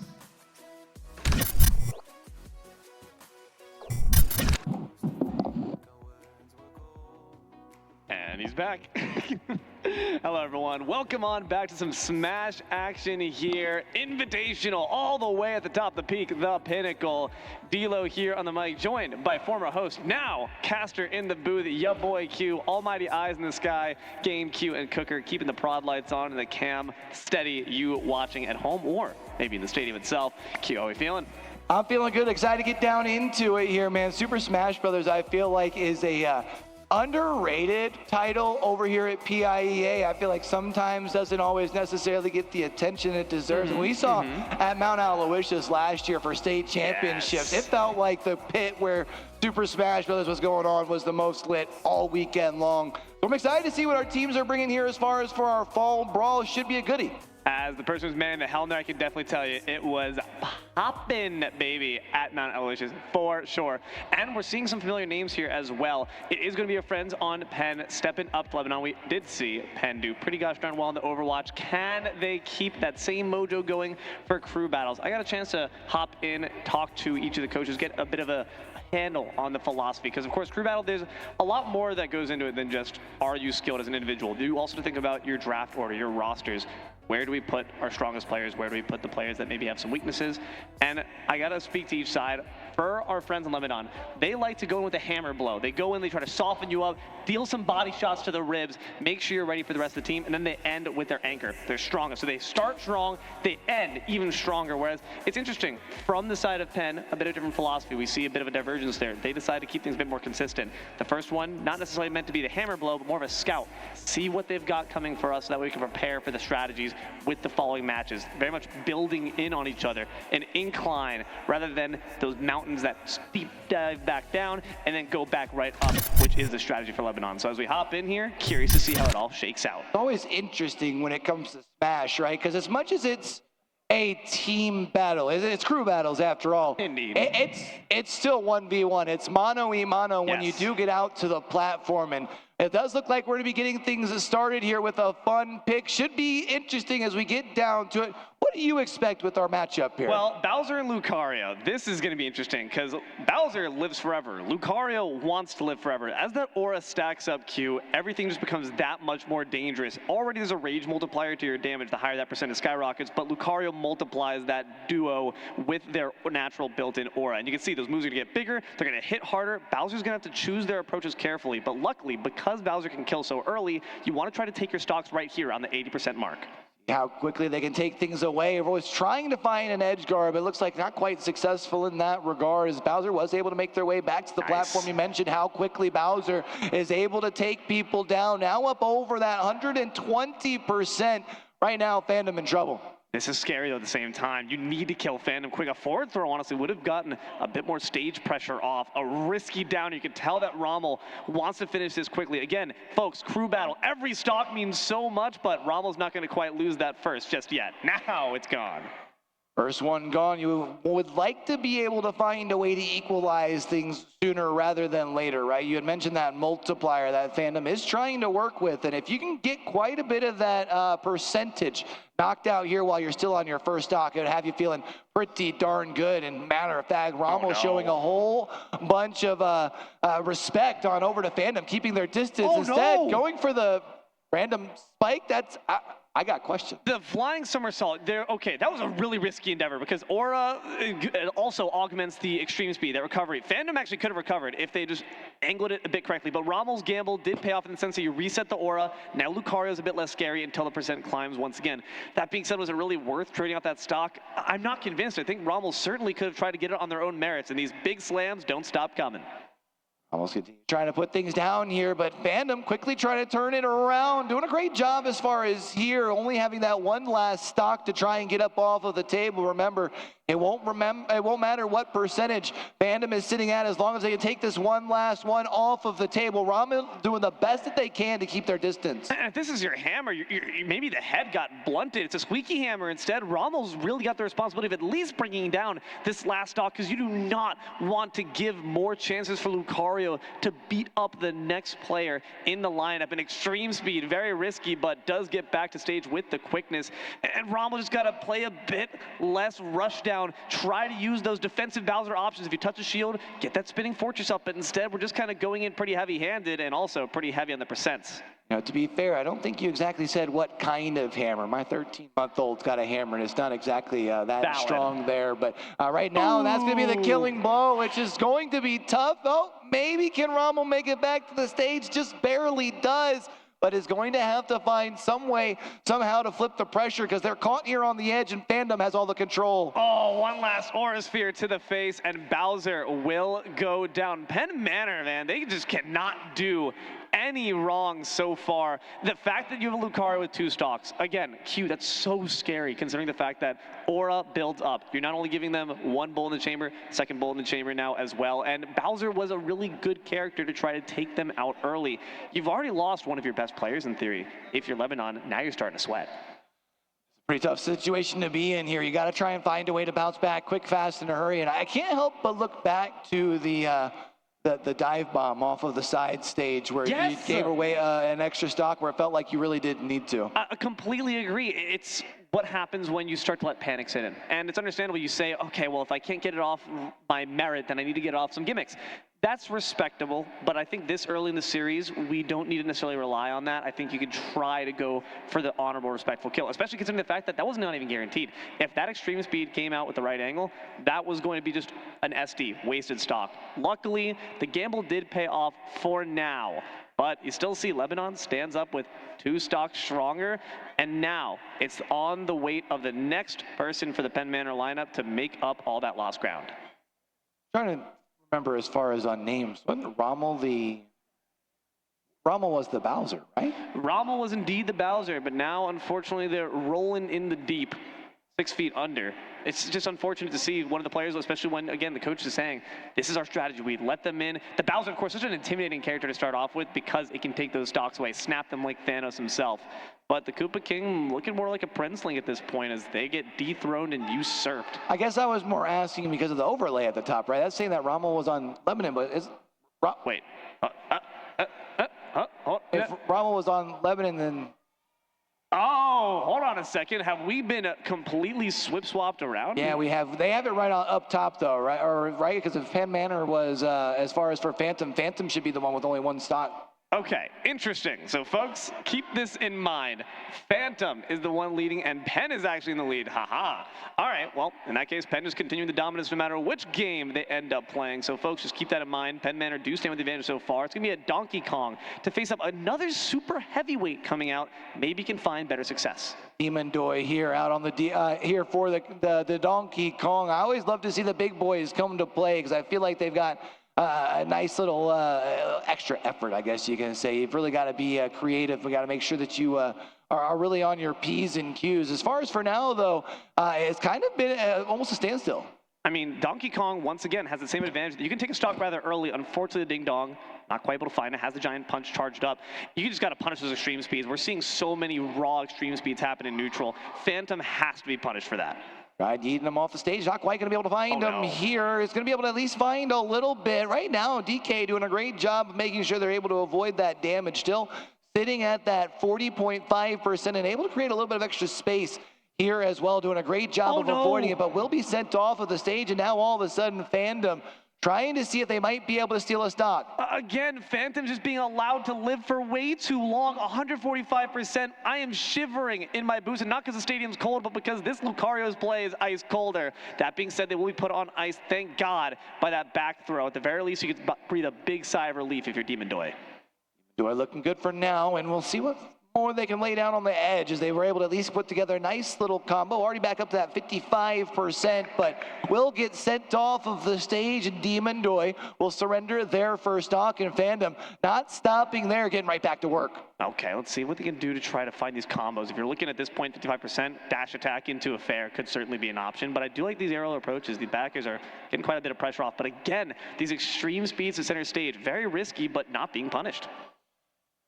Feel like at some point you got to see that punishment come across. Hold on a second, put him up over your shoulder, but can't do anything with it. Unfortunate for Demon Doi. I felt like maybe that was going to be an opportunity there. Fandom doing a great job of closing the gap. Big left hand, and Demon Doi going to get another. All you needed to do was find that berry. Good. Okay, you did lose another stock, so I will say that was good on Demon Doi to equalize the playing field just a little bit more. That being said, Phantom did their job. Phantom did their job of softening them up. That's the scout there on the side of Penn Manor. And they not only did their job in reporting back the data, we now know who's next up in the lineup. We know how they play. Demon Doi likes to do aerial approaches. That bear, hold shield, and you'll honestly be fine. That being said, we didn't get to see any of those big grab combos. Of course, Smashville not the most optimal stage for DK to get off those kill confirms. We'll find out, though, who's next up on the roster soon for Penn.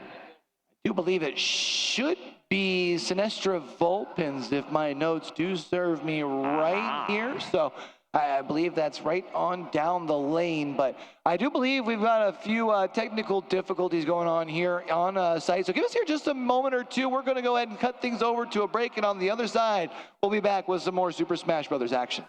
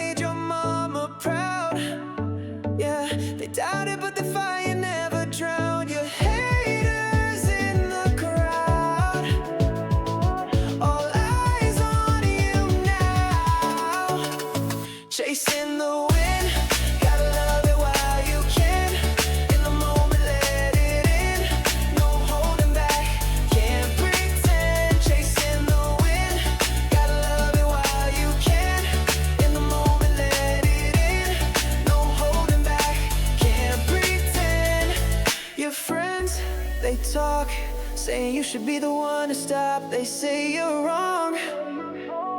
Don't you let them get into your thoughts. They're gonna tell you anything, but that's not the way you should think. You're a star, gonna win it all.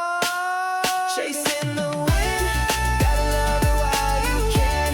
In the moment, let it in. No holding back, can't pretend. Chasing the wind, gotta love it while you can. In the moment, let it in. No holding back, can't pretend.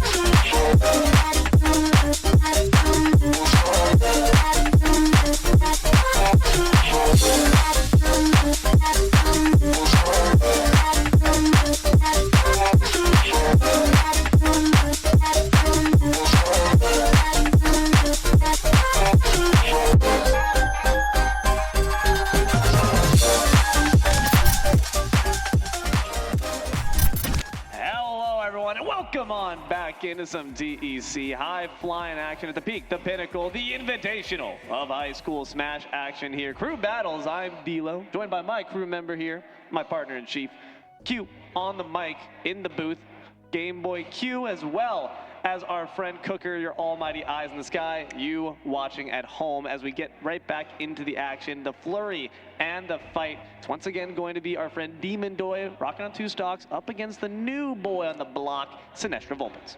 Able to make back, what, an extra stock off of that last one? Yes. So it's made a little bit of the distance up here if you are Demon Doy. So I don't think you're out of hope just quite yet if you're Lebanon. The Cedars had maybe a little bit of a rougher start for Rommel, but hey, you know what? Right now, when you look at essentially 3 players left on either side, we're just on about even ground. So Penn Manor still has a fighting chance here.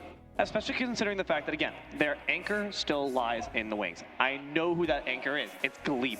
Gleep is a Luigi player. Luigi is a demon. Not Demon Doy, just a demon, period. It's a very scary character in a crew battle because of the fact that even though normally you think, oh, my percent's reset, that's good for me. No, it's not. 0 to death combos are going to be Gleep's specialty, and Gleep is highly efficient at getting those combos off. So you think you're safe at your 0%, your little goose egg, no. Now you got 0 chance of winning instead. So the fact that as long as Gleep is alive and has a stock, they can take 3 of yours as long as those combos find opportunities to rise up to the surface. So I think Lebanon still got an absolutely great chance at taking this back. Well, I know you had mentioned that you had talked with both of the coaches before we got things started. And obviously, both really making sure that they're setting their, saving their best for last. But it's really going to be up to their second and third legs here to set the stage for them here. Because as much as it might be easy to make a stock back, if it gets further out of hand than that, you're really asking for a lot out of that last player there, whether it's Gleep, whether it's Pi Savage over on the other side of the stage. So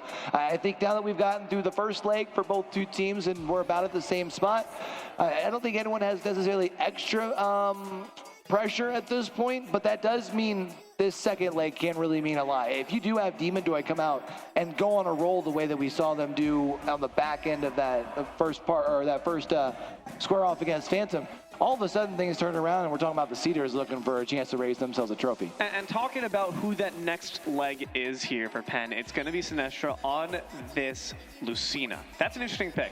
Donkey Kong's arms are so long they're almost disjoints of their own, but the swordies can be pretty useful because they can contest Donkey Kong's very poor recovery. So if you're able to gimp out that second jump from Donkey Kong, you make them forced to recover with the Kong Tornado, then we can have a chance to find that spike, find those counters as well, because Donkey Doi likes to go, or Donkey Doi, Demon Doi on the Donkey Kong likes to go for some rather risky options, and those are just waiting for a nice counter to hit them. Kind of a crazy alliteration there, isn't it? Demon Doi on the Donkey Kong, yeah. It's a bit too much. It is, but hey, you know what? We've been handling it thus far. I would like to see Donkey Kong here come out and create a bunch of noise here even further. For me, Donkey Kong has been like one of those staples when you think about like the Nintendo franchise, right? So, well, I always love seeing kind of like the longer lasting big name titles being able to prove on the big stage when it comes to Super Smash Bros.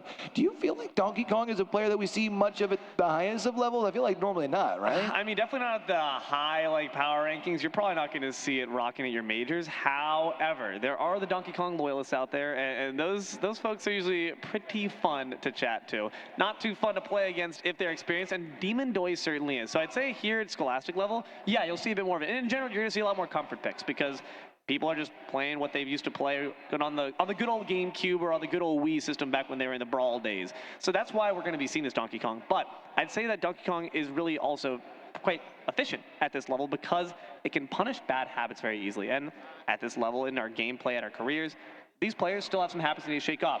For example, the big one, double jumping after being hit. If a Donkey Kong dash attack hits you and you're off stage, for the love of God, do not double jump, because a fair is waiting to smack you down out of the stratosphere.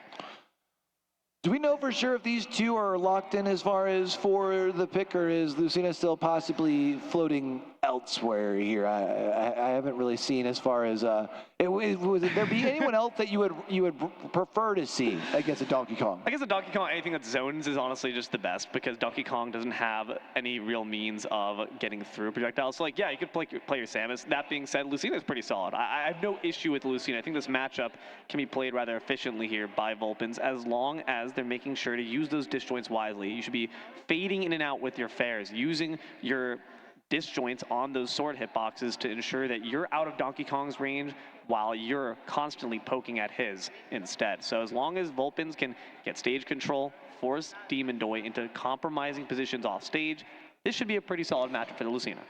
I am looking at the top of our screens here for our people, whether you're watching at home or even here in the stadium.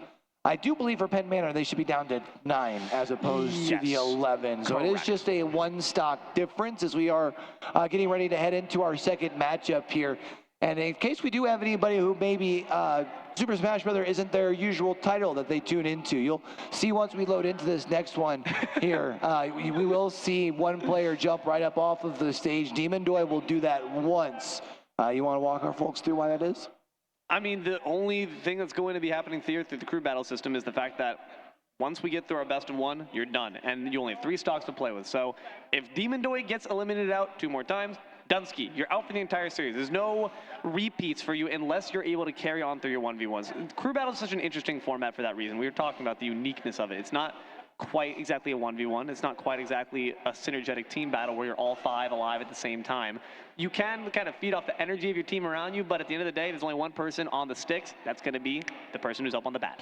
So we will see Demon Doi jump off the stage once as soon as we load in, right? Make sure you get rid of the 1 stock that they lost as far as that last one, in case we have anybody who, again, maybe the first time through, they're curious why a player would be given one off right up off of the rip. That's the reason why. Yeah, that would be quite the display of confidence to start one off. Yeah, for sure here. I do believe we should be getting ready to jump into our server here in just a moment. Again, I believe we were having some issues as far as sound in the background. So I do want to make sure, especially for our people watching at home, they're able to hear that. Also, obviously, for our people here down here at the UPMC event center, which I gotta say, I really enjoy the environment that we've had down here. I've been here with PIEA and TEC for the last 3 years. We've been in a couple of different schools, a couple of different environments. To be here in the event center, we've got 7 different colleges outside for students to talk to. We've got PCs down here as far as we had 1v1 Rocket League going on. We've had Smash going on here on the side the whole time. There's been a bunch of stuff going on here throughout the course of the day, which has been a lot of fun. But there is still a little bit to go until we can get back here into the server, D-Lo. I hate to be the bearer of bad news. So we're going to send things off to a quick break. But on the other side, we'll be back with some more Super Smash Bros. Crew battles. Don't go nowhere. We promise. We'll be right back.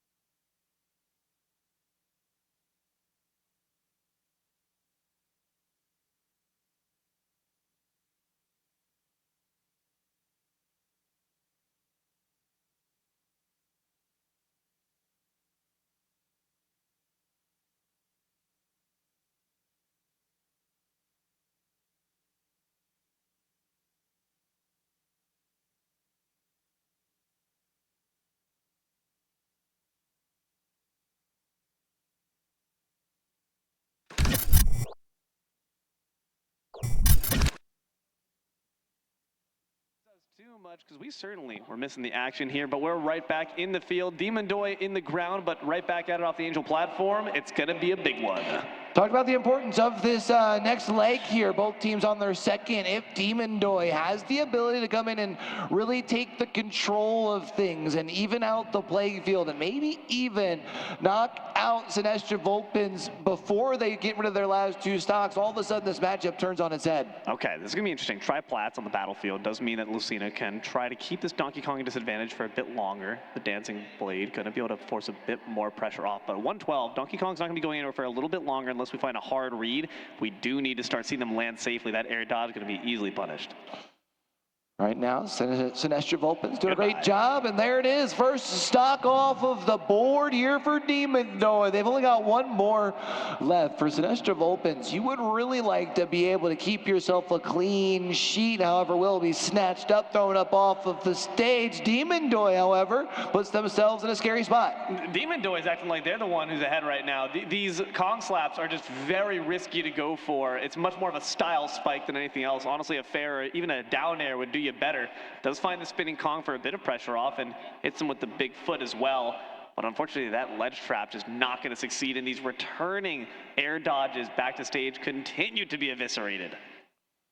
Let's see if you can get this last stock here. I mean, they already are already over that 100%. Sinestra Vulpins is going to have to worry about the fact that they're closing in on that 100% as well, which means they could very well lose one stock. You would like to see if you can clean the sheet, especially with the fact that you do have Demon Doy so close. The fact that we didn't get the punish off that whiffed up B from the Lucina is just tragic. The giant punch leaves him with a sliver of shield. Finally, a big fat headbutt and the big fat clap is going to claim one stock, but at 150, it's looking like slim pickings for Demon Doy to get another.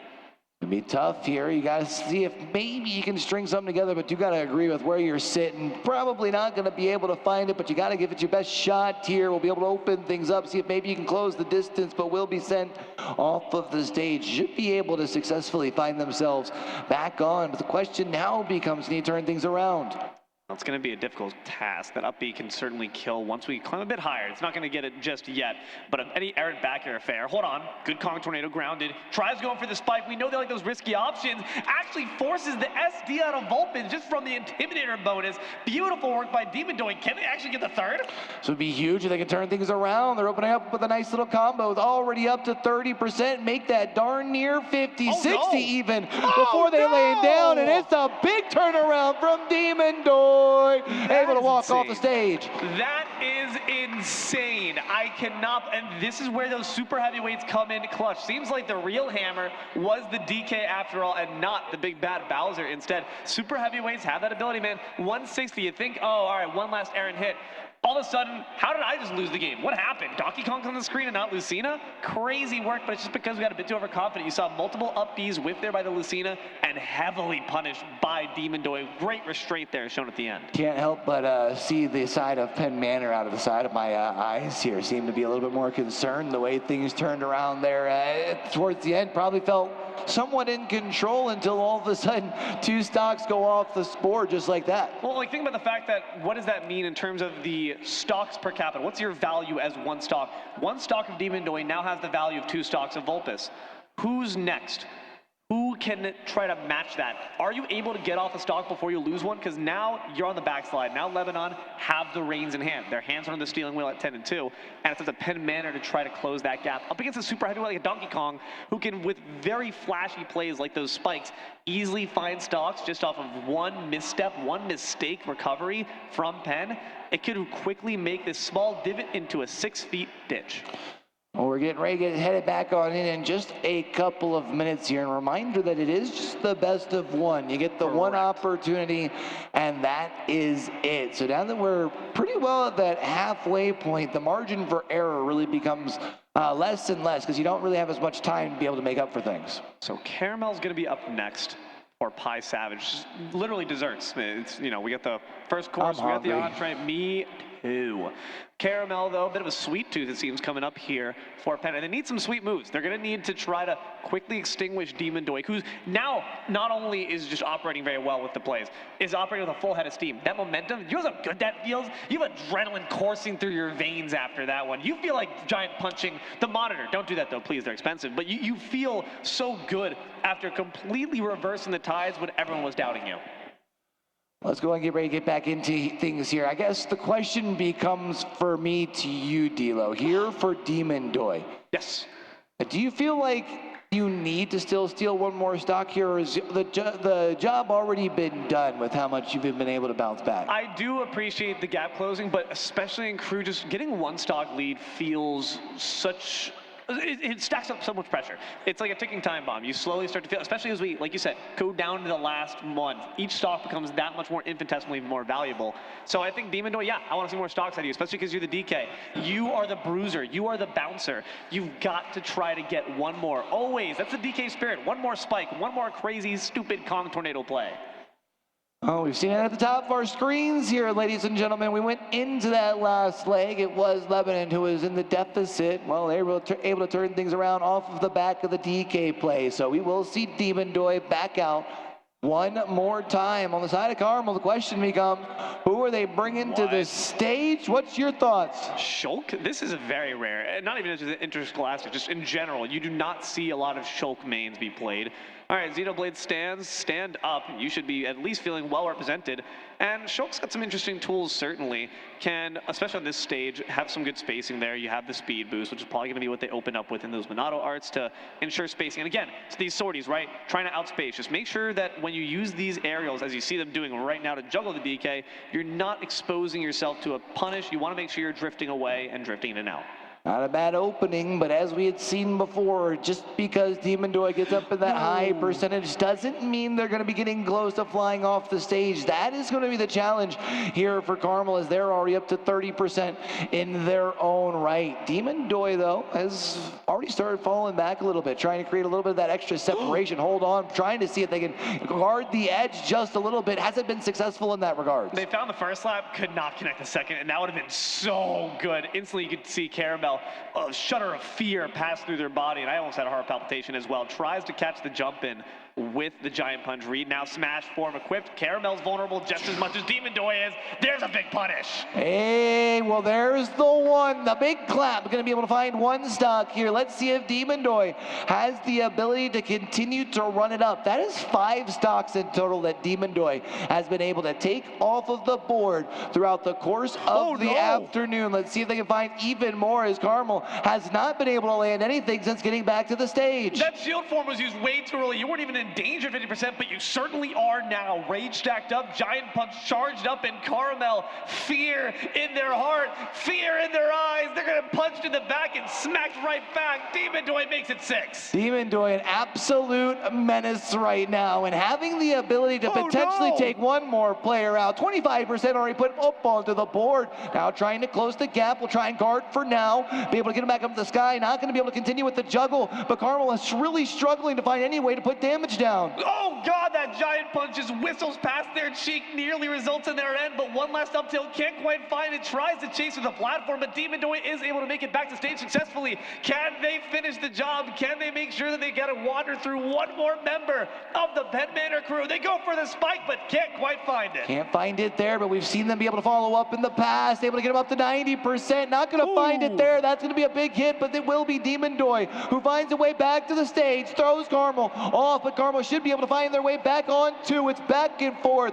Big hits for both of our 2 players. One stock left for either one. No! They're ripping everything, but finally the cargo throw. Wow. Check, and Demon Doy is the real demon to fear. Someone call the exorcist. They're going to the last man. Demon Doy is absolutely cooking right now, and for the Cedars, they have to feel like they're knocking on the doorstep of a championship. This is exactly what a Donkey Kong is capable of. So you asked that question, does Demon Doy need to get more done? Yes, and I think they can get even more done.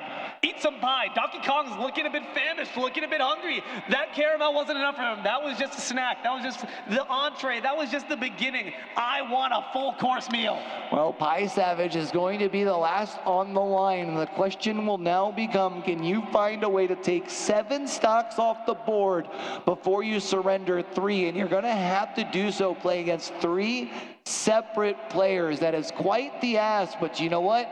If they can pull it off, I'm here for it. And I will say, Pi Savage is a fantastic player to do so. If I'm not mistaken, was actually able to take home one of the solo champs from Mount Aloysius. So there is a lot of pedigree behind this player. That being said, the pressure, there's so much tension being built around you. You must feel like the weight of the world is on your shoulders. You are Atlas right now. The sky is on your back, and you're feeling the eyes of all your teammates who now have all their hopes pinned on you. There's no going back. There's no second chances. There's no one there to pick up your slack. It's now or never, and you know, we've talked about it before. I hate to feel like we're beating on the doorstep of the same point, but the best of one, you don't get to run it back, which means, well, for the 3 other players here, for Penn Manor that have already been up, Phantom, Sinestra, Vulpins, and Carmel, all you can do is sit here and wait and try the best that you can to be the best cheerleader, the best teammate, and hope that energy carries forward. Because right now, Demon Doy has all of the energy. They've got all of the momentum, and they're riding the wave, baby. Win or lose, if I'm Penn Manor, after this match, I'm going to the nearest zoo and, like, I'm throwing hands with any monkey I see in the gorilla cage, dude. Well, it might not go any better for you, I'm not going to lie, but I don't know, Demon Doy seems like, it's again that question, 100 men, 1 gorilla. If Demon Doy is the gorilla, any day of the week.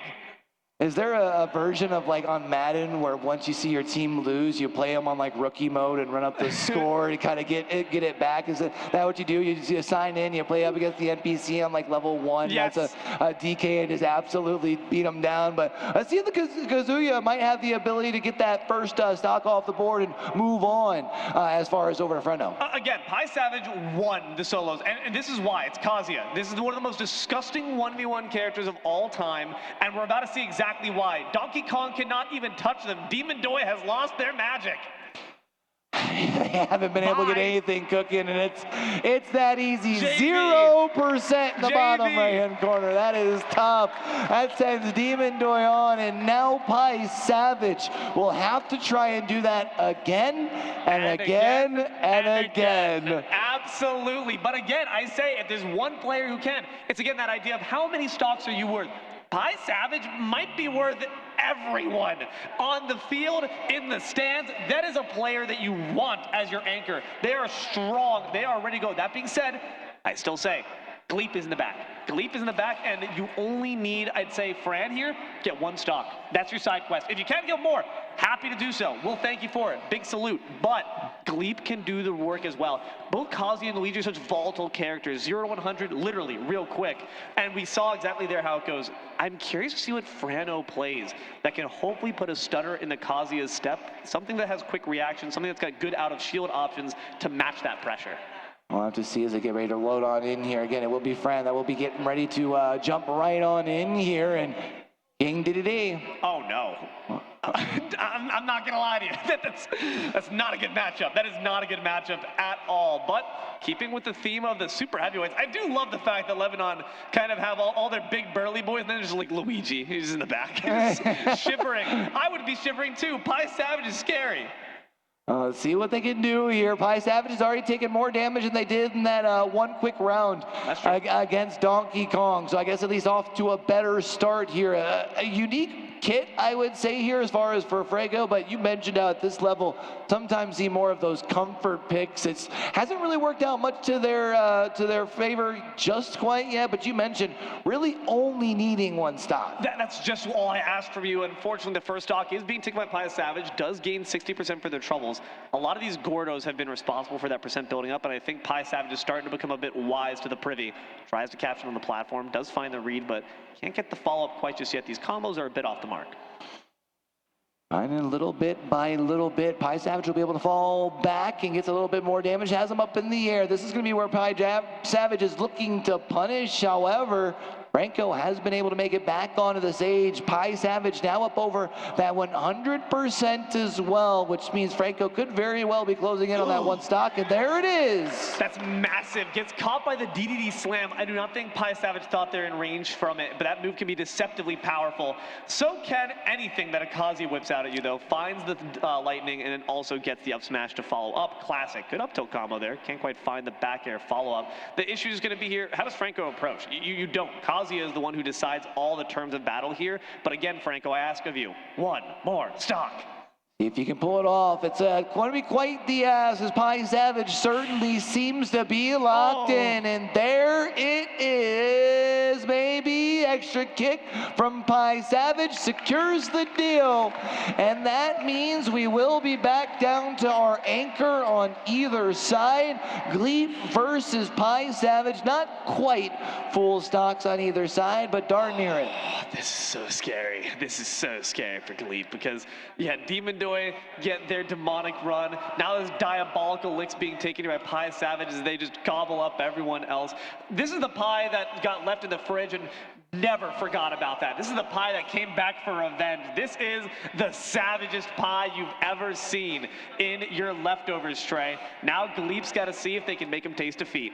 This is a interesting sort of dynamic for our students, for our competitors here. It's one thing when you go to like a map 3 in Overwatch, or you're late in that best of 1 in Valorant, but all the players are still playing, right? Now both of these teams, a majority of the players are standing by and watching one person to see if they walk away champions from our fall brawl. It's interesting that in a sense, it's all out of your control. It's literally out of your locus of control. It's a psych term for you kiddos back home. It means that you just don't have it in your hands. You have to kind of let destiny take the wheel. Or in this case, my friend Gleep, who once again no longer has his medium big guy armor in front of him. He does not have any of his big bad bruisers to back him up. Now it all comes down to the Luigi. Wahoo! Let's get down to it here and see if Luigi can hold it down for the pound against the Kazuya, who has been on quite the roll here. It has come right back out onto the stage with the same sort of momentum. However, we do see Gleep has been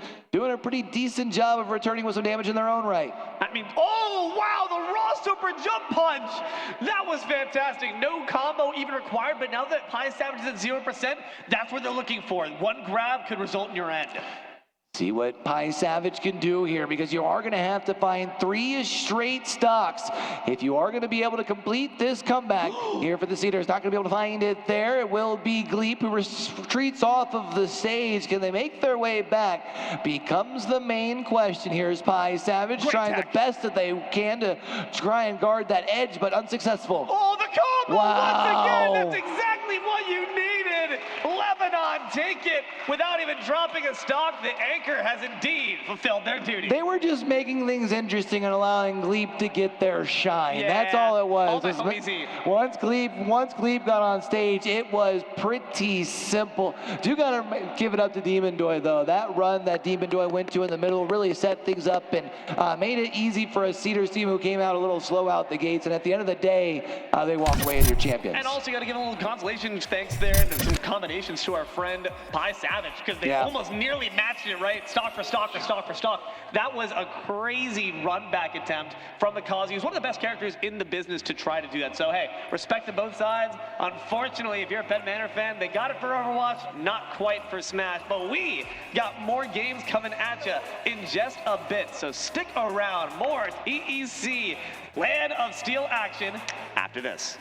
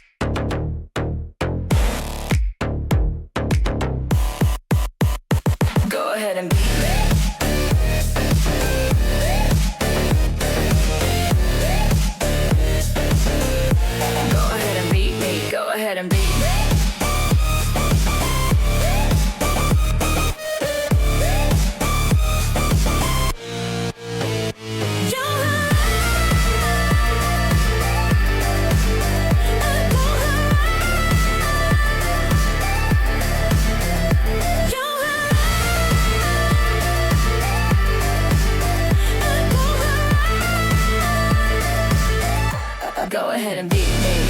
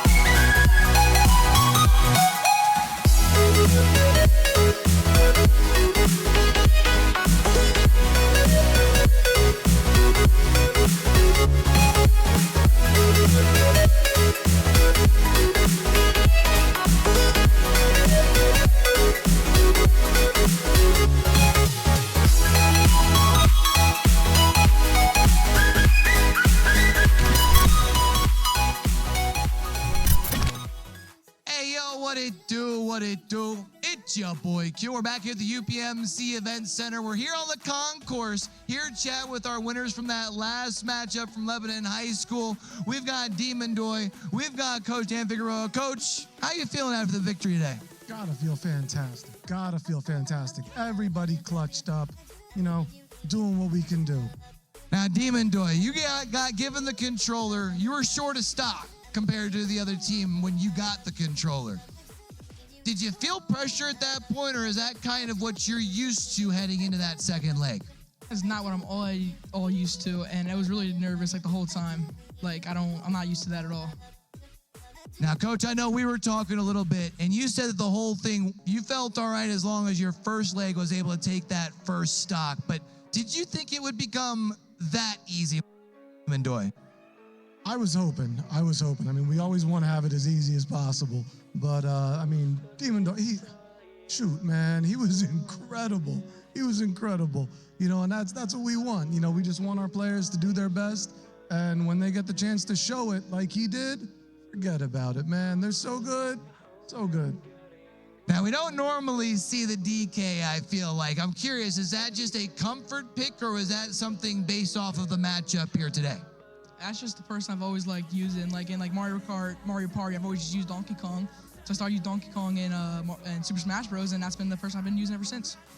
So it's safe to say, I think the MVP performance, at least as far as for today, 7 stocks. I mean, how you feeling? It was like incredibly nervous, but now I'm feeling like really good and like really happy about it. Now, Coach, I know everyone we talk to every year, the fall championship is cool, but everyone's real goal at the end of the day is that state championship. What's it going to take to be able to keep the focus laser sharp through the rest of the semester? Oh, it's just grinding in the room, grinding in the arena all year, you know, just after school every day, Monday through Thursday, just putting in that work. That's what we do in the arena. We expect it afterwards, but you got to do the work first. Now, Demon Door, before we get you up on out of here, is there anything you'd like to say to the supporters at home, the other friends, students, families? What you got? Just want to say I want to thank my friends over there kind of like encouraging me to use Donkey Kong, because it was at my first sleepover that I started using Donkey Kong.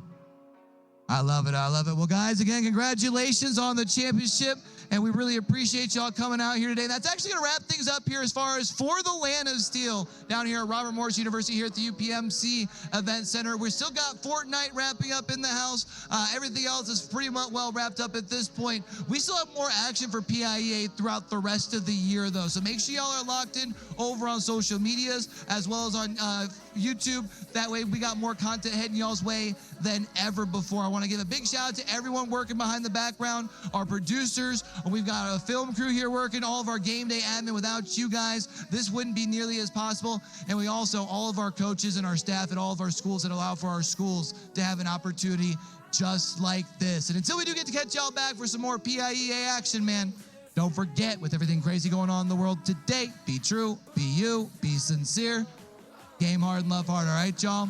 It's your boy Q. For the rest of the crew here from the front to the back, y'all have a great rest of your week. Peace.